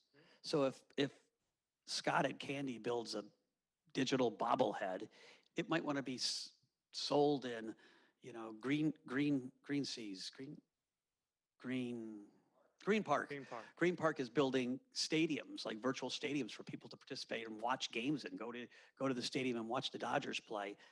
Maybe that bobblehead will be sold in their virtual, game shop, as opposed to just on the Candy website. And so you're going to see this interactivity, the composability, which makes this whole technology so awesome. I mean, same thing in the DeFi space. So think of it this way. When Apple came up with the iPhone, right, they were smart enough to put a camera and then a GPS on it. So once they had that GPS, all of a sudden Uber was possible, right? Uber didn't thank Apple. They were like, dude, well, they thanked them because they have to pay that goddamn fee. But we're building these platforms that you can build on top of. And that's what makes the blockchain revolution so spectacular. It's why I'm positive in decentralized finance is going to win, because it's a better product and it's going to have all this creative input that gets built on top of it. And you're going to see the same thing in NFTs. Yeah, no, I think it's a fascinating point. I think for folks, the art market doubled between 2008 and 2018. The iPhone was one of the biggest contributors. We don't give it credit because communication became so much easier. You could take pictures. There was Instagram. I think blockchain is another one of those 0 through 1s that could take us, and I think NFT specifically could take us there. You think about like art. I was never a big art buyer, and then I started a couple of small art collections because I'm building a art park. And so I'm a complete novice in art, but I was learning. I was like, well, how does art get valued? It's not democratic, right? How many people in the world can afford a Picasso? Probably less than 10,000, maybe even less than that. And so it's this collection of people saying it's valuable. It's the gallerist, it's the auction house, it's the museums, it's this people, it's a community of people. We used to think as a middle class kid, oh, those are snotty people, right? I'm not, that's not my world, right? But so you have these elite communities or small communities that care about something passionately, and that's create value. I say it's valuable, you say it's valuable, therefore it's valuable. What the internet has done and what this technology has done, it allows us to create communities so much faster and so much bigger in all kinds of weird places. The tennis shoe community is people have a desire to collect, right? We're collectors in our DNA. And you're able to tap into broader communities so much faster. It's not gonna be one homogenous community, like people that love tennis shoes might love virtual tennis shoes, or they might not. But there'll be maybe different people than love, jewelry. But this ability, this communication ability brings more people, more demand, higher price. Yep. No, fascinating. And I think you're so right. You know how to dumb it down for all of us. So well done there. Which leads me to one of the questions I've been sort of dying to ask you as part of this thing, since you mentioned collecting. What is one of the best, like most favorite thing you've bought, both traditional and digital or NFT in the last 6 months? I bought a Sam Gilliam drape. Sam Gilliam is an African-American artist who is just awesome. And there was this museum that was like going bankrupt down in North Carolina, and we paid a lot for their drapes, so they didn't go bankrupt. And it's one of these things that's so nice that it shouldn't be in my house. It'll probably go and give it to a museum at one point, because it's just this spectacular piece of art. And so I walk by and feel privileged. I'm like, now what the problem is, when I have parties, I have to hire people to stand in front of it so people don't splash wine on it. The NFT thing's interesting because I keep being given NFTs of myself, which is very strange. I don't like any of them yet, but I'm getting painted by this woman, Alexa Mead, who paints people, has them moves, and creates NFTs out of it. And so next week, that'll be my favorite NFT. I'm going to diet for a week. I'm going to do push-ups. She did Ariana Grande, and it looks spectacular. You can Google her. And she's a really cool lady and a cool artist. And so I think that's going to be my favorite NFT. Great, seeing into the future. A little narcissism is always good. You don't need to do push-ups. Your wrestling days haven't passed yet. Which sort of brings me to one of sort of the last segment of this piece. This is more of the Mike show. Like, where is this going 10 years? Like, you mentioned a little about AR glasses and innovation around display technology that makes it easier to consume. You talked about creation. You talked about financial instruments, all packaged up into one. What is Mike Novogratz' future of this world in the next, like by 2030, what are you going to tell us? Oh, God, that's a hard question. I used to always watch Blade Runner and watch it over and over and over again. And I mean, listen, if I step back and not just NFTs, I do worry about the world that we're going into this Blade Runner-esque, where we're going to have part of the world lives in this fantastic space, right? Where we've got NFTs and virtual worlds and part of the world, I mean, Kinshasa, Zaire doesn't have electricity for 5 million people. And you're like, oh my God, like, and even within our own country, this gap between people who have the access. And so I worry that the world looks more like Blade Runner. On the more optimistic side, if you're on the good side of the Blade Runner, it is going to be fantastic. We are going to change the way finance is done, right? You're going to move from having a bank account to a wallet on your phone. I think in the long run, that's actually progressive and democratic. It cuts out a lot of the rent takers. I think you're going to see a shift of power from the businessman to the creator, right? We never had the ability to monetize community, to monetize this creative stuff that we do today.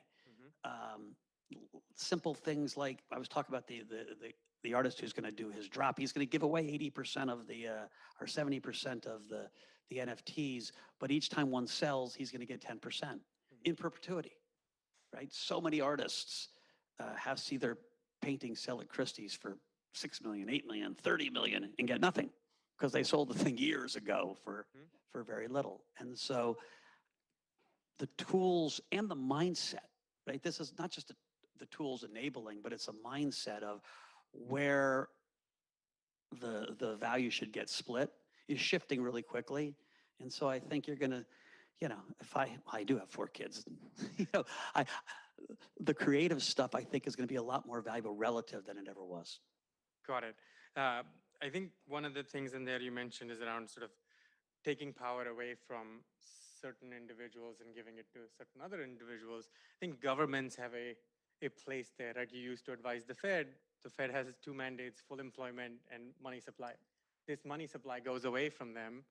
What is their job, and how does the art regulation play a part in this? So I don't think in 10 years' time, or at least I literally pray in 10 years' time, we're not using Bitcoin to buy shoes.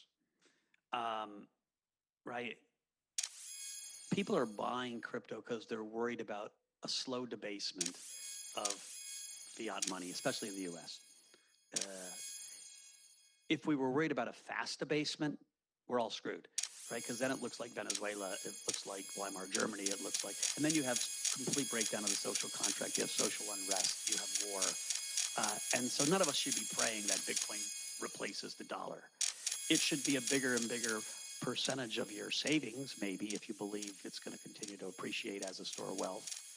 Just like, I mean, there's lots of stores of wealth. You have art, you have real estate. I've bought a lot of real estate recently. You have equities there. And so I don't think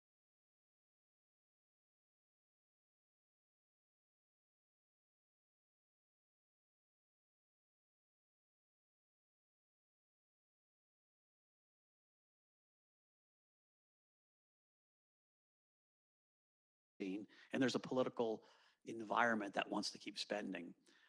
But that's what we watch for all the time. And if we lose confidence, if you see what is called the Minsky moment in economics, where confidence just goes and you'll feel it, well, then all bets are off. Then we might live in a barter society and we'll be bartering with Bitcoin. But it's not my base case, and it's certainly not what I hope for. When I think about the world, right, Bitcoin's important for the US, but it's wildly important in places like Venezuela or Nigeria, or where there's a constant depreciation of their currency, and your savings as a middle class person or as a working class person just get eaten away. And so, it's interesting because crypto is the first global thing. Like we have a US bond market, a European bond market, and now with DeFi, you're having a global bond market with places like Compound or Aave. And so it's going to be interesting to see how it all fits together. And I wish I had the crystal ball. What I'm positive on is the acceleration of these systems is happening. The network effects are happening. The human capital coming in is happening. And so even though there's going to be some regulatory pushback, there will be, right? Regulators' job is to protect the little guy. They don't care about the guy that lost the $50 million on Beeple, but they care about the guy that bought and lost money on GameStop and Dogecoin. They do. The little guy they care about. That's their job. And so you're going to see some regulation in the US that's going to put some guardrails around. And I know the libertarians in crypto are like, oh, screw that. I actually don't think it's that horrible. Right. I think the moment there's a little regulatory clarity, you're going to see the institutional money pour in. And if you want to see the revolution really change things, you need the institutional money, right? Right now, crypto, collectively, add the NFT space, add all the coins in, add the public companies, is about 40 basis points, less than 0.5% of global wealth, right? Tiny. I fundamentally believe in 3, 4, 5 years, it'll be 2, 3, 4, 5% of global wealth. The only way it gets there is if some of that institutional money comes in. And so you can't have it both ways. Gotcha. I'll say one word for each of these next topics, and I want to hear like what your immediate comments are. First, Elon.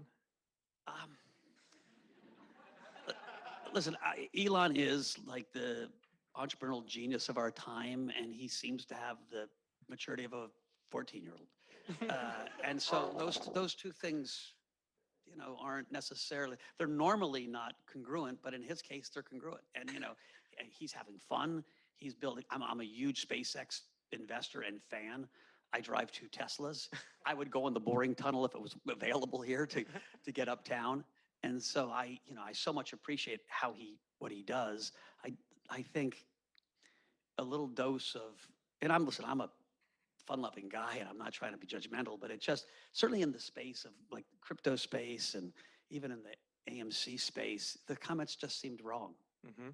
Yeah, and the reason for those who haven't been following Elon, I hope everyone has, is his tweets move markets, right? As Mike was saying, the power is shifting from some people to some other people. Elon has tremendous power to move the crypto market with just a single tweet. Second word, China. It's so sad. So I lived in Hong Kong for 7 years, right? From 1993 to 2000, I was at Goldman Sachs. I was on the front line and thought of myself as part of this ambassadorial movement to build bridges. And in every bone of my body, I thought, it's heading in the right direction. There's this, we're not gonna have the exact ethos, exact economies, but we're moving to this shared world. Chinese are being educated here. We're setting up businesses there. You know, the Schwartzman scholars at Tsinghua University were like the Rhodes Scholars of the 20th century. And it all reversed about 6 years ago when President Xi decided that he really liked power and wanted to be a dictator or an emperor. And since then, every year it gets worse. And we're now in a Cold War. And I don't know if we should be in a Cold War. And the problem is this, China exports about $2.8 trillion a year. That makes them the fourth largest economy in the world. US, Japan, Germany, US, China, Japan, Germany, China exports. That's ahead of France, Italy, India. And so it's hard to have a world where we have no trade with China. Like, it's that big already. We're that interdependent. And so we're in this really screwed up place where we both know we're really interdependent. China is twice as reliant on trade as the US, but we export $1.5 trillion. We're still interdependent, but we have this Cold War. We don't trust China anymore, both Democrats and the Republicans. And China doesn't trust us. And I don't see it getting better. What China did in Hong Kong is heartbreaking. You know, I lived there. The Hong Kong people was its own independent, vibrant place, and now it's not. And I know all my friends are slowly moving out of there or looking to move out of there. And so I'm really pessimistic. It'll be interesting to see if we can back off a little bit and start rebuilding trust. But I don't think so as long as Xi's there. And Xi will be there as long as he can grow the economy at 4.5%. Because the middle class in China doesn't really care that Jack Ma just got iced, right? They don't care that Didi, got iced. They care, is their life getting better? And he's delivered. As long as he delivers that, nothing will change. If he doesn't deliver that, then he won't be emperor for life. And maybe there's a thaw. And I think from a crypto perspective as well, his take every 9 months on mining. Sometimes I forget I'm talking crypto. Sorry about that. Listen, I was a macro guy for 20 years, and it's kind of in my DNA. China is unbelievably important in crypto liquidity because if anyone's ever lived in Asia, their gambling gene is about 10x what the American gambling gene is. It doesn't matter if it's China, Korea, Japan, Taiwan, they love to gamble. My wife's like, I can't believe you make those blanket statements. It's a real statement. In Hong Kong, at Happy Valley Racetrack, on a normal Thursday night, they gamble more on those races than we do on the Kentucky Derby. They have 7 million people, we have 330 million. We have one race a year that people care about. That's a normal Thursday night. So it's in the DNA. And so much of liquidity in crypto came from these Chinese exchanges. Now, I don't think it's all gonna go away. The Chinese are really crafty. They know how to use VPNs better than anybody on the planet. But the Chinese government doesn't want China to play with Bitcoin or mining anymore because they're launching their own currency, the Chinese, digital renminbi. They want to use that specifically to weaken the dollar. They're sick of dollar hegemony. And so it's one of the big political moves of the last 20 years. And the US has been slow to respond, but you're gonna see the US respond. We're gonna have a digital dollar sooner than you think. And that'll be like one of the Cold War battles. See, that was the response I was looking for on China. I had a few other words, but we're at 1 minute 37, so closing remarks. Closing remarks is, I think, we're in a wonderful age in some ways. Like I said, it's this tale of two cities or tale of two worlds. But if you're in this room, there's this wonderful opportunity to kind of create, to participate, to build community. I love what Christie's is doing because you're taking this, what I thought was a stodgy art community. That's why I wore a conservative jacket. But it doesn't seem so stodgy. But you're taking a traditional, like the biggest players in the art world, and bringing technology and this new generation into the world. And I think those marriages are wildly important. And so, listen, I have fun going to work every day, and I think the oldest guy in crypto, or at least the second oldest. And I'm optimistic. Like, again, you have to be careful that markets are going to go up and down, but I think in 5 years, you're going to see all this stuff much bigger part of GDP. Excellent. Thank you once again, Mike, for taking an hour, being with us. Thanks. Yeah, thank you. Thank you. Wow. Thank you so much, Mike, and thank you so much, Devang. What a treat for all of us to get to hear your thoughts. And clearly, I'm going to go work on my investment strategy, and I'm sure many of you feel the same. One thing you mentioned during your talk that really resonated with me is the pain and the beauty of the art world. And since I don't like pain, we're going to focus on the beauty. And it was a perfect segue into our next panel, where we're going to take kind of a different approach and look at how NFTs have impacted some different areas, including fashion, music, and entertainment in different ways. So I'm really excited about our all-star group of panelists that we have assembled, who will be moderated by our very own, the lovely head of marketing, Netta Whitney. Netta joined Christie's just this year after a 20-year she's a 20-year agency veteran. You'd never know. I know. She's got secrets, fashion, beauty secrets. You can hit her up after this.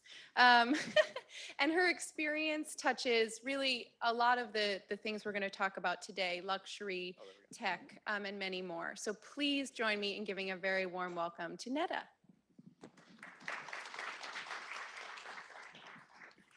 All right, so we're shifting gears a little bit. I know we've spent a lot of time this morning talking about NFTs in the art space and NFTs in art law and creators and curators. Now we're going to talk about some of the different applications for NFTs. Our panel is titled Expanding the Conversation, NFTs in Fashion, Music, and Other Entertainment. I've got some great panelists. I've got some here with me and some here virtually, so we'll try and do the tango. I'm going to do a quick introduction. So virtually, I have Alyssa Abakova and Paula Cello from the from Ouroboros.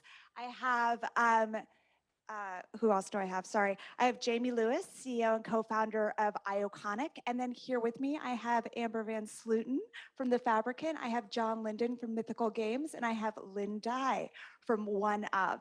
So we've got a couple different sectors. I'm going to start in the fashion space. So I'm going to start with you, Amber. Tell me a little bit about what your company does and why you thought the fashion space was so ripe for disruption with NFTs. Yeah, thank you so much for having me. I'm co-founder and creative director of The Fabricants. We are a digital-only fashion house, and we create clothes that are always digital and will never, ever be physical. We think that the fashion industry is long overdue for change. We all know it's very pollutive. And we were thinking, we're living half our lives online anyway. All of you have seen each other through Zoom calls, the past year. So our identity is becoming more and more online every single day. And for us as The Fabricant, it was a logical decision to think about, hey, how does fashion move into this space? How does fashion move into this digital identity? How do we curate the space around ourselves that we take with us in this metaverse? I mean, if you go to a virtual event now, you might be able to choose an avatar and maybe choose some clothes to wear. And I've had the trouble that it really doesn't really represent me what I can wear in the metaverse. Like a lot of times it's, something that you cannot connect to. So for us, trying to see like how identity can really become something that you curate within this new space will actually become something that will be better for the planet because we will waste less and we will be able to express ourselves via new digital channels without harming the planet with it. And I think NFT technology, obviously like crypto technology, is massively important for digital goods and digital items. So for us, this is a logical step. We were a digital fashion house and got in touch with sort of like what this technology entails. And it's just so exciting because then with this one, piece of code, you're able to enter all of these different spaces and you're able to own a virtual good, and it's actually, becoming more valuable over time. But it's also, something you can use in all these different metaverses. So yeah, I guess that's very short what we do. Yeah. That's great. And Alyssa and Paula, I know you guys are also in the fashion space, a little bit different than what we just heard. You guys recently showed at London Fashion Week and have some really interesting partnerships coming up with amazing cultural institutions that we'll all stay tuned to hear more about. But tell me a little bit more about Artois and what you guys do in the space. Thank you. Hi. So honored to be on the screen here with you. So I'm Paula. I'm the creative director and co-founder of Ouroboros. I'm also the designer and therefore create the assets of Ouroboros. As you've already said, we're both on the digital side and the physical side of the industry. Very similar to, of course, the Fabricant, we were really considering what it means to have a fashion brand in the 21st century, and especially a luxury fashion brand. And so what we did is we upgraded our ready-to-wear to the digital realm and had the physical couture as wearable art. In that way, we were able to innovate for both realms in a really beautiful and exciting way. And really, for the digital realm, to focus on this today specifically, optimizing and pushing the design to become fluid and emotive and beautiful, because the metaverse is still quite an unfashionable place, and really taking all of these digital designs into the physical realm, which we did, especially at London Fashion Week, where we actually had up to 2.5 million people wear one of our garments. In London, you could try them on through an AR filter on billboards across London. So that was very, very successful and exciting to see. And we're just delighted to be part of this new form of fashion and where it's all going. Thank you. Hi, everyone, and I'm Elisa. Also the co-founder and the creative director of Ouroboros. And we're just so excited of thinking what the future can be, especially of the luxury side, how it can be more experiential and more immersive for everyone. We're really thinking about the ideas of people actually playing for the luxury and taking part, because fashion is all about experiences and sharing that and being able to explore your identity, which Metaverse really lets you do on a global level. So that's interesting. You guys are talking a little bit about taking tangible items like fashion and bringing them into the metaverse. Jamie, I want to turn over to you because I know that's something that your company, that's your bread and butter. That's what you guys do at Ioconic. I know you have several deals and partnerships with huge global mega brands to do just that. Can you tell us a little bit more about that space and what really excites you about the potential of the metaverse for brands?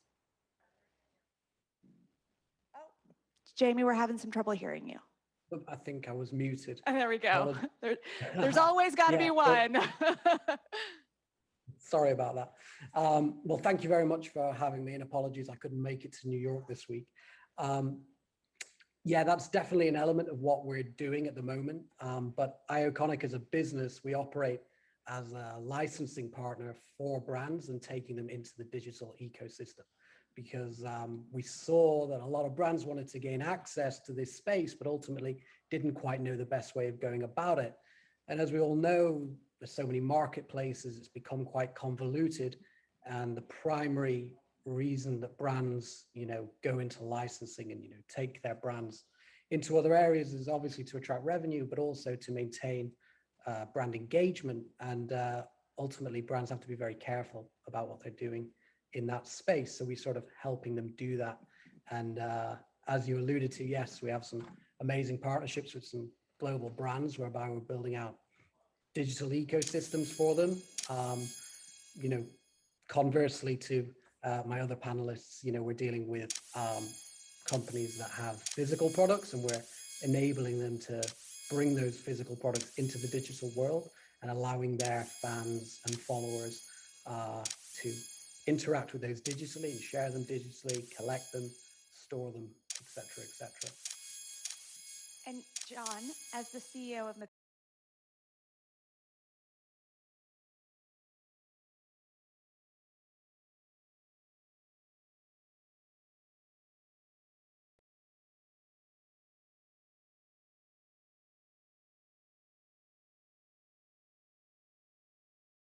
big game titles and big billion-dollar franchises. And what we saw over the last decade, honestly, is kind of two things happening. One is we wanted to bring players deeper into the economy, really let them be creators and actually be able to monetize their efforts and trade and upgrade and all that.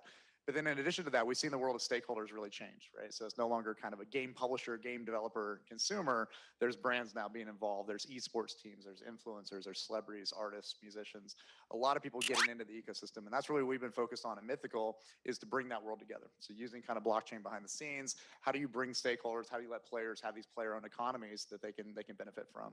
So we have a first game called Blanco's Block Party. We just announced a couple weeks ago at E3 some big brand partnerships, and it's fun. So we're trying a bunch of different ones right now. We just did one last week with deadmau5. So deadmau5 dropped a character. He dropped the big ears as an accessory, and it was awesome. It sold out in like 8 minutes. We sold out the entire amount. We just announced another one with Burberry. So Burberry's gonna be doing their first kind of fashion entry via the game. And I think what's great about gaming too is it's a place that people spend a lot of time in these virtual worlds, and we can kind of bring the brands in so they get the exposure they want in a very an ability to have utility around that. And I think that's going to be a really important part, is that utility around NFTs. That's something we think about all the time, is really how do you create the value? How does gameplay create value? Value creates aspiration for gameplay, and you have a nice kind of new loop in gaming that we hadn't seen before. And then Lynn, I know your platform, OneOf, has a different take on utility for NFTs, and you've got some exciting things coming up. Tell me a little bit about what your platform specializes in and any sneak peeks you can share at what might be coming soon. Yeah, so OneOf is a green NFT platform built specifically for the music vertical. So, we're environmentally friendly. So it's built on a Tezos blockchain, which is 2 million times more energy efficient than Ethereum. And we are, artists first. So it's Quincy Jones is a co-founder of the company. So Quincy certainly spent 70 plus years of his life championing for artists' rights. So we work hand in hand with both legacy artists and also today's hottest artists to kind of both envision how to create NFTs around either seminal works of art that is music or kind of new creative art that is around the music and the artist. So we announced works with some of the early collections that will be dropping soon will be Whitney Houston, Doja Cat, Quincy Jones, John Legend, Alesso, the Kid Laroi, who just has like a huge hit with Justin Bieber out right now. So a lot of this is very different, and we have two things. So music as an NFT is very different than kind of art or basketball trading cards, right? So it has the ability to do really well at the high end because price discovery is easy for everybody to understand. Everybody knows John Lennon's Imagine is worth potentially so much more than Britney Spears' 6-track on her 4th album. But music is also democratizing, right? So it has this, so what we call kind of this mass aspiration, right? So there's scarcity, but everybody can potentially get access to it. So we painstakingly have been building the platform for kind of more than a year, and really the goal is to onboard the next 100 million consumers onto blockchain. So sneak peek wise, we are the platform is launching soon, and you can go to oneof.com to sign up for the waitlist. But we're going to one of the first, right, the very first NFT that is going to be minted on the platform. Right now, I think we're going to do a very rare item from the Whitney Houston vault, right? So it's never before seen content, and it's really exciting. So we're very excited about that, right? And you'll have the added ability to also be the NFT 001 of the entire platform. So that's pretty exciting. So. Heard it here first. Thanks for sharing that with us. You talked a little bit about the democratization that NFTs can bring to the music space. And I know, Amber, you spoke a little bit about that in the fashion space as well, and bringing brands into the metaverse. Jamie certainly democratizes those brands and provides better access. A question for all of you. Do you think that the clients for these NFTs are a mass audience? Do you think they're a niche audience? Do you think they'll start in one place and go to another place? What are your thoughts? I'm happy to take on that a little bit. So obviously we've been really thinking a lot about mainstream gamers, right? So if you do look at the NBA Top Shots and some of these that have had great success in the crypto world, you're still talking about a couple 100,000 people participating. Gaming last year had 2.7 billion players. So I think we're thinking about things a little bit differently. We're if I know I'm talking to a lot of people that know the crypto industry, but if most consumers aren't going to want to know private keys, they're not going to understand that. They're not want to hold their breath as they hit the button to send Ethereum to somebody and hope it shows up, right? Which is probably experiences a lot of us have had in the past.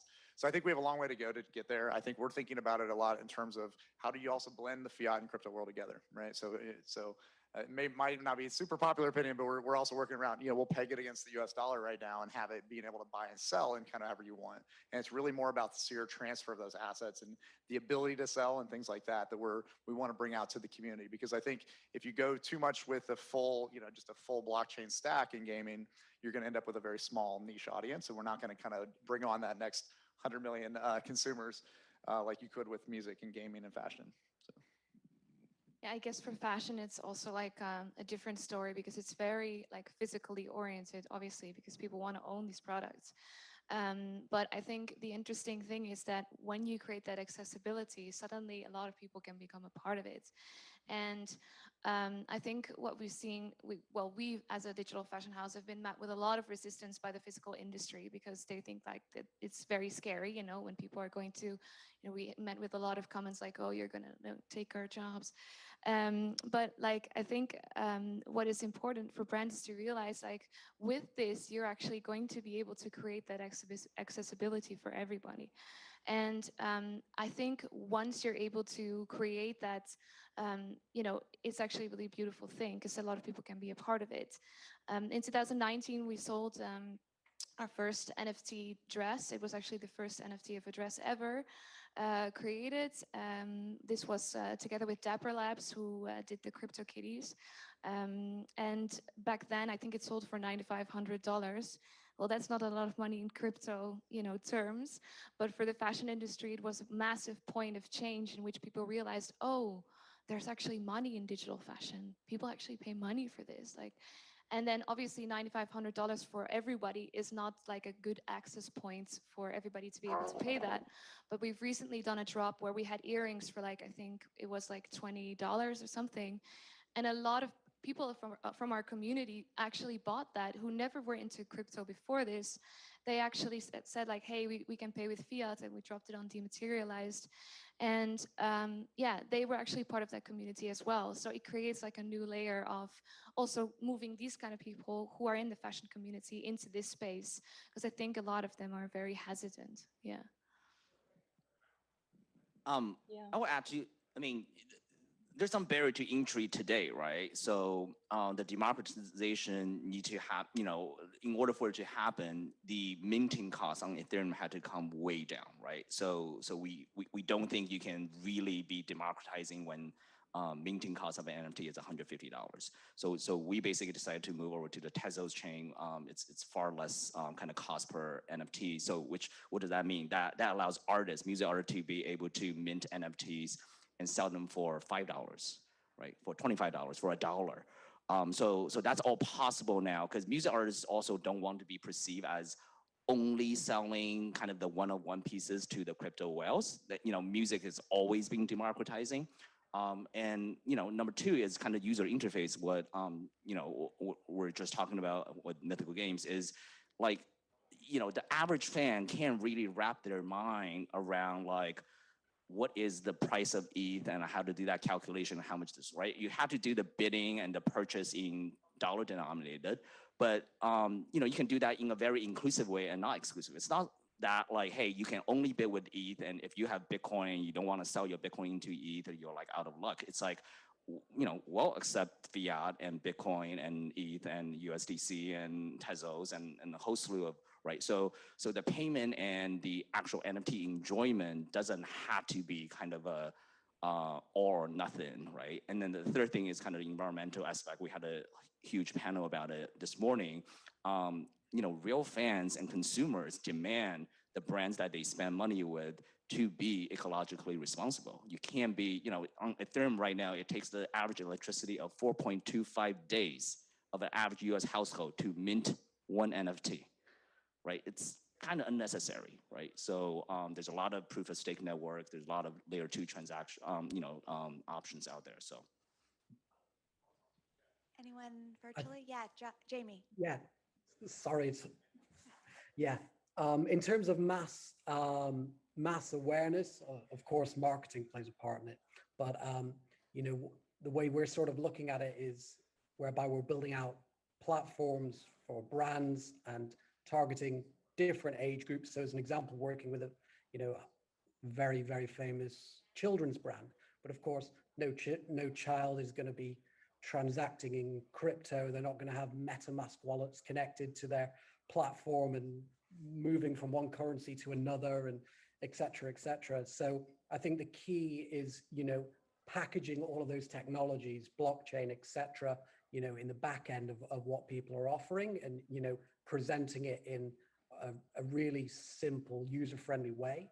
And I think that's sort of what we're going to see, whereby blockchain is powering so much of what people are interacting with more and more on a daily basis without them even knowing that it's there, and powering the platforms that they're using, to be honest with you. And I think that generally that's how, you know, mass adoption will be seen over the coming years. Just would love to add to that. I think the technology is enabling the creators so much at the moment, so we can finally shift the focus onto the product or the design or the experience. Again, NBA Top Shots was such a success because people were there for the experience and for the content. And this is what we do at Ouroboros as well, focusing really on the beauty. So whether you're intrigued in blockchain or NFT, you'll be going there slowly because of the digital fashion, or you can dress yourself as in the metaverse. Yeah, I think it's also about creating something very unique in terms of the aesthetic, because for the first time ever in fashion, we're able to create with materials, whether it's fire or water, just something that has never actually been physically wearable before. So presenting something to a community that is so innovative is very important as well, to push the narrative and to give people you know, a bit of utopian hope as well. A lot of the time we see the digital realm being spoken about very negatively. I'm pretty sure everyone here, especially when it comes to crypto, can relate to that. And so it's very, very important, the narrative, and for fashion, very much about the entire storytelling of the garments, of, you know, the models, the mannequins, everything. And in that way, then opening up the community and innovating together with them as well. So we talked a little bit about the democratization for the end user. So allowing more clients, more customers to, whether it's experience fashion or music or gaming or different brands. What about the creator side of the economies for your brands? Do you think that it creates more opportunities for different and new creators? I know this morning we spoke to a lot of artists that feel like this has opened up the aperture of what they're able to do and who they're able to speak to. Do you find new creator communities engaging? Yeah, totally. No, you can go ahead as well. No, you can go ahead. Thank you.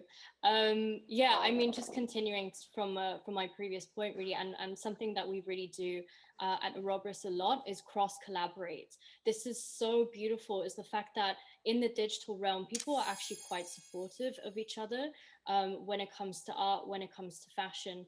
You know, we've actually, you know, Amber, we've probably been in several panel talks as well at this point.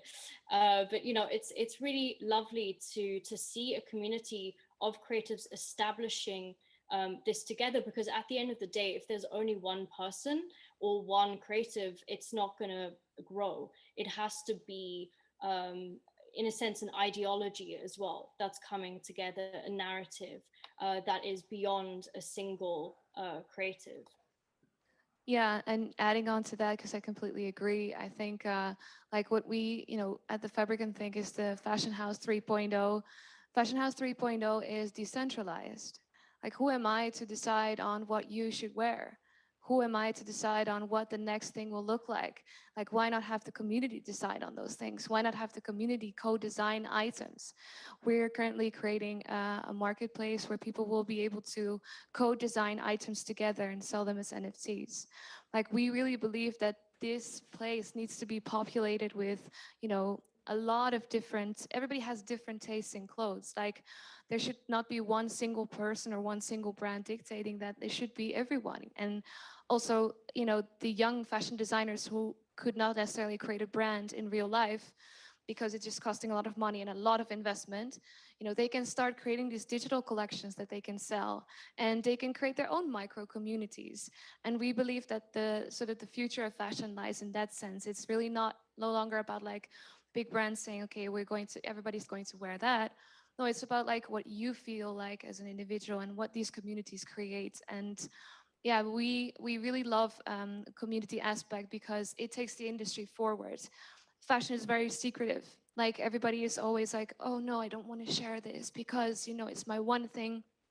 Actually, we decided to share all of our files online for free.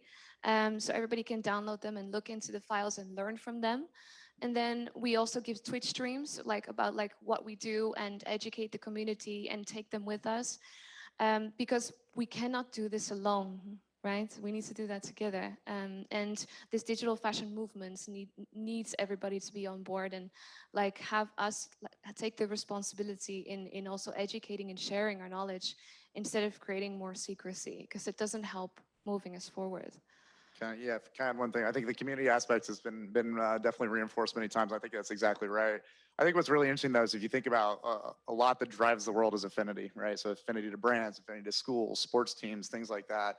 And there is a key difference that I think is important about NFTs, and it's something we've seen now, is around that having a tangible asset, right? And this is the first time I think in digital goods, there's been fashion video games, like there's been a lot of them, and they do pretty well. I mean, they're not a bad genre. They actually perform quite well. But there's something when you flip the switch from having an intangible asset that you're earning in game and it sits there on your shelf for whatever in the game, and having something you actually have the right to sell. You have the right to transfer, you have the right to upgrade, and there's a major change. And that's when those communities I think really start becoming powerful, is when people now feel they have an investment, so to speak, right? The investment could be free, it could be something they've earned, but they're creating value and they can transfer that value. And that value creation is super, super important with where we're going. And I think that really drives, and that's where the NFTs really drive all these industries starting to think about the space. It changes that sense of community, whether it's music, people love music on Spotify and share playlists. But I think once you have that concept that I have a little piece of this, I'm in the club, I think it's going to be a very, very powerful piece across all these industries.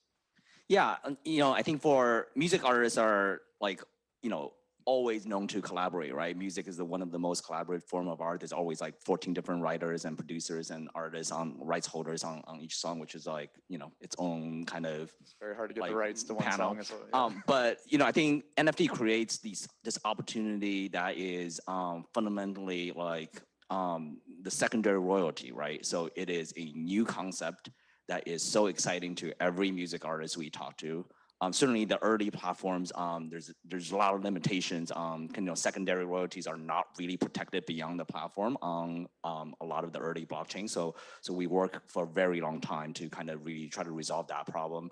But also, but the potential is there, right? Like a music artist, imagine we all have that band and we knew them before they were famous, right? Well, now you can prove it. You can buy their first 1,000 NFT for $5.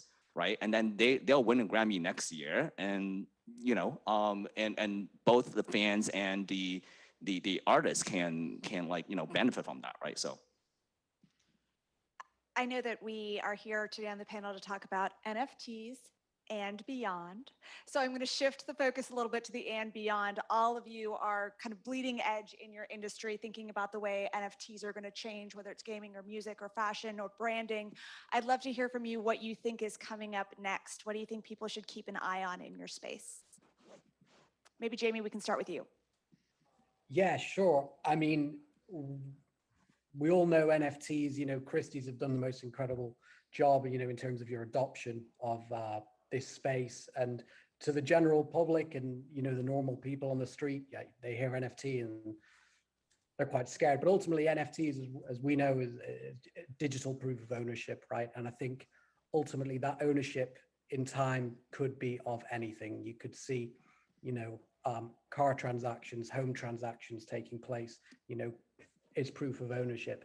And I think ultimately the space is moving so quickly. You know, we're at the absolute beginning of the age of digital ownership. And I think as more and more people are engaged and operating in digital worlds, digital spaces, there's less and less of a need for physical assets, more and more a need for digital assets. And I think, you know, my final thought is that ultimately there's so many platforms out there, there's so much content out there. I think, you know, collectors, investors, you know, need to be wary.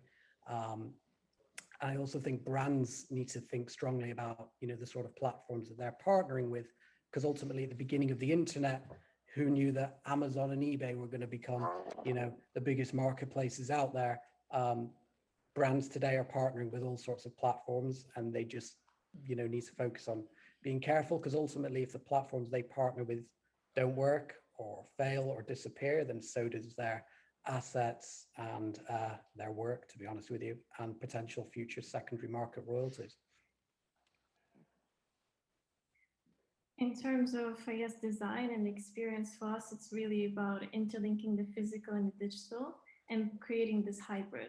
Because at the end of the day, we do live in reality. And I think it's so interesting to be pushing the two realms. And this is what was so successful about our London Fashion Week presentation, because it was not only a digital design that you can view and then purchase, but you could also try it on and interact with it. And now that we are moving off the screen and potentially having AR glasses and other wearable devices, I think more and more we're going to be seeing this hybridized design future. Yeah, and even having the opportunity to, you know, cross-link these pieces from wearing them on your AR glasses to, you know, your avatar in game. So it really is about complete hyperfluidity for us, and pushing the boundaries of what is possible within all of it.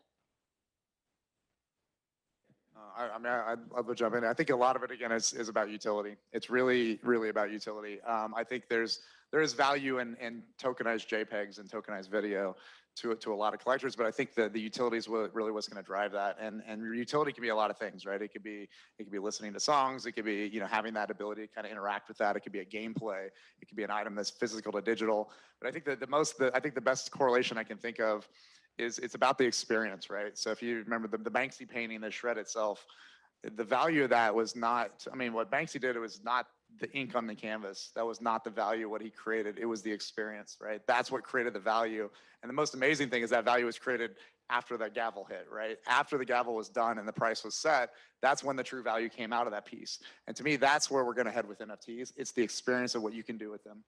And I think it's one of the first mediums that can be very accessible to anybody. You know, anybody can create that experience, and anybody can use this method of transfer to create value. And to me, that's why we're in, you know, we're in the 0.1 days of where this is going. It's going to be really, really amazing to watch it across all industries. Yeah. Can I just add to that? I think one of the main things that we've actually been seeing from the fashion industry, now that you speak of experience as well, is craft. That for the fashion industry, it's, you know, about physical, tangible items having value through craft. And that's where we see our, you know, experience in the digital realm, is spending as much craft in these, you know, virtual assets as within the physical. And that is what makes them beautiful, worthy as NFTs, I suppose, as well. And that is the entire experience, that tangibility and craft element.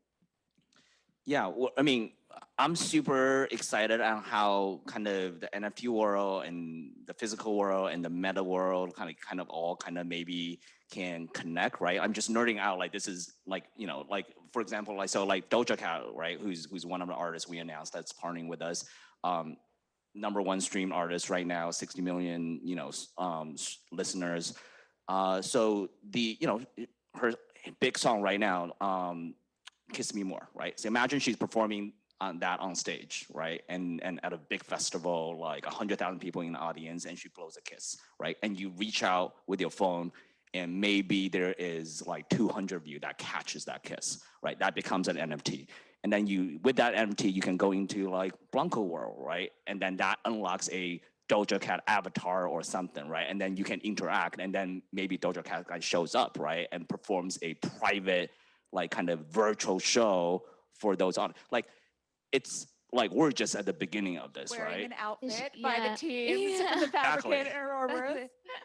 Well, I think that shows how early we are. I mean, literally a year ago, people would be talking about, in gaming at least, the interoperability. Oh, I'm gonna have this gun from Call of Duty and I'm gonna put it into Borderlands. And I'm like, no, that's not really what interoperability is about, right? Because there's all types of reasons that's not gonna work. It's about that experience, right? It's about that verified ownership that will take that experience and move it around, right? And I think you're exactly right. I think that's the fun stuff that's gonna be coming.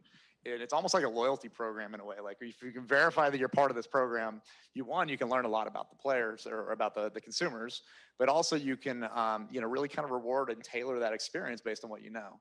And now you suddenly have this massive amount of knowledge outside of your ecosystem. You can now relate to verified ownership and verified transactions that you can really shift that experience for your product. And I think these are the things that is really going to take this to the new level. I think we haven't seen nothing yet of what's possible with this kind of technology. And I think especially within digital fashion, like the thing is right now, just this piece of cloth is just a piece of cloth, but if it's digital, it can be anything. And the thing is, maybe, even the gamification of fashion is for me like something extremely interesting. So imagine, I walk down the street and on the other side of the street is you walking and suddenly our dresses, entangle and we have to play a game to untangle ourselves. And suddenly it becomes this sort of like social interaction in which, digital, instead of it's something that is disconnecting us, it's suddenly creating social experiences where we're all connecting to each other. And AR, is just, one thing, but also gamification within games itself. There's just so many opportunities there in which we can really, there's just nothing been explored in that end yet. And I'm just so terribly excited for all of the things that we can do with that. And it's like ever since sort of this revolution has come about in the beginning of 2020, I think like I've just been extremely excited to really explore what this technology entails. And I think we have not seen anything yet. So I want to think a little bit about this idea of NFTs as a loyalty program or NFTs as interwoven. Do you all see that as something that has mass potential right now? I think I talked to my mom about an NFT. She has no idea what I'm talking about. I talked to my nieces and nephews. They absolutely know what I'm talking about. So how do you see bridging that kind of digital aptitude gap around NFTs? That's an interesting question.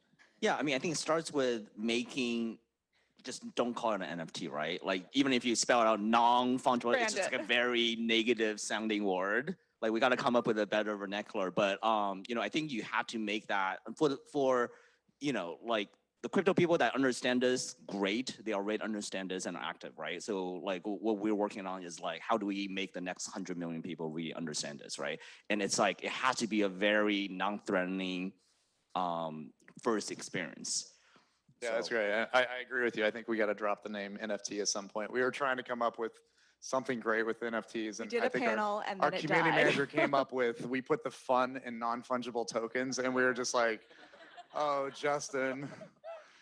But it was a good attempt. It's hard to work with that. I mean, that's, so no, I think you're right. I think it just it's about accessibility, right?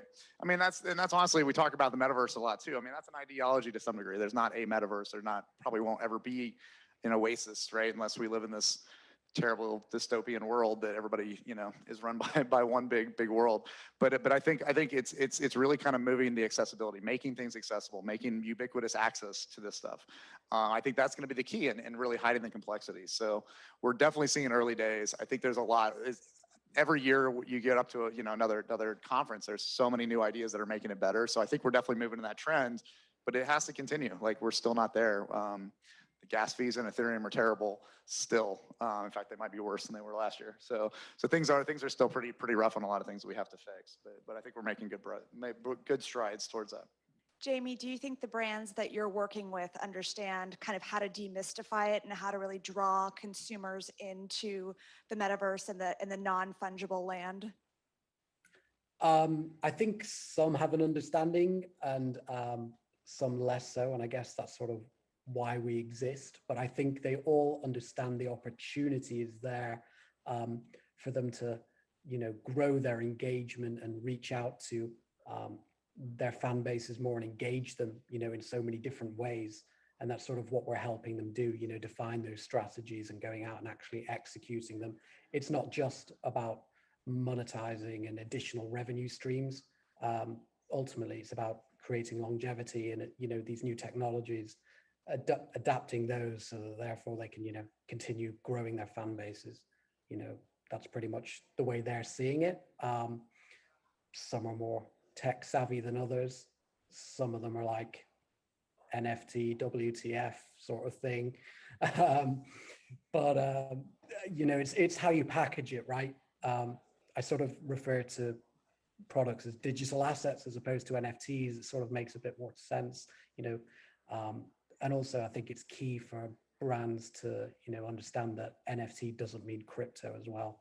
Of course, crypto is involved at times, but, some brands are wanting to stay completely clear of that, obviously from the ESG standpoint, as, we've discussed and has been discussed throughout the day, and others are, keen to adopt it. So it just completely depends brand by brand.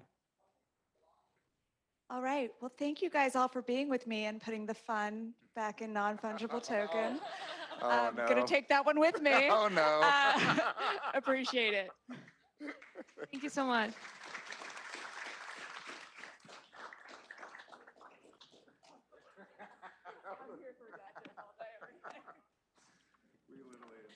Thank you, Netta, and our amazing panelists. I was having so much fun watching that I didn't make it to the stage on time. So for everyone at home, we're just going to take a very brief pause before we have our last group of very exciting two panels for the day. So please stick with us. We'll be back shortly. Thank you.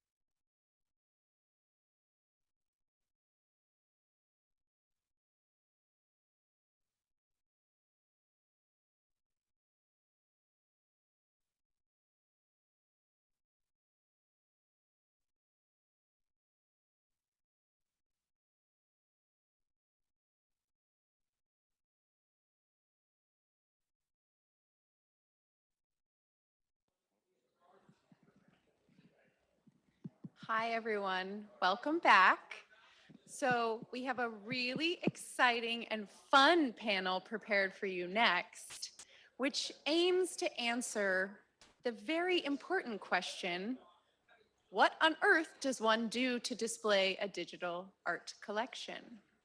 So please join me in welcoming Christie's Client Relationship Director, Christine, who is perfectly suited to help answer that question.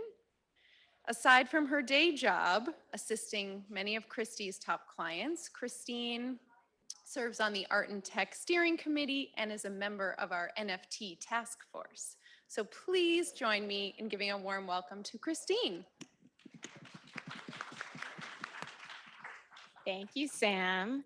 Here we go with the ecstasy of NFTs, the blank wall conundrum. I am delighted to be here with these panelists here. I think we're going to have a fantastic panel.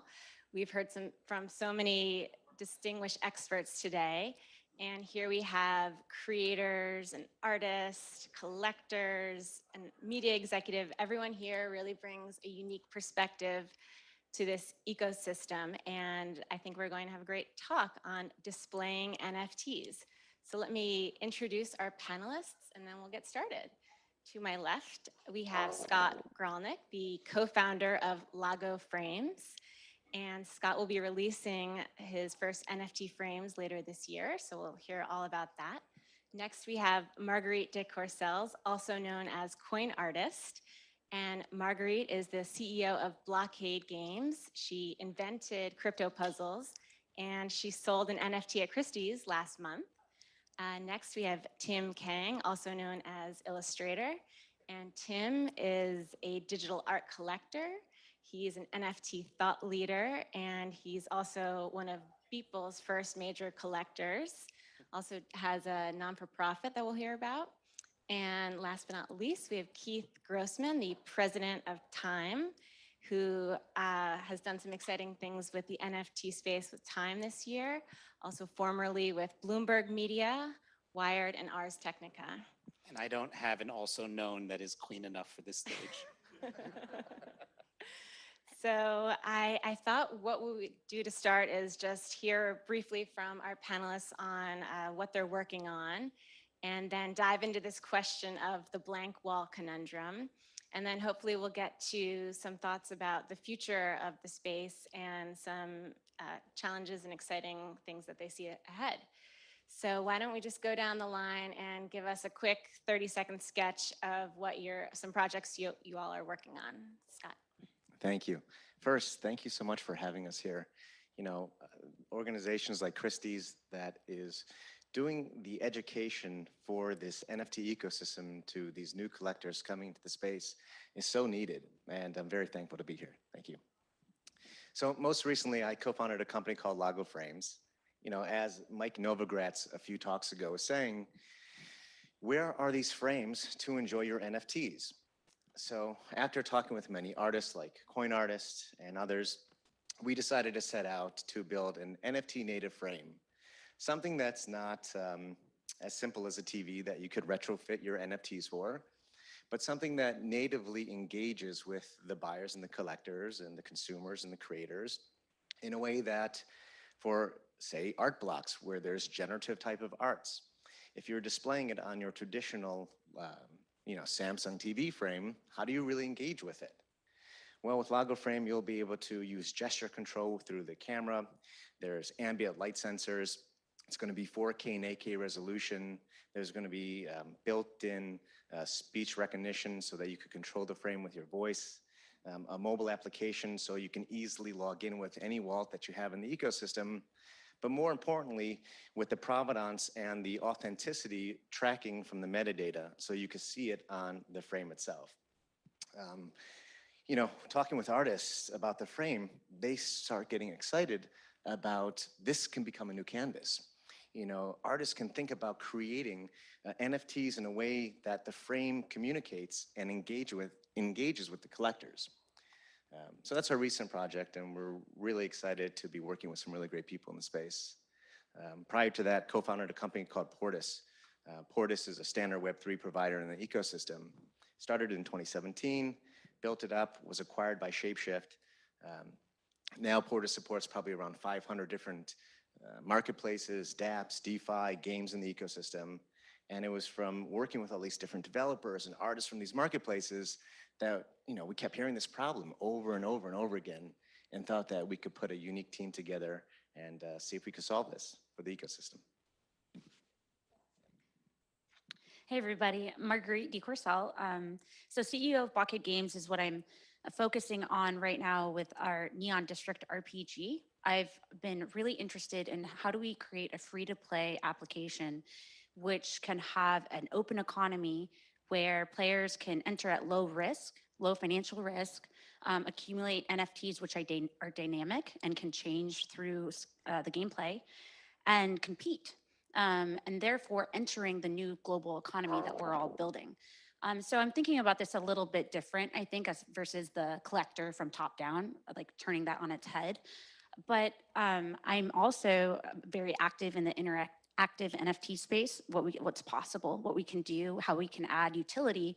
So like Scott was talking about with Lago Frames, what are these different functionalities that artists might want to explore? And how can we help them? How can we bridge creatives quicker to what's possible in the development space? There's a little bit of a gap there. So I'm working to help bridge that gap. Hey everyone, I'm Tim. When I first collected my first NFT artwork by Murat Pak, that feeling was incredible and strange. And to actually own a digital asset and feeling like you truly own it when it's displayed on a TV that's when I knew something was going to happen. And so I dove deep in. I built a charity called Sevens Foundation to help uplift artists who are very much deserving and disadvantaged. And I'm also building, I co-founded Universe.xyz, which is a fully decentralized approach to helping build tools for this ecosystem. Hi, my name is Keith Grossman. I am the president of Time. and I joined the organization just slightly under 2 years ago. I joined from Bloomberg Media. And, part of the evolution of the Time brand is happening because it's under new ownership now. Mark and Lynn Benioff, Mark being the CEO of Salesforce, purchased us as a private asset. And I'm really charged with the idea of how do we think about Time for the next 100 years, right? Everyone knows Time magazine, right? And for what it's established for the past 98 years. But, we have to think that what got us from the past, from 1923 up to today is not going to be what gets us forward. And I would say back in March of this past year, I was looking at the NFT space, and my background prior to Bloomberg Media was Wired and Ars Technica. And I just always loved this community and what it stood for and where it could go from a technological perspective, from a transformational perspective. And so what we're really working on is a multi-part crypto strategy at Time. On one end, the most visible is the Time covers that we've dropped, right? We've dropped about 10 of them. And they're very iconic and they're very interesting and they've evolved, and we've seen them evolve since the first sort of Genesis drop. On the other end of the spectrum, we're looking at the actual technology that NFT tokens and a blockchain provide as it relates to creating community at Time and subscriptions and memberships and access to unique Time experiences. And then in the middle, I would say, is what I call sort of the everything else aspect of the NFT space, which is why you see Time show up at Beeple's launch of We Knew as a curating partner. Because they're focused on moments in time, and we can look at the red border and say, like, this is a really important key moment in time.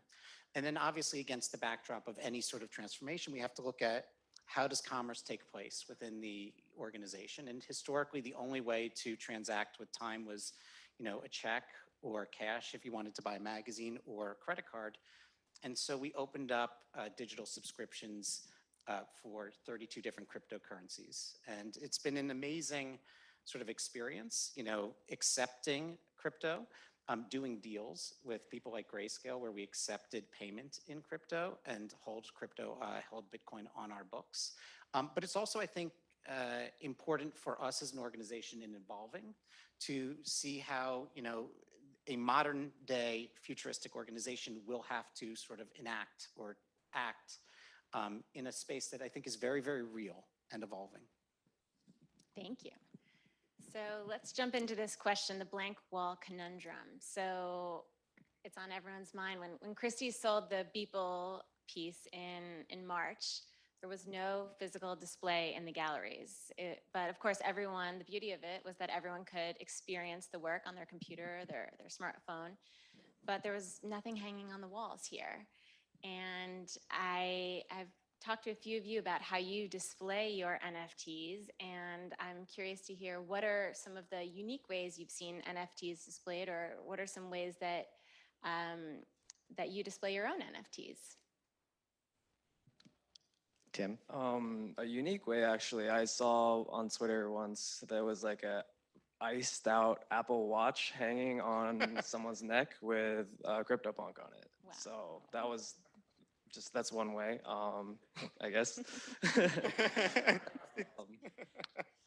But when I collected my first NFT, I really wanted to display it somehow to my friends that would come over, and so it was quite a bit of hurdles. I had to connect like a computer to my living room TV, downloaded something called desktop or wallpaper engine, and then I had to get the file, and then I had to upload it, and then set some settings. But yeah, that afterwards it was a pretty cool feeling. That sounds complicated. Yeah, it wasn't so easy. No, I mean, we were chatting earlier, and I was saying I got a manual screen, and it's a very challenging experience, right? The UI is not there, right? So like we have a situation where for the first time ever, and Scott and I were chatting about this, like the IP that the artist creates, that Misha creates, right, that others create, like is divorced from the canvas. right? And so like the canvas has a huge value and the IP has huge value. And like we're seeing where we're placing the value in the IP, but we haven't yet seen how the canvas is going to catch up. And, you know, like the experience I had was it did not work well with my mobile phone, right? So like no good syncing up. The canvas still looks like it's a computer screen, right? And that's a problem, right? Like the canvas is a really important aspect. And so, you know, you're seeing it from my perspective or from my vantage point in this space holistically. You know, MetaMask is not a great wallet. My 75-year-old Jewish mother's not getting a MetaMask in its current iteration, right? Like, she barely got on Twitter, right? So, you know, like once that catches up and it becomes seamless and everything else sort of falls to the background and it's just like, it makes sense. Let me connect this way. And the experience of just connecting a screen to, you know, your phone to your wallet is turnkey. Like then it becomes a like next level, just about. But right now, I mean, like I'm not cool enough to have a, you know, Apple Watch around my neck, but like I show everyone my NFTs on my phone or on my computer screen, right? And it's limiting, but you know, to the same fact that what Tim said, there's a huge satisfaction, like when you believe in an artist or you believe in a creator and you own one of their pieces. And this space, you know, like that is pulling me forward until the technology for display catches up. Apparently later this year with Lago. Yes. And so I think there is something I'm hearing from all of you is that there is something inherent that you want to be able to see the NFT. I mean, maybe not always, but that there is some human need to be able to view this art. And so actually let's hear from Scott on what are you working on? What's the success look like for Lago frames, and what are some exciting things that NFT frames can do that a traditional canvas can't do? So I think there's 3 parts to that question. Yeah. We're trying to focus on the creators, the curators, and the collectors. For the creators, we want to make sure that we optimize their artwork to their truest expression. So with a lot of marketplaces today, they have to downsize their image quality to be fitted into the marketplace. And we want to be able to open up the frame itself so that our APIs can be used. So if like what BT did for his first drop a few weeks ago or maybe a month ago, where depending where you opened up his work around the world, you saw something different based on the time, the location.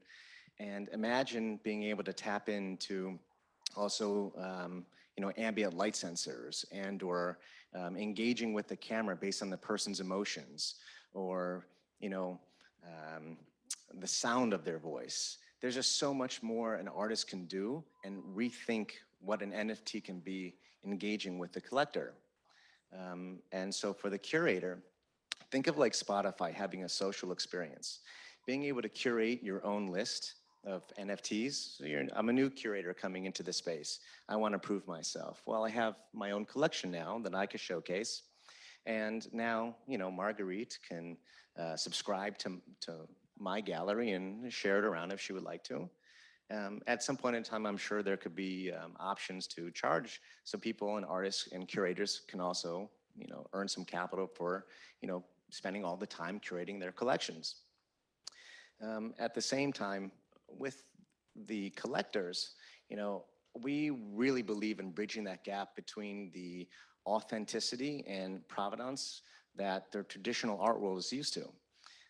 And we've built something that enables you when you log in with an email and password. You don't have to worry about blockchains and tokens and setup. It's literally an email and setup and go.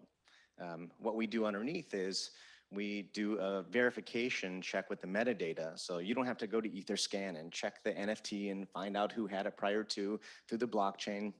What you'll be able to do by choice is say, hey, I want to show that I actually own this piece.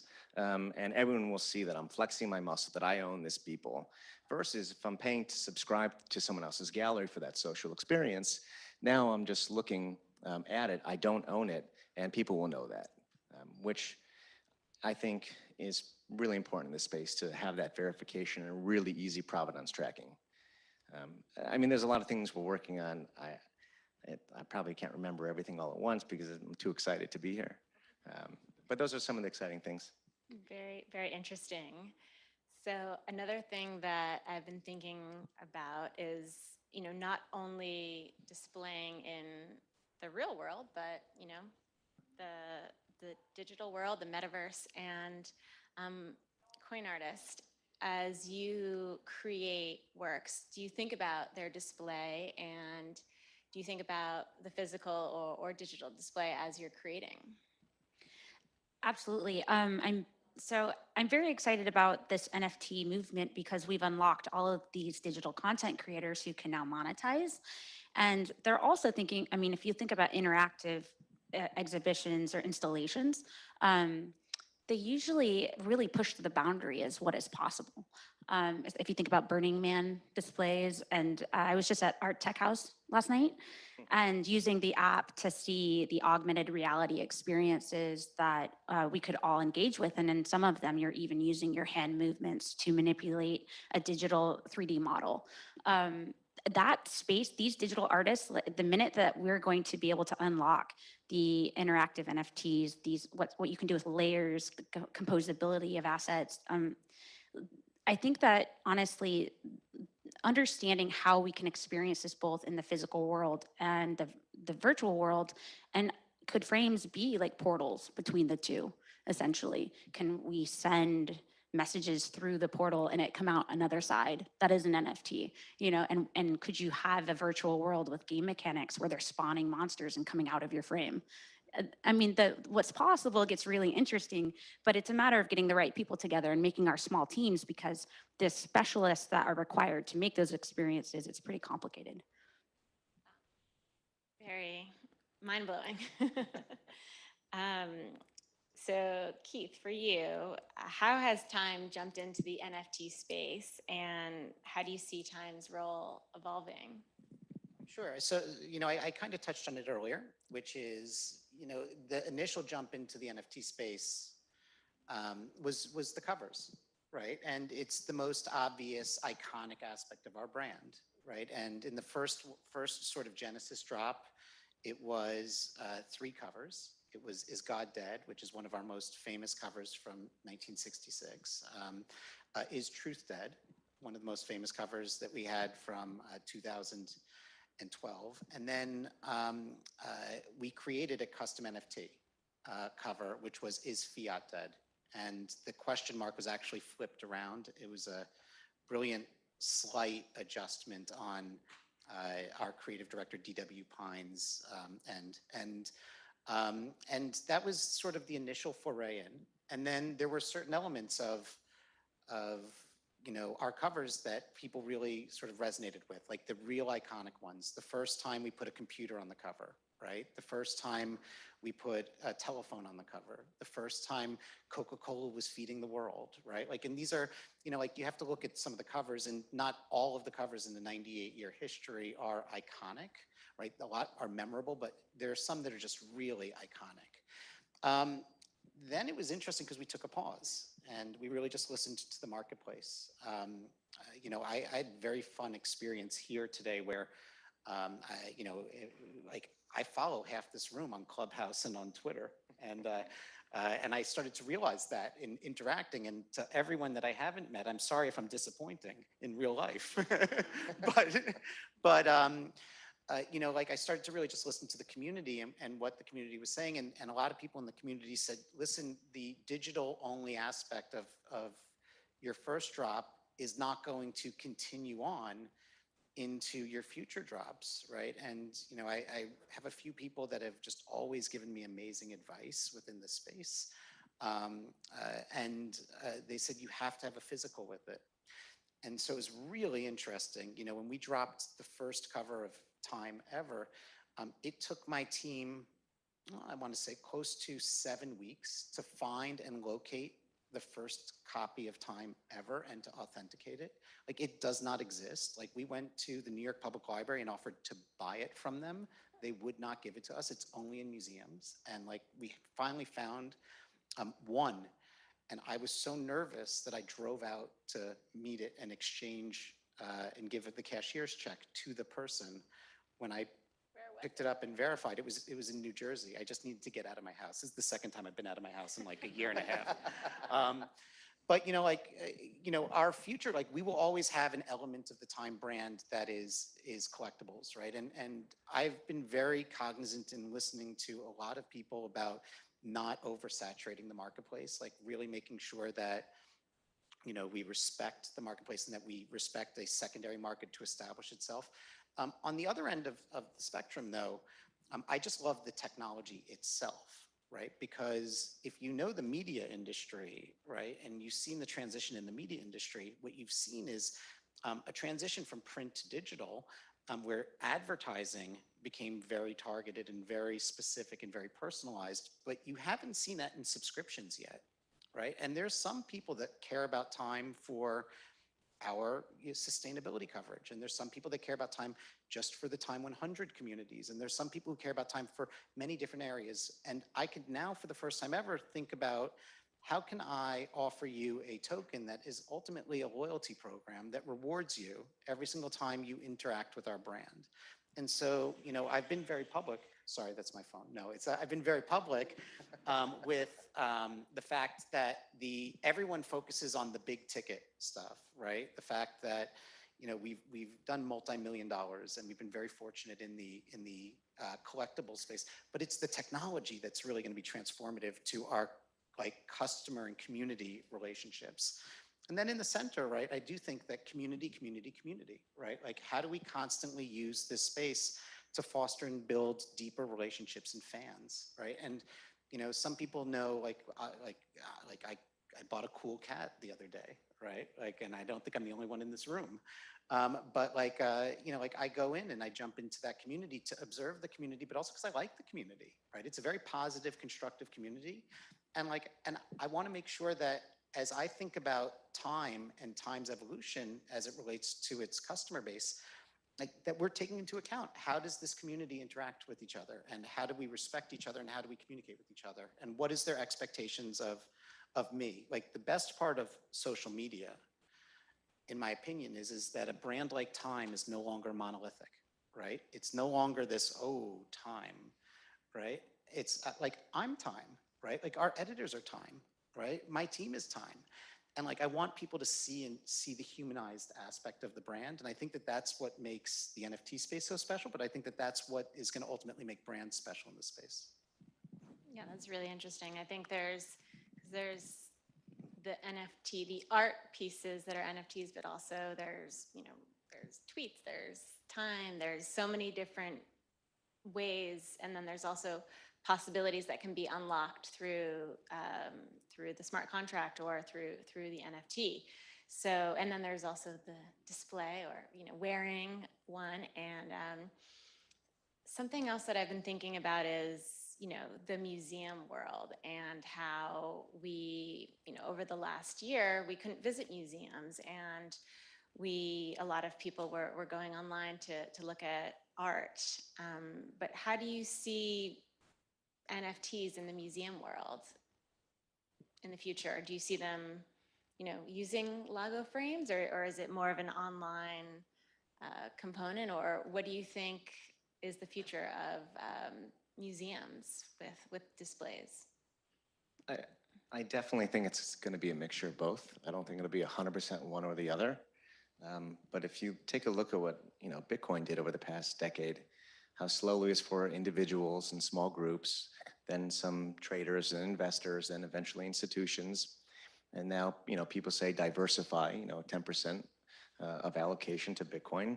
I think what collectors in the traditional art realm are going to do is eventually diversify their portfolio into NFTs. Imagine going to a gallery and being able to purchase right off the frame the art piece that you wanted, the NFT, the minted works.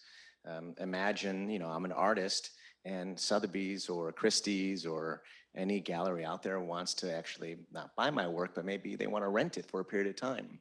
Well, now through unique frames, they can rent the work, and maybe they want to charge based on how many eyeballs have viewed the pieces of work, and using a smart contract can pay the artist. So I definitely see Lago frame or any other frame that comes into the ecosystem mixed in with the traditional art world. Very interesting. Anyone else?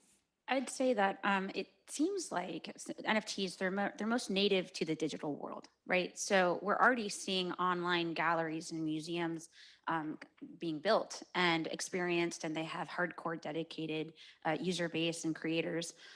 I guess I see a future in which we have these curated wallets that we can almost spin up our own unique metaverse that's virtual, that can be explored, and then be able to explore others in that capacity. And then you'd be able to know, like, this was collected when and why, by who. And as an owner of this curated collection, I could put additional information there so people could come experience it. I guess I feel like we will see a big movement towards decentralized, all on the blockchain experiences, and at least the attempt to. And it's going to be high friction for a long time. And that user base will probably stay very small but dedicated. But eventually, I think that there will be some really neat experiences that can't really be replicated in the real world. Being able to showcase those experiences in a more in-depth way than what's possible in the physical space. Very cool. So I have a question for you, Tim. Since you were one of Beeple's first major collectors, how did you discover Beeple? How did you learn about him? So after I actually collected my first piece by Murat Pak, he had reached out and showed me kind of what he was working on. And he created a physical display that was attached to an NFT. And it was it was really special because I thought that it was a necessary component for people to start understanding what an NFT could be. I think we all like something tangible to kind of like represent something. The NFT is it's very digitally native, so to grasp that there is something physical there was what I thought would be able to start communicating to the world that something there could be more to it. And so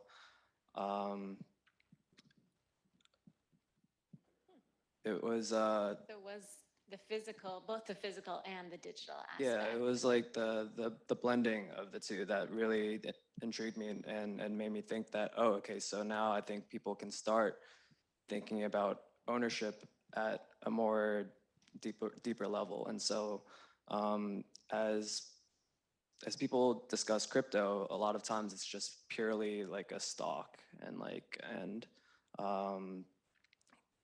that's kind of it.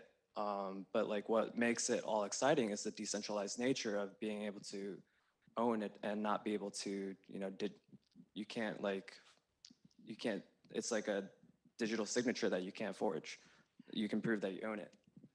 So can I reframe this conversation for 1 second? Because I thought it was really interesting. No, Keith, you can't. Fine, I'll just sit here quietly.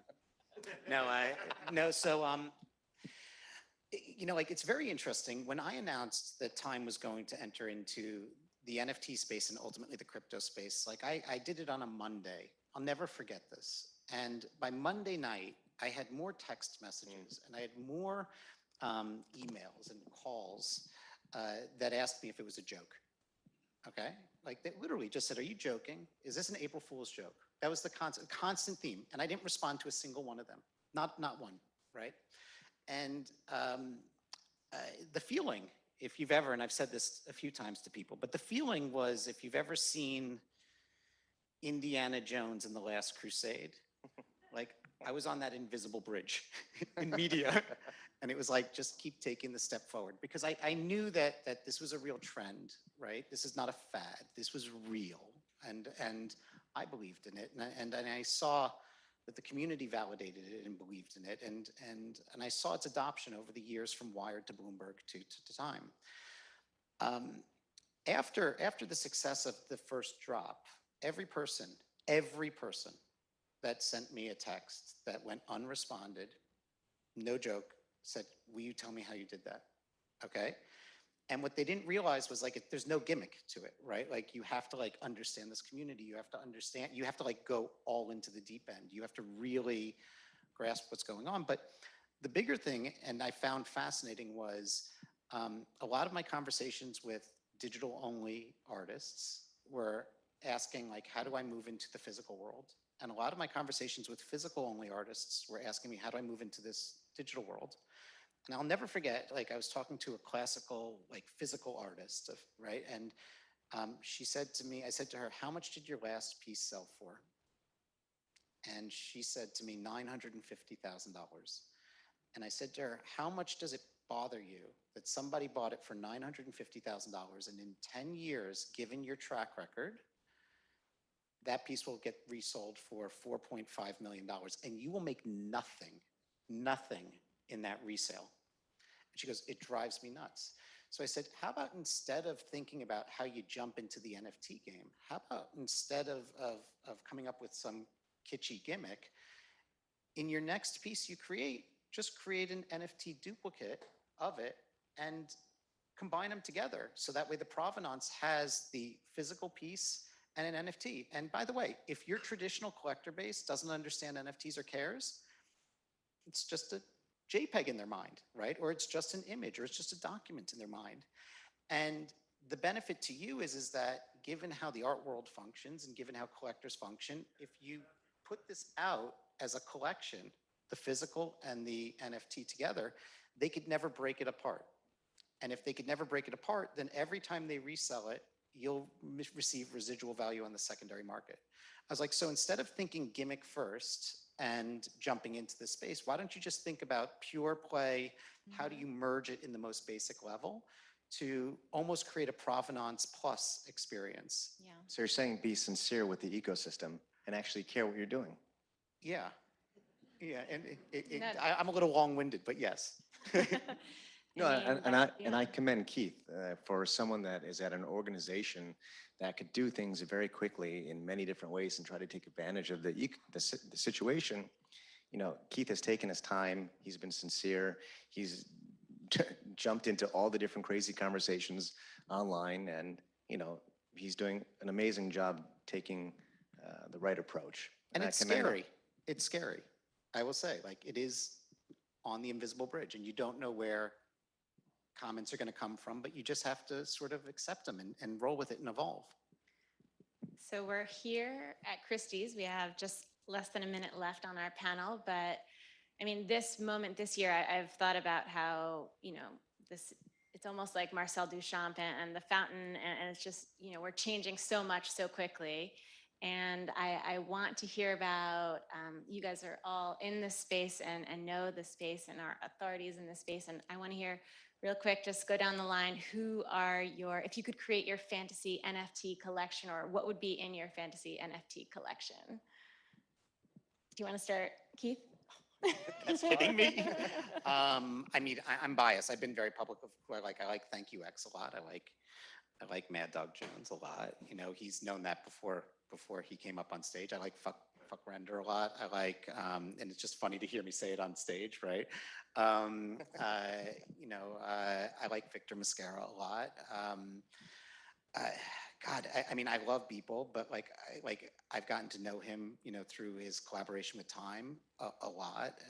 But you know, like, I love being surprised quite a bit, right? You know, when I saw JN Silva earlier today, half this floor saw the moment that I realized that was JN, right? And it was like in real life, JN Silva. And I was like, oh my God, I follow you and I love your work. So like the thing that I like about the space is it exposes me to so many artists that I just never would otherwise come across. And that's what has me addicted. All right, let's hear from everyone else. I know we're almost out of time, so By just the way, if quick. Tim talks, it moves markets. So you have to be careful with this. No, I hope you're all writing this down. I want to see an NFT that a community builds together, splits all of its profits, and constantly evolves. I don't know. Love that. That's it. So I'm actually a pretty hardcore fan of Josie Bellini, and I'm really excited for what she's been working on, and I want to own a lot of it. A mixture of all of theirs, except for I would add a coin artist piece into my collection. Me too. Yay. It's awesome. Thank you all so much. So informative, So fun, and can't wait to hear from the rest of the panelists. Thank you. Thank you. Wow, thank you, Christine, and all of our panelists so much. Clearly, I will be adding those artists to my NFT collection.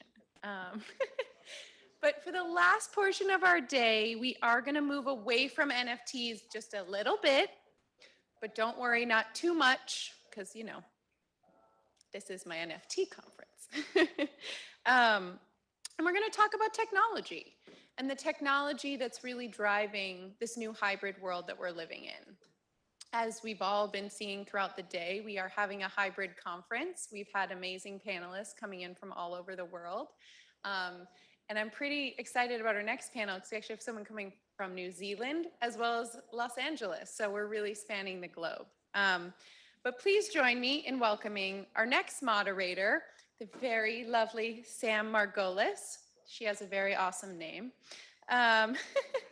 In addition to her name, and everyone please come on down, Sam has a tremendous knowledge of this space, of the e-commerce world, of digital media strategy, and she's been hugely influential in Christie's ability to kind of bridge this gap of the hybrid world. So I know she's going to lead a fascinating discussion.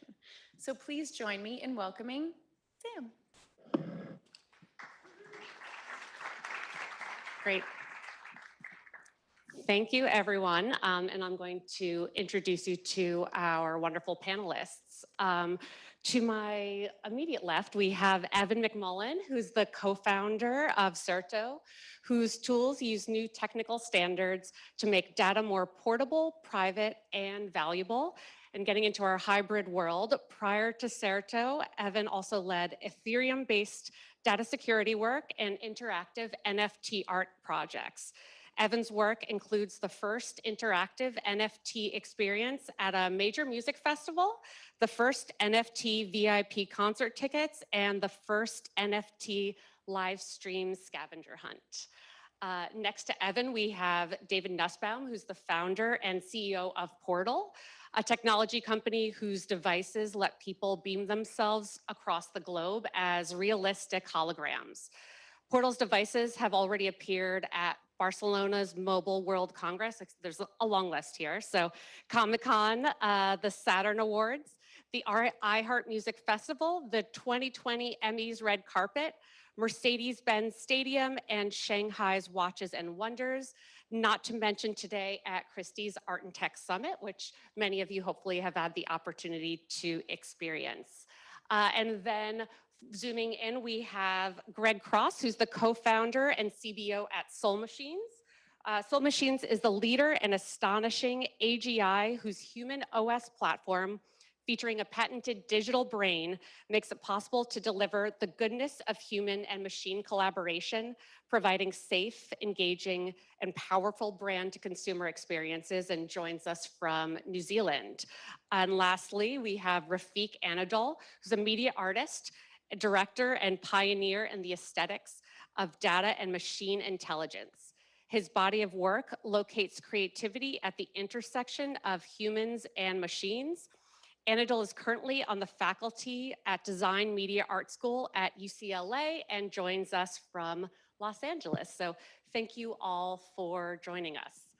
I'm going to start off, I think over the past year, everyone has gotten a little bit sick of hearing about hybrid and Zoom fatigue, and that's what we think of when we think of the intersection between hybrid world, intersection of physical and digital. So I'm gonna start with you, David. Could you tell us a little bit how the hybrid world comes into your practice and what's beyond Zoom fatigue? Yeah, thank you. Yeah, thanks for having me here.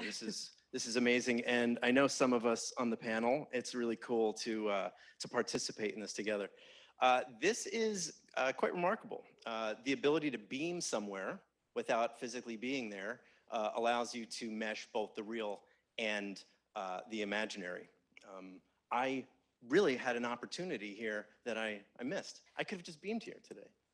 Instead, I took a 6-hour flight, very expensive flight, right? Now I'm here. It's great to see everybody, but it's a world we're living in right now with coronavirus and with a lot of other issues, having the ability to be in your living room or be in your office and hit one button and materialize in not just one room, but multiple rooms at the exact same time, with the ability to completely interact with the rooms that you're being beamed in front of, is what Portal does, and that's how we're meshing both the real and the fantasy. Great, thank you. And I'll pass it to Evan, our other in-person panelist. Sure. So although much of my work starts down at the protocol layer, in order for us to enjoy it, it has to be expressed all the way up at the application layer where we can see it, touch it, feel it, interact with it. And so what that sort of hybrid experience looks like from an NFT perspective very much relies on what interface you're interacting with. In our last panel, we heard all about display and the way that these surfaces can help us visualize these assets.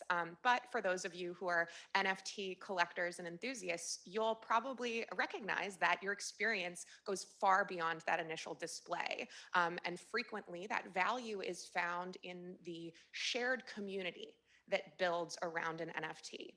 Typically, those communities find a home on Twitter, on Discord, but the collective lateral interactions between all these enthusiasts around a given asset really makes for an odd pairing, because the in-person experience of the NFT is really talking to other human beings, and the NFT is just an excuse for you to gather around it.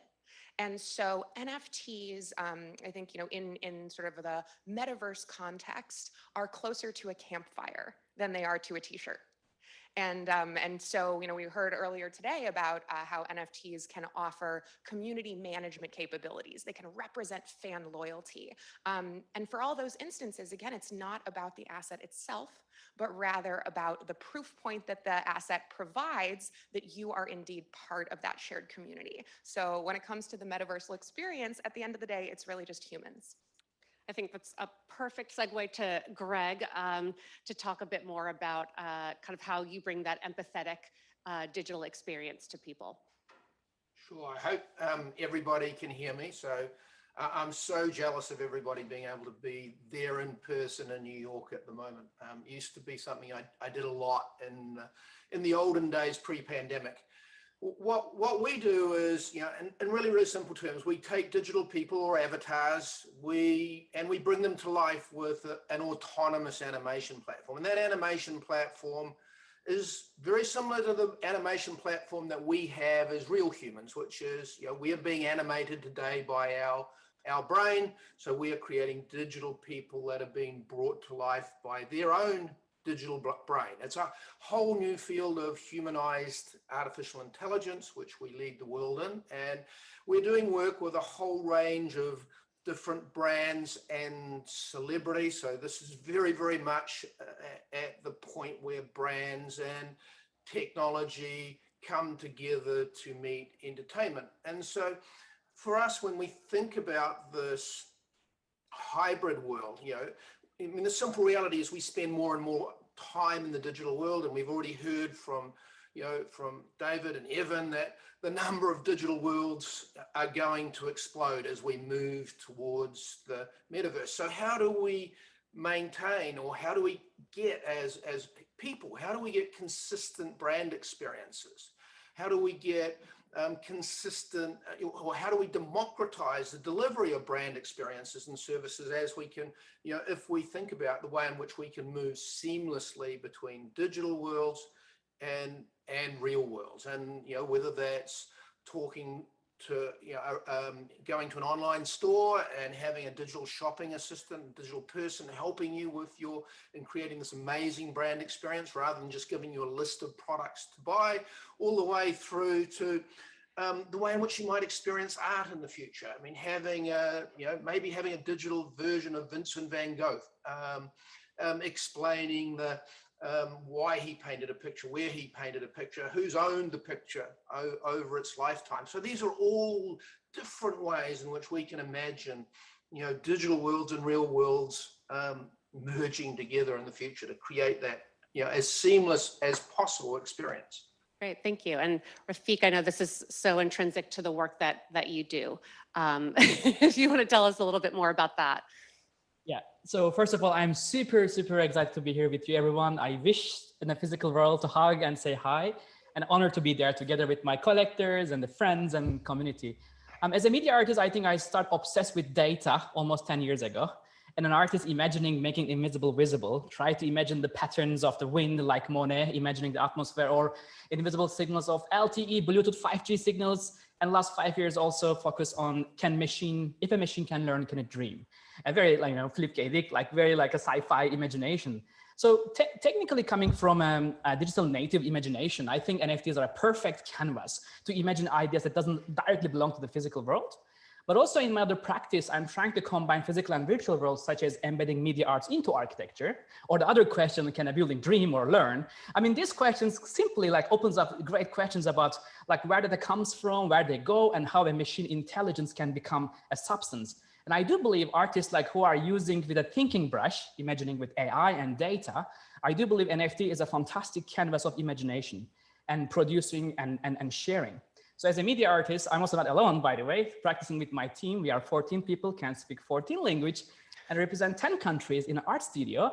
I think following the Andy Warhol's and many others inspiring studio practice. So the NFTs also creates a collective income and other like levels of imagination. So I think the imagination and the amount of quality in distribution and sharing is a fantastic NFT world. So I'm deeply grateful for the collectors, for the friends around the community that allows us to imagine and practice together.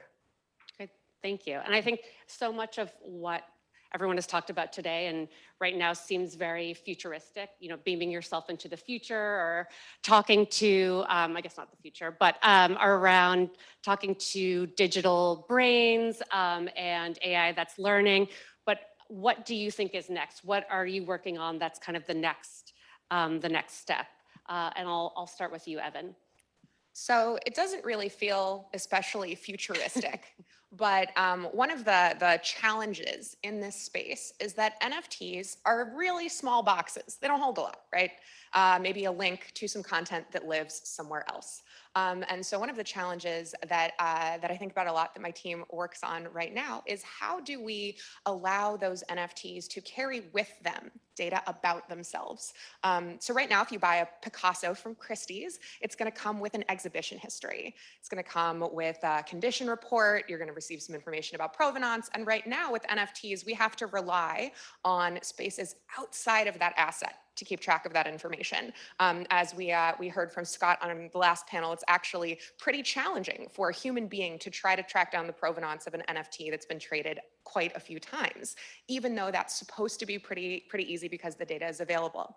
And so allowing an NFT to aggregate data about itself from different individuals, from, let's say, your friend borrows your NFT, you sell it to someone else, both of those transactions should be documented in the history of that asset. And so one of the things that feels a little normal for most artworks, but is new for NFTs, is the ability to create a data taxonomy around their existence that is parallel to or can talk to the language that we use in the fine art space also. And this also comes down to the identity of the artist as it relates to the work. So right now, NFTs don't really have a way for an artist to sign their work. In fact, when you look from a technical perspective, many of these artists aren't even represented at the code layer. The only information about their person and their involvement is stored in some human readable data on a server owned by the platform that sold it to you. And so if that platform disappears, so too does the human readable information about that NFT, depending on the platform, depending on the way that it's stored. But earlier in crypto history, we saw that the Loom network went up in smoke, and with it, all the NFTs that relied upon that technology. And so we are working hard to allow NFTs not only to carry that external data, but also to include things like the signature of the artist, the identity of the artist, as well as some of the contextual data about it, how the piece came to be, perhaps additional pieces of metadata or images, video of its act of creation. So we are trying to catch up with the kinds of data and context that we take for granted with things like sculptures and paintings. And then I'll pass it to Rafiq if how those things are impacting you and kind of what you're working on next. So actually, currently, like literally 3 exciting ideas going on, of course, thanks to the blockchain and its imagination. So one of them is actually, for me, data is not a bunch of numbers. Data is a form of memory. I think we are leaving traces behind us, and archaeologically, anthropologically. And at the moment, actually 3 years ago, I was able to record at the moment of remembering from the EEG data.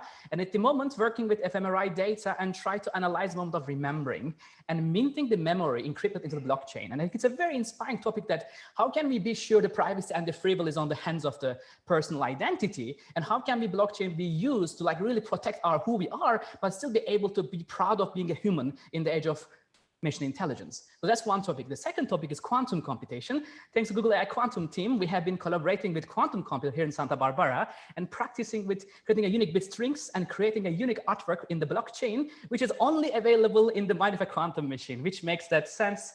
So the people maybe remember whoever it's minerals interpretation. Whenever a quantum physics computation may happen, there's a potential to open a new universe. So the idea is, can blockchain produce new narratives in the hands of science, art, and technology? And lastly, can data become a pigment? It's still a big question, but maybe blockchain can allow us to imagine a pigmentation of data from the metadata, of course, a living being artworks. And as Tim said also, can collective consciousness, memories, and dreams survive in blockchain is my current studies and research. I think that also goes well, Greg, with memories and personalities within within machine learning. So what kind of, how does that impact what you're doing, and what's the next step for Soul Machines? Sure. So we spend a lot of time thinking about this world of empathetic experience.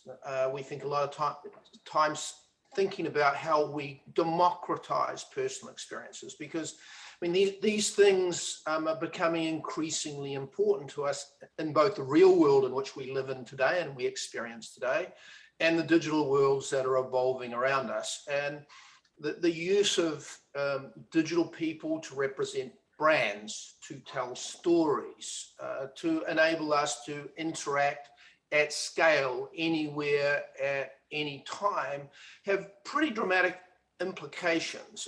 It means, some simple examples. It means, some of the stuff we've done in the last 12 months, taking a huge, massive consumer brands like Procter & Gamble and Nestle, both of whom are organizations that we work with, and enabling them to have digital people at scale that can deliver brand experiences. You want to go learn how to bake chocolate chippy cookie better on a one-on-one basis with your own personal coach. You can do that today. You want to go and find out, this is a project we did with the World Health Organization. You want to go and speak to Florence about the fake news and the mythology around COVID-19, you can speak to Florence in 6 languages already.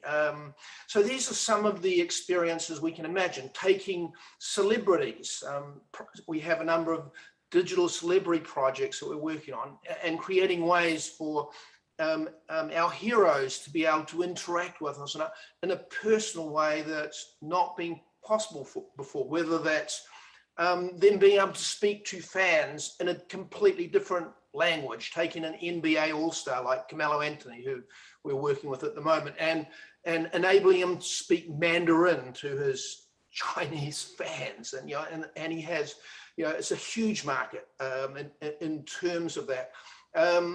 Digital people love digital people because they don't judge us. So much of the personal experience that we have is driven by that tiny voice in our head, which makes us fearful or worrisome or stressed about something. Digital people don't judge us. So there's real opportunity to impact some really important fields of the way in which we feel about ourselves and we feel about things that are happening in the world. And I know also, David, you've have some celebrity digital clients as well. So what is Portal working on next? Sure. I was inspired in 2012 when I saw Tupac rise from the stage at Coachella. And I'm sitting there and I'm watching this man who passed away 10 years before he materialized in front of tens of thousands of people. I'm like, wow, am I going to get a chance to see Tupac perform even though he's no longer with us? He's a posthumous performer. So I got into holograms right after that. And one by one, we just started signing up all of these late legends to posthumously perform. We were bringing the dead back to perform in front of sold out cities around the world. It wasn't until I started beaming the living, right? That's when things really started to click for me. We sent Jimmy Kimmel to the Country Music Awards from Hollywood, where he couldn't physically be and perform in 2 cities at once. Now he was able to do it. Sent Jack Black from a studio in Beverly Hills. We beamed him to Madrid so he could be at a Sony press junket. More people were paying attention to the holograms than of the real people. We did this thing where we beamed an artist into multiple locations, and there was statistics that showed more people filmed the artist on the stage as a hologram than as the real person on the stage. More social media attention, more eyeballs, everything was being shared. The hologram is being shared more than the regular person. So when I started Portal, I knew that we were onto something. And one by one, we would reach out to these artists. Like, why bring them back? Let the artist have say in who he or she performs in front of. Like when you bring Tupac back, when you bring an artist back, it's not the artist, it's the estate that granted that, performance. It's not really Tupac or Whitney Houston or Michael Jackson grabbing the microphone. It's a CGI or it's a body double with, special effects. So why not allow the artist the ability, take his or her own estate back, right? It's me. It's not this CGI. So that's what we started to do. And yeah, one by one, we started watching artists perform. Most recently, we beamed Sean Diddy Combs out of his Malibu, out of his Miami mansion, so he could perform in Malibu at his son's birthday party. He couldn't be there. COVID was an issue. He wasn't going to travel. He couldn't be there. You could beam there. And so one by one, we just started doing that, and it's really started to take off.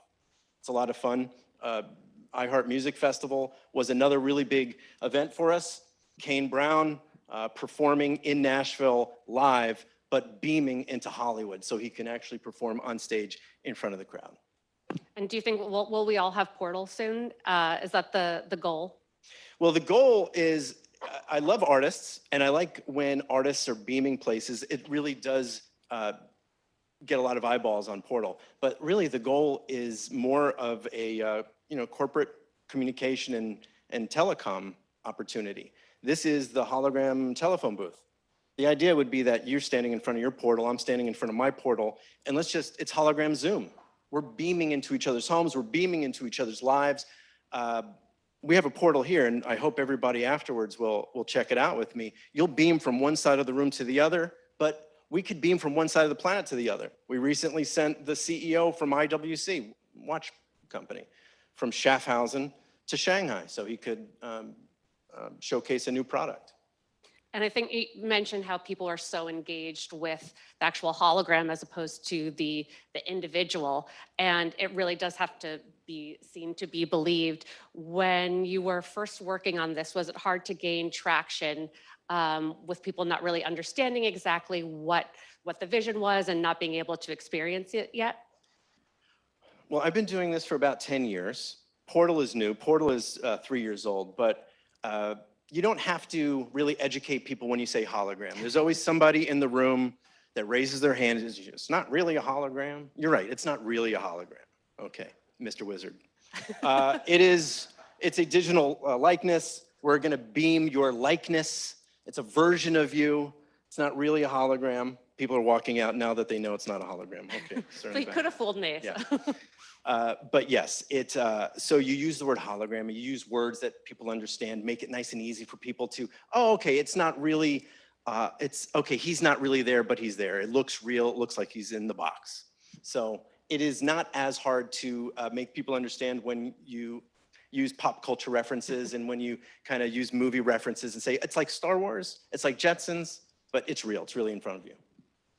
I think Evan, I can certainly say that a lot of people have only become recently familiar with NFTs and a lot of the work that you've been spending a long time working on it. It's not new to you. Has that become a challenge, or have you noticed really the pace quicken to gain traction with the ideas that you're working on? I definitely think that those of us who feel confident in the Web3 and blockchain space have seen an intense uptick in the amount of contact that we receive from our friends, our family, that girl in our math class from high school. Anybody who can slide into your DMs is sliding in and asking, what's an NFT? How do I get crypto? Where do I start? And so although that's extremely exciting, it's also kind of a daunting task. Like being the shepherd for a person into the new internet and metaverse is a daunting thing to undertake, because it's a great responsibility trying to explain to someone why key management is going to be really, really important. And so what's really exciting about this opportunity is also the ability to focus on just how welcoming and inclusive this space is. So from my sort of day job and focus on technical standards, our goal is to try to circumvent some of the technical challenges that we interact with today. Meaning that, it's kind of weird to me that we're all kind of protocol fetishists, right? We use the internet all the time. We use Zoom all the time. We don't talk about TCP/IP. We don't talk about HTTPS. Could you, for the uninitiated, could you, break down acronyms? So the basically, don't worry about the acronyms, just the underlying rails that allow packets of data to get from me to you. We use applications every day, like Instagram, like our email, and we aren't particularly concerned with the how. But in the blockchain conversation, I think the desire to understand the blockchain part is really, daunting and challenging. And so by creating tools that are friendly to human beings, that allow them to identify themselves and interact with others in Web3 space, that's a pretty sweet spot. Because you can get everybody from my mom, who's now staking ETH, thank you Coinbase, to the groups of high school girls who I mentor, who are getting up and running with their very first NFTs, NFT projects on testnet right now. So anyway, for a short question, I know that's a long answer, but it's a delicate and an exciting job that I'm sure many of us in this room are doing now. And so that is part of why I love teaching. And I'm also working on a book that helps to explain a lot of the jargon and language that we're all comfortable with, but might be daunting for many others. Absolutely. Appreciate that. Because I will definitely read it. Greg, also, your digital people certainly are something to experience. Your digital spokeswoman is also Sam, and she was really excited that we had the same name and told me how great of a name it was. Obviously, other Sam and I agree. But when you were starting off explaining that and the digital brain to people, was that a challenge? I know you have a lot of experience in the tech space. Yeah, I mean, look, it's like most tech stuff, whether you're talking NFTs or even some of the acronyms that Evan just threw at us, which I think I remember them, Evan, but neuroscience and brains and digital brains. I mean, we don't even think about, the way in which we're animated ourselves, because our brain is just such an integral part of who we are. How we feel as being, at any point in time, how we react to what we hear, what we see, the emotional responses, our behavior. I mean, it's all being generated by our brain. So this has been a fascinating journey for us, and some amazing scientists, my co-founder, Dr. Mark Sager, who had an incredible career in Hollywood working on the animations of some incredible movies. How we start to think about the way in which we get digital people to behave and be interesting to real people to interact with us. Just as David said, you create a portal and you take somebody from another venue. People are more interested in the digital portal, the digital version of the person, than the real person, because because there's so many new aspects to this. There's so many different aspects to it. So for us, it's a real, we've had to learn how to explain this. A digital person sees and hears and feels, in the same way that you can see and hear and feel. And we try, obviously when our digital people, they represent big brands. So, they have to stay within the guide rails of the brand and the product knowledge. You walk into your favorite store in New York and, unless you know the person really, really well, you don't expect to talk to them about the baseball game or the football game last night. You expect to talk to them about the product and the service. So these are all different aspects of creating this type of relationship, this level of empathetic engagement that we talk about as we move from the internet world that we have today, these flat 2D screens, and into the world of 3D and holographs and the 3D internet, which we're now starting to talk about as the metaverse, and how what will be the utility of digital worlds for us.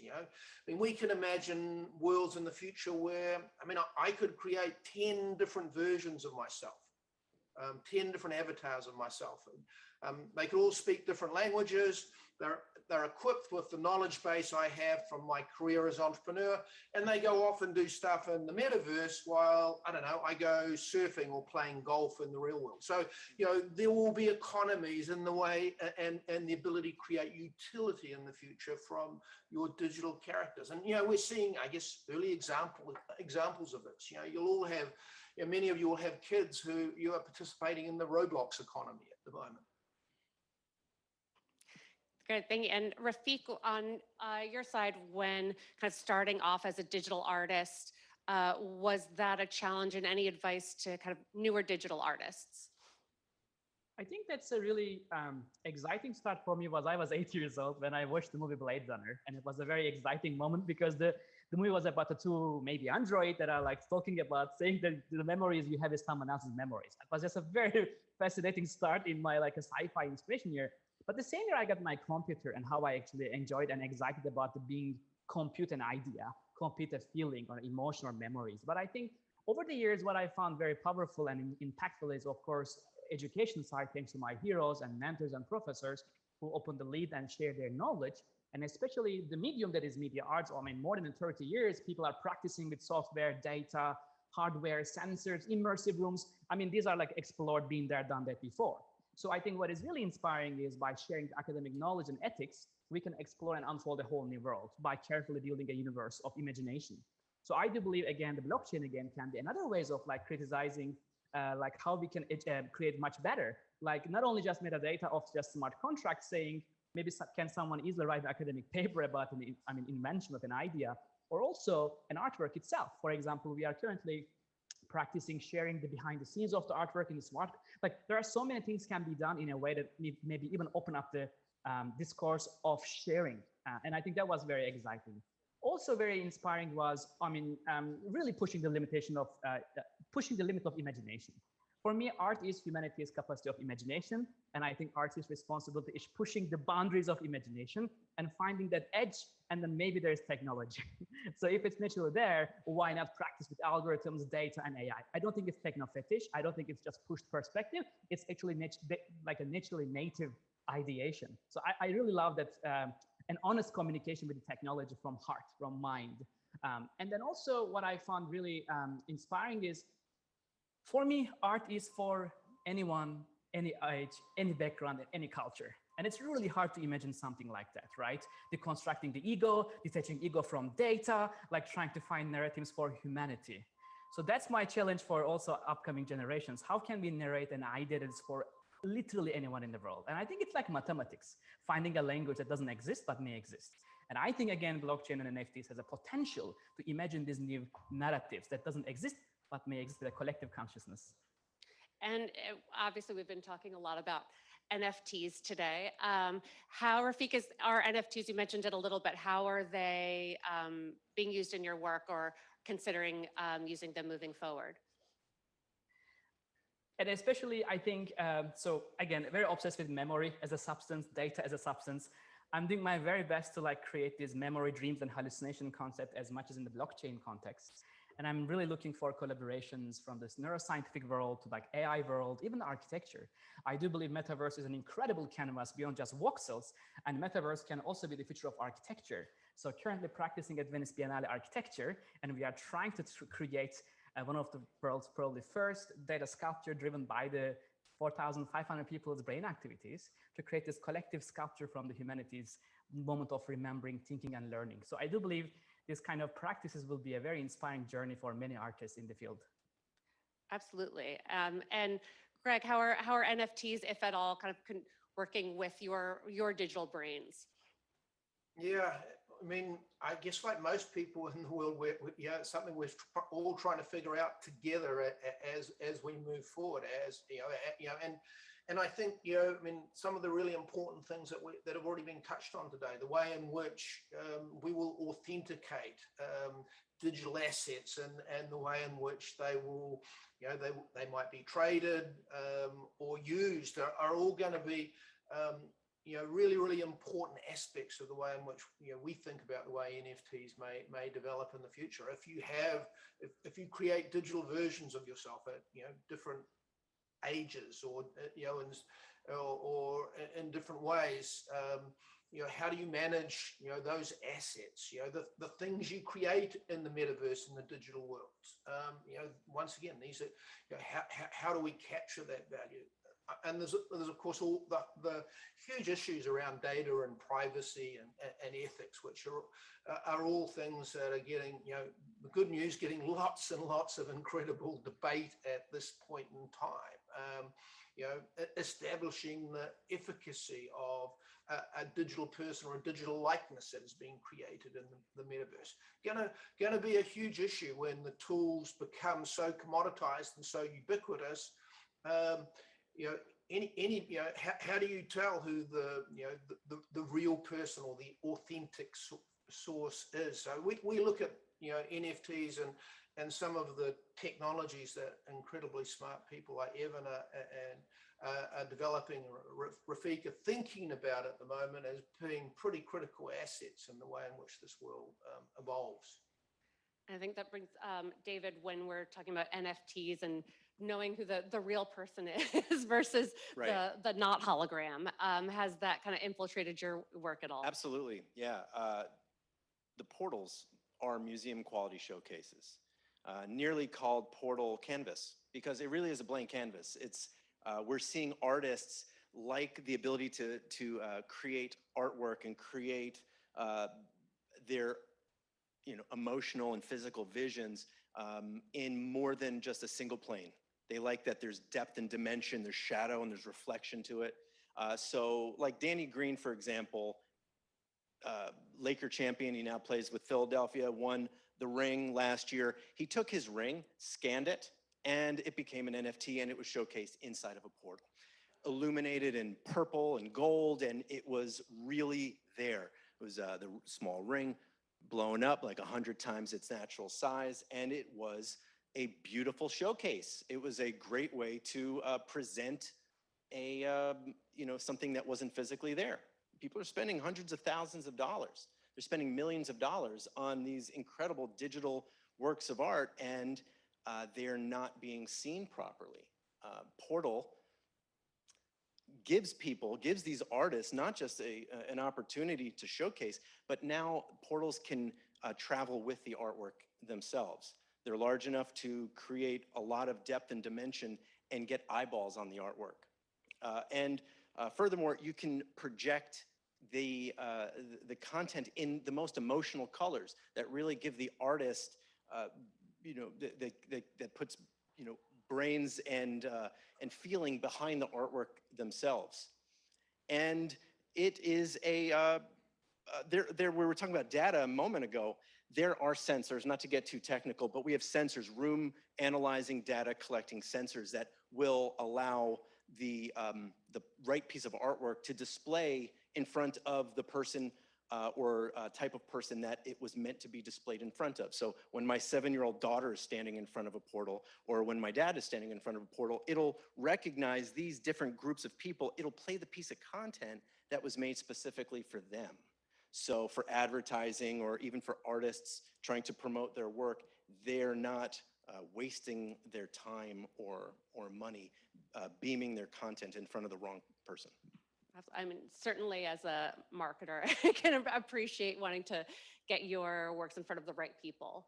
And Evan, obviously NFTs are everything that you do, but not everything, but a large portion of what we've talked about today.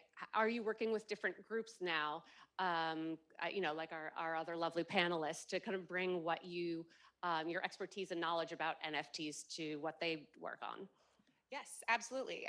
The fun thing about blockchain is that it is never a single player game. You have to have a bunch of friends for it to work. And so the fellow experimenters and explorers that we collaborate with regularly span from artists that we would recognize to folks like American Express, smart city infrastructure organizations, the University of Colorado cybersecurity program. Turns out if you are trading in digital assets, there are a lot of roles for those in both the actual operations of businesses to the sort of enjoyable recreational fun of an aesthetic experience or festival. So what I am especially excited about is, I think one of the panelists mentioned it earlier, is for the disappearance of the word NFT. And for us to stop thinking about how it is constructed from a technical perspective, and for these assets to invisibly sit underneath the hood of the experiences that we enjoy as human beings, to be able to simply interact with the space around us, to have it respond to us, and for that exchange to be intermediated by the assets we're here to talk about today. Great. Thank you so much. And I think we're just about out of time. So I'll say any final thoughts from our panelists. But thank you all so much. This has been a pleasure.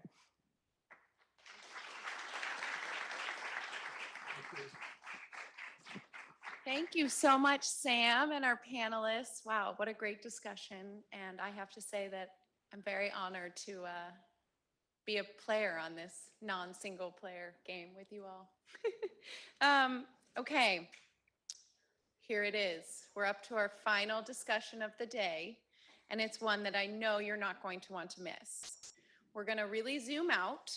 We're going to think big picture, and we're just going to talk about innovation, the innovation cycle. And of course, we will have to relate it back to, I'm sure you can guess, NFTs. I'm very delighted to welcome our moderator for this panel, Matt Rubinger, who is Christie's Head of Corporate and Digital Marketing. Hi, everybody. Matt has led many of Christie's most important innovation projects, which include, but are certainly not limited to, our work around client experience, virtual auctions, and the big one, the website. So I know he will be an amazing moderator for this panel. Please join me in giving a very warm welcome to Matt. Sam, thank you so much, and thank you for moderating this entire day. It's been great so far, and we have the honor and challenge of being the very last segment in advance of an open bar. So we will move through this swiftly. As Sam said, I am the head of corporate and digital marketing, which is a bit of a mouthful of a title, but basically what I focus on is our brand and corporate positioning and digital innovation.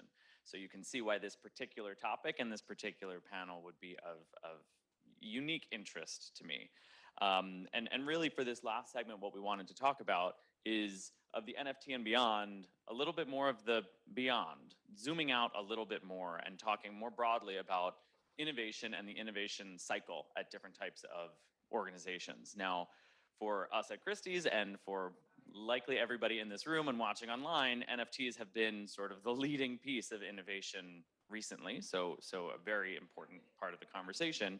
But in addition, what I wanted to talk about is whether or not innovation was top of mind for you personally or for your organizations before 18 months ago. As of 18 months ago, it certainly has been for all of us. It's the biggest thing that we've learned. So together with these three incredible panelists, they will help us to facilitate that conversation and really talk through innovation cycles at different types of organizations.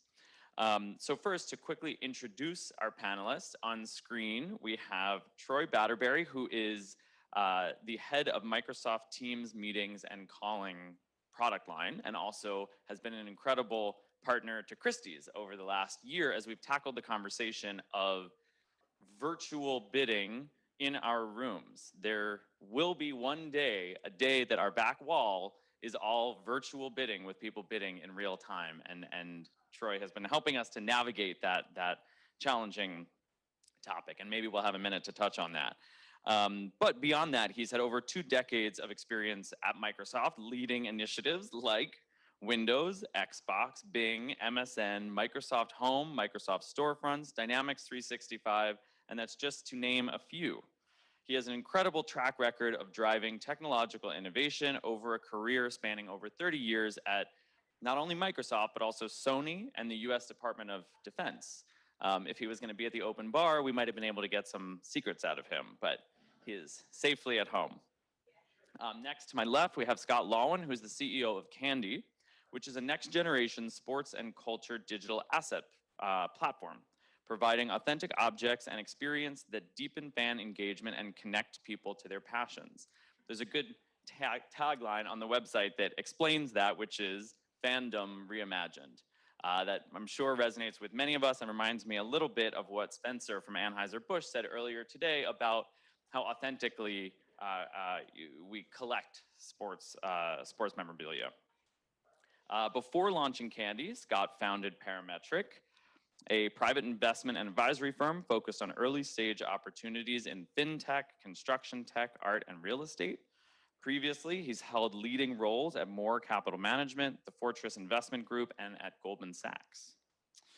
Last, we have Alex Atala, who is the co-founder of OpenSea, the first and largest NFT marketplace. He was the CTO of Hostess.fm, which was acquired by Beatport in 2014, and he previously worked at Palantir, building cybersecurity products, and studied computer science at Stanford, which is not surprising at all. We will start with you, Troy, if you don't mind. What does the innovation cycle mean to you at Microsoft, and how has that changed over the last 18 months? We cannot hear you, Troy. We'll give you one more try. How about now? There we go. I don't know, somehow moving your iPhone just solved it. I'm joining you from Teams headquarters here in beautiful Bellevue, Washington. I'm excited to talk to you about Teams and how we've been finding new ways to delight our users, ideally in ways that are differentiated. There are interesting parallels here to other forms of art. For instance, although artists may draw on the inspiration from others, they also seek their own perspective and often strive to be unique. We practice that same mindset in our innovation of seeking new or unique points of view for our own products. Now, computing has changed so much over the years. When it started, it was all about getting the task or the job done and making the human adapt to the limitations of the machine. Usability, to say the least, was poor. Over time, as computing advanced, we could afford to improve the human-machine interface to make it more usable for everyone. As we improved usability and computing became even more powerful, we took a step further by investing even more in delight, focusing on how users feel when they use the product. Now, the Bing homepage that we released a decade ago was one example of that. There was no usability or productivity benefit. And in fact, it risks slowing down the page load times and distracting the user from conducting a search that might have been lucrative for us. But we shipped the feature because of the way it made people feel, in the hopes that would translate into longer-term brand awareness and loyalty. And you know what? We were right. More recent examples of that include Together Mode, the feature that you just previously announced, the ability for attendees to be in the same virtual room. Now, one of the drivers for this feature were some popular comedians who were trying to do their shows remotely during the pandemic without a live studio audience. And what they found, it was far more difficult to both get energy from the audience and to, quote, read the room regarding how their jokes were landed. Together mode make it feel like the audience was in the same room, so the comedian could focus on the audience, the laughter, and ultimately the human connections. Now, we also applied that same together mode feature to the NBA, allowing fans and family members to watch the game remotely and allow the players to feel supported and energized from that audience. Now, the feedback we received from some of the top players in the NBA was truly emotional. They were often quarantined from their own families. And I share the story because I think delighting users is at the core of innovation. And when it happens, it inspires the entrepreneur or the artist to entirely new levels of a sense of accomplishment and pride in their purpose. That's great, Troy. Thank you so much. And you talk so much about how it makes people feel. It's something that when you and I were talking about how we can bring a virtual audience into an auction room, that what the feeling of an auction room and the energy is really exactly the core of what we were trying to get to. Scott, if I could turn to you, having worked in both more traditional markets and now in the NFT space, can you tell us a little bit more about Candy, about the relationship with Major League Baseball, and what the innovation cycle means to you? Sure. So just quickly on Candy. Candy is, as you mentioned, a new digital asset platform, and we're focused initially in the sports vertical. The history of Candy really comes from Galaxy Digital. Those of you who were here earlier heard Mike Novogratz speak. Mike and I are partners from the finance and investment world. And a year or so ago, as Mike was building Galaxy Digital and really creating a merchant bank that was about investing, advising, and trading in the crypto and digital asset space, really as he dove deep into this community, not just the currency community, but the NFT community, starting to think about the evolution of markets. And so when Mike and I were partners in the finance world, a lot of our time and energy was focused on creating new investment products, creating new marketplaces, thinking about what the pace of innovation in those businesses were on a global scale. And so I think, as you heard Mike talk about not just what's happening in NFTs and in crypto, but really giving a macro backdrop to the world, because I think really the crypto story and the NFT story is a macro story. It's about these global trends that are changing society. They're changing the way on a generational basis and on an international basis around how people interact with themselves, how they interact with capital, how they interact with art, et cetera. And so we were really thinking about what is the content vertical that has some of the same characteristics of the crypto community. And the tribal nature of crypto, the community. You've heard that many, many times today. People support each other. We're on the verge of innovation, right? We're building this space together. And so thinking about that tribal nature and that strength of community translates really well into the sports world. If you think about sports, right? 4.5 billion people on the planet are avid sports fans, right? They follow some sport, whether it's international football or whether it's US football, whether it's baseball, et cetera. And so, it cuts across every demographic. It cuts across race, it cuts across gender, it cuts across age, it cuts across economics. And so, we looked at, the idea of owning an NFT, owning a digital asset, an authentic, secure, tradable ownership, that immutable digital signature that we talked about. And we thought about, well, what does that actually mean for fans? What does that mean for fandom? And so being a fan is obviously about supporting your team, your player, your country, but it's really about your identity. It's about the story that you tell about those passionate moments of achievement and also of tragedy when your team lives. It's about showing the world what you care about, how you identify, and whether that's wearing the hat, whether that's wearing the player's jersey, whether that's collecting a trading card. And thinking about how that experience of a fan starts to move into this digital space is really what we think the innovation is. And it's not about sort of telling people, hey, you're a fan this way, and guess what? We're going to throw blockchain on top of it. Now you're going to be a fan this way. It's taking that fan experience, it's taking that idea of being a collector and utilizing this new technology to enhance that experience. And so that's really what Candy is about. Our partnership we announced a month or so ago with Major League Baseball. We're going to be their exclusive provider for digital asset creation. And so what we're really excited about, and when we talk to Major League Baseball or the other major leagues, both in the US and internationally, it's not about, what's the crypto component of MLB.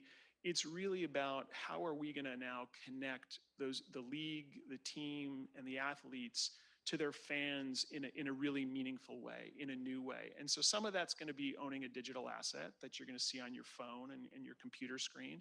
Some of that's going to be connecting a digital asset to a physical asset. Our partner is Fanatics. They're the largest sports retailer on the planet. They've got 83 million customers. They sell 10 million jerseys a year, right? And so I can create a digital jersey. I can pair that with a physical jersey. And so someone might want to buy the digital jersey first because it's designed in a collaboration with an artist and it has a digital signature on it. Some people are just going to buy that physical jersey and they're going to get the digital jersey and they're going to say, okay, hey, this is my entree into the world of digital assets. This is my entree into the metaverse. So we're really excited about that crossover. And then the last piece of it is also the experiential piece, right? The idea of being at the stadium and being at the arena and have your digital assets enhance that experience or reward you for your participation as a fan. It doesn't have to be at the stadium. It can be sitting at home on your couch. It can be at the pub with your friends. Those are the elements of sort of digital asset creation and sort of, where we see the future of fandom going that we're really, really excited about. It's interesting, and it's something we've heard a lot about earlier today, this idea of sort of collecting and the human spirit and ensuring that where NFTs come into play, that it's deepening. There's a reason why it's there, and it's deepening your relationship with the thing, and you're a part of it. I think that really applies to collecting sports memorabilia, and exactly to your point that it doesn't make a huge amount of sense just to create the NFT unless there is that reason for it, unless it does deepen that relationship with this thing that you're passionate about, in this case, a sports team. Alex, over to you. Can you tell us a little bit more about OpenSea and the tremendous growth that you've had over the last year? Yeah, let's start there. Sure. I'm Alex Attal. I'm the co-founder and CTO of OpenSea, and we were the first and currently the largest NFT marketplace. And things really did grow over the last couple months. To give kind of a sense of scale, we were doing about 3 million in volume in December of 2020, and then it went to 8 in January, 95 in February, 150 in March, and it didn't let off. And we've been really excited, but it was also a long trek getting here. We started in December of 2017, and it was basically slow growth and then everything all at once. For a while, at the very beginning, we didn't know what vertical to bet on. So we've been a horizontal marketplace since the beginning. In 2017, there were 3 major projects. You had CryptoPunks, which we heard from earlier. Put that in the art vertical. We had Decentraland, a virtual world project, and CryptoKitties in collectible gaming. And what we realized in December was that, okay, there's something really new here, and this could be the killer app for crypto, which my co-founder Devin Finzer and I were actively looking for a good half of 2017. And the killer app of crypto is really important because that could be the next internet. Crypto is something completely new that is literally unstoppable, and there's just tons of potential, but everybody was doing these like weird ICO projects that year. So when NFTs came along, we saw something different. We saw users actually care about the things they owned. They were being converted from renters of digital property into owners. Think about when you stop renting an apartment and you own a house. suddenly you actually start to invest in it and you try to make it better, and it becomes a part of your identity. And if that house is the work of some creator, of an architect, then your incentives are suddenly aligned with them. And that's what happened to creators. It took a couple years, but creators are, until NFTs, they were stuck in the spot of having to freelance and do as little work for as much money as possible, where people who employed them were trying to get as much work for as little money as possible. And there's this tension with that relationship. With NFTs, the incentives are aligned. That tension does not exist. Your collectors want you to grow in fame and to do really well. And you want your items to grow in value and for your collectors to do really well. And that means that your community becomes your career. And that's the first time this really worked out for digital artists. So digital art became the breakout vertical in 2020. And gaming has also picked up again. We'll probably pick up later this year, and that's where we are today. That makes a lot of sense. And as you look to the future, and as you look to scaling, what's the next bet going to be? I mean, what's the beyond gaming, as you say, if you think that's what's coming next? What does that look like? And if to some extent that involves sort of infrastructure organizations, Microsoft, Christie's, how do you find working with those organizations and bringing them along for the ride? Well, one of the great things about digital trading cards compared to physical trading cards is that they're programmable. That's partly why this is the new internet. It's not just the new trading card. Programmable NFTs mean that users are inevitably going to want more and have a higher bar for NFTs going forward. A simple NFT that just lands in your wallet and sits there will probably not be sufficient. The users will demand more. They'll want digital experiences that unlock when they collect the NFTs created by an athlete or a creator. And they'll want games, they'll want something interactive, they'll want property that does something. And we're starting to see that already. There are a lot of collectible projects that give the holders access to secret clubs online. It's kind of like a speakeasy, or games, or the ability to race like Zed Run, which is, imagine the Kentucky Derby, but on the blockchain. There are quite a few sports games that are going to be ported to mobile that work with items that you own in your wallet. And the best part is when you see a player and you start to socialize with them, you see not only what they say, but also what they own. And you can prove the connection between the two, which is a game changer for a community that's using an app. Yeah, just to add to that a little bit, I think interactivity is a huge component of this, and it's certainly how we think about it in terms of being a collector. If you collect physical memorabilia, or if you collect trading cards, a lot of those things end up sitting in shoeboxes, or they sit on a shelf and end up collecting dust. And so the idea of being a collector of digital assets, whether or not they're tied to a physical asset or not, is also about how that asset can change over time, right? How it can reflect that player's performance from the evening before, how it can help you celebrate that team's win over the course of the season. And then ultimately, how does it connect that player potentially back to the fan directly? And so this idea of how the NFT technology and the ability to bring in real-time data to connect directly to a fan experience. Those are the things I think that the community outside of the crypto community are really going to be brought into the space. And so, when we think about who does Candy make its products for, we certainly think about the crypto community first and foremost. Those are the folks who are on our Discord. Those are the folks who are collectors of new projects. They're curious. Some of them are investors. Some of them just want to be involved in the space because it's part of the community.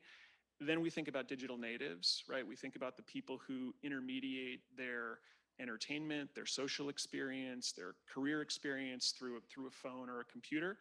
And then we think about, the broad sports collector, or the sports fan world, right? And a lot of those folks I happened to be at the All-Star game a couple days ago. There's 50,000 plus people in Rocky Stadium. My guess is the number of people there who cared about NFTs or really knew what an NFT were was relatively small. They were super stoked to be there for baseball. But if you went to those people and you said, hey, I've got a new way for you to track your favorite player, and if you collect his card or if you participate in this community, you might have an opportunity to meet him before the game. Not 100% of the people there would be interested in learning more about that. And so, those are the things that we think really help to bring, the broad population into this space. So what do you think is the next step for Candy? I mean, what are the exciting developments on the horizon that you're working on now? Yeah, I mean, listen, for us, it's still very early. So we launched our first product a week or so ago on July 4th. It happened to be a historical speech given by Lou Gehrig, the luckiest man speech, if anyone's familiar with that. And that was really important for us because, and for Major League Baseball, it's a piece not only of baseball's history, but also of sort of cultural history. So we took an existing piece of content, we created, what we believed was a beautiful digital asset. And, some of the panels talked about that before, like the product itself, the technology, the artistry has to be compelling, right? It can't just be putting up, a flat JPEG or running an MP3 video. We believe it has to engage people and tell that story in a new way. And we auctioned that off for charity. And so all the money went to ALS charities. And so that was a really important way for us to sort of connect the future, or the past rather, of baseball history with the future of this technology. And we're in the marketplace today, for those of you who are interested, the auction ends tonight, with a one-of-one of the 2020 World Series Dodgers ring. And along with that ring, we partnered with Artifact Studios, which is where there's some of the the most compelling artists right now out in the crypto space.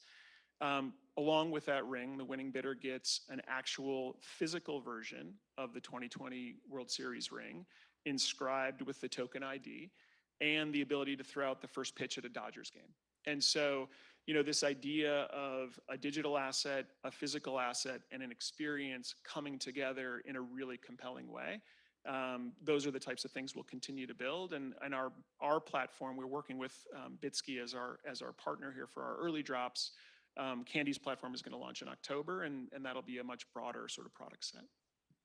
It reminds me a bit of the panel we just watched about really trying to understand the point of integration between the digital and physical, and goes back again to what we have been working on with Microsoft earlier this year, thinking about bringing our virtual audience actually into the room to bid. But Troy, I'm curious from your point of view, at what's Microsoft thinking in this area? Yeah, let me tell just a brief story of kind of what has happened over the last 18 months, because I think that leads up to it. Everything changed 18 months ago. Here in Teams meetings, right before the pandemic hit, at least here in the West, we had pride in this still immature but rapidly growing meetings product, and companies, how they were using it to stay connected. We used to brag internally, hey, this is the fastest growing business application that the company had ever created.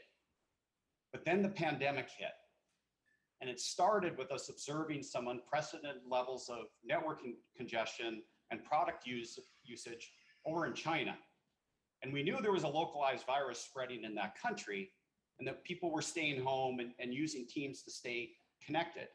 And literally here in this room in Bellevue in January of 2020, when we saw that starting to unfold, and a room that I've only recently been able to return to because of the pandemic, we ran some game theory and decided that if the virus were to make it to the United States, we would need far more server capacity to handle all the demands on Teams from everyone working from home.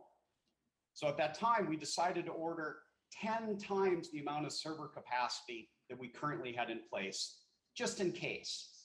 And we all kind of thought, well, that's pretty excessive. We probably won't need it, and we'll instead return it to the pool later in the year.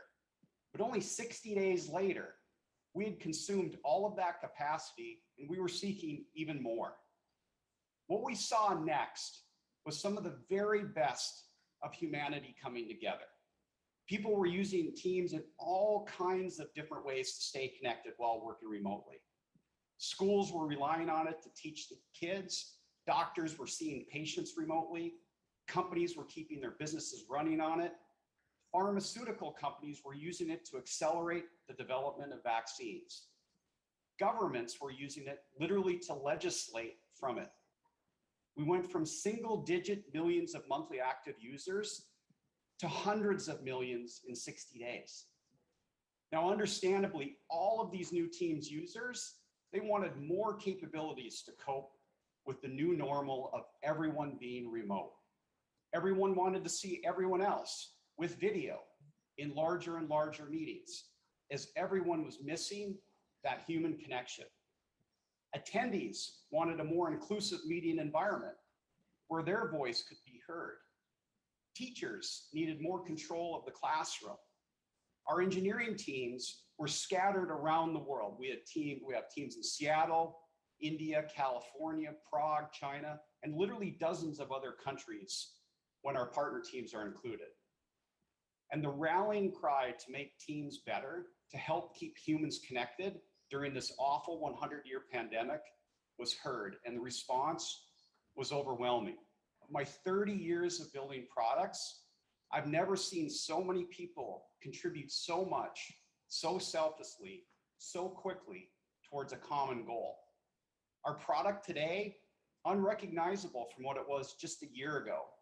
And it demonstrates what exceptional things can be done when people clearly understand their purpose and they direct that passion together.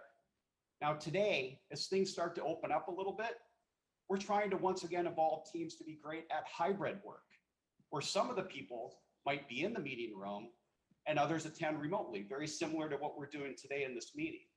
Prior to the pandemic, remote attendees tended to feel less included in the discussion unless they were in the meeting room or if there was someone in the meeting room kind of facilitating their inclusivity. During the pandemic, when everyone was remote, we saw something magical happen. Meetings ironically became more inclusive. Not only was everyone remote, but experiences like raise hand and meeting chat allowed those who were less comfortable trying to speak up in the past now feel like they had a better outlet. Now, as so many people return to the office, or at least part-time, we want to maintain that sense of inclusiveness, whether the person is in the room here in Bellevue or halfway around the world and home in Bangalore. So that's what we're really focusing on. That makes a lot of sense, and you brought us back to what we're supposed to be talking about, which is really the heart of the innovation cycle. And Alex, I'm curious for you and your team, how do you ensure that you're fostering and encouraging not only innovation but creativity? Yeah, my team's over here actually, a good 5 of Is them. being creative? We have a couple regular things that we do as a team to keep things creative, but it's really rare to go a single week in the NFT space without seeing something that just totally blows your mind. It's got to be like what the web must have been like in the 90s. Every single week, there's a new project that does something that we never would have expected. Someone who, and suddenly we just see all the collectors pile up on it. It's like a feeding frenzy where they see something innovative and they just try to own as much as they can of it. I'm thinking, most recently we've seen a couple projects experiment with new types of avatars, including 3D models, where you can make the item your avatar, but you also get the right to own the original file, to use it in new works, to make movies with it. You get all those rights when you own that NFT. We see a lot of interesting experiments around IP, where like a font license, where you can actually own the font and and build a site with it only if you own the NFT. We've seen new clients getting developed, new 3D experiences. Every month or so, we do an internal company hackathon that we call Skunkworks, where just people work on whatever they want. We've had a few collectible projects emerge out of that, some that have done pretty well. And we also just build new features for the marketplace. We have like a couple different Ask Me Anything AMA sessions in the company with the community when we identify a new project that looks pretty exciting or a new drop that's happening on another platform. We'll go look for that founder or that creator and ask if they want to just talk to the whole OpenSea community and answer questions. There's usually a ton. We have a newsletter, and we try to get everybody on the same page with what's new and exciting all the time. And as we're running low on time, Scott, maybe a final word on tips to foster innovation in an organization. I guess from my perspective, it's just about curiosity, right? I mean, at Candy, regardless of the different backgrounds that our team comes from, and they come from the kind of innovation labs and future casting at Facebook and Snapchat and Niantic, et cetera. But like at the heart, we're all collectors and we're all fans and we're all really curious. And so, we're heads down on what we're building and what we're trying to deliver for our partners and for our customers. But like Alex said, we're super interested in everything that's happening in the space. And so, we're constantly consuming, we're constantly learning, we're constantly thinking about what's out there. And then, challenging ourselves to balance it, right? Like what is the future that we think we're going to be living in? We're not going to snap our fingers and be in a Ready Player One world. But we're moving to a space that's going to have some of those elements. And so how do we create products today that are interesting and relevant and delightful that also have functionality and sustainability in that world, right? And so we're curious and we challenge ourselves every day to think that way. Well, that's a good word to leave on, curiosity. So thank you so much to Alex, Scott, and to Troy, and to all of our other panelists today, all of you that joined us. Thank you so much. And I just wanted to give also a huge thank you to our amazing MC, our Director of Business Development, Samantha Kozlow. Devang Thakar, who was essential in putting this event together today. Lexi Schmertz in the back of the room, our Director of Strategic Partnerships and Brand. The rest of our committee who helped put this together, and certainly the production team, the technology team, the operations team, putting this amazing today together certainly took a bit of a lift, and thank you so much to all of you. The rest of us just showed up. And thank you, Matt. Thank you so much to our panelists and everyone for being here today. This officially concludes our program. Thank you to all of our guests, to our panelists, everyone joining us from home, the amazing team, and I certainly can't end the day without a huge thank you to our presenting sponsors at Stella Artois, as well as our supporting sponsor, Ape NFT. I really hope you all enjoyed the day. I hope you learned something new. I certainly did. And I truly hope to see all of you again very soon at our next Art and Tech conference. Thank you.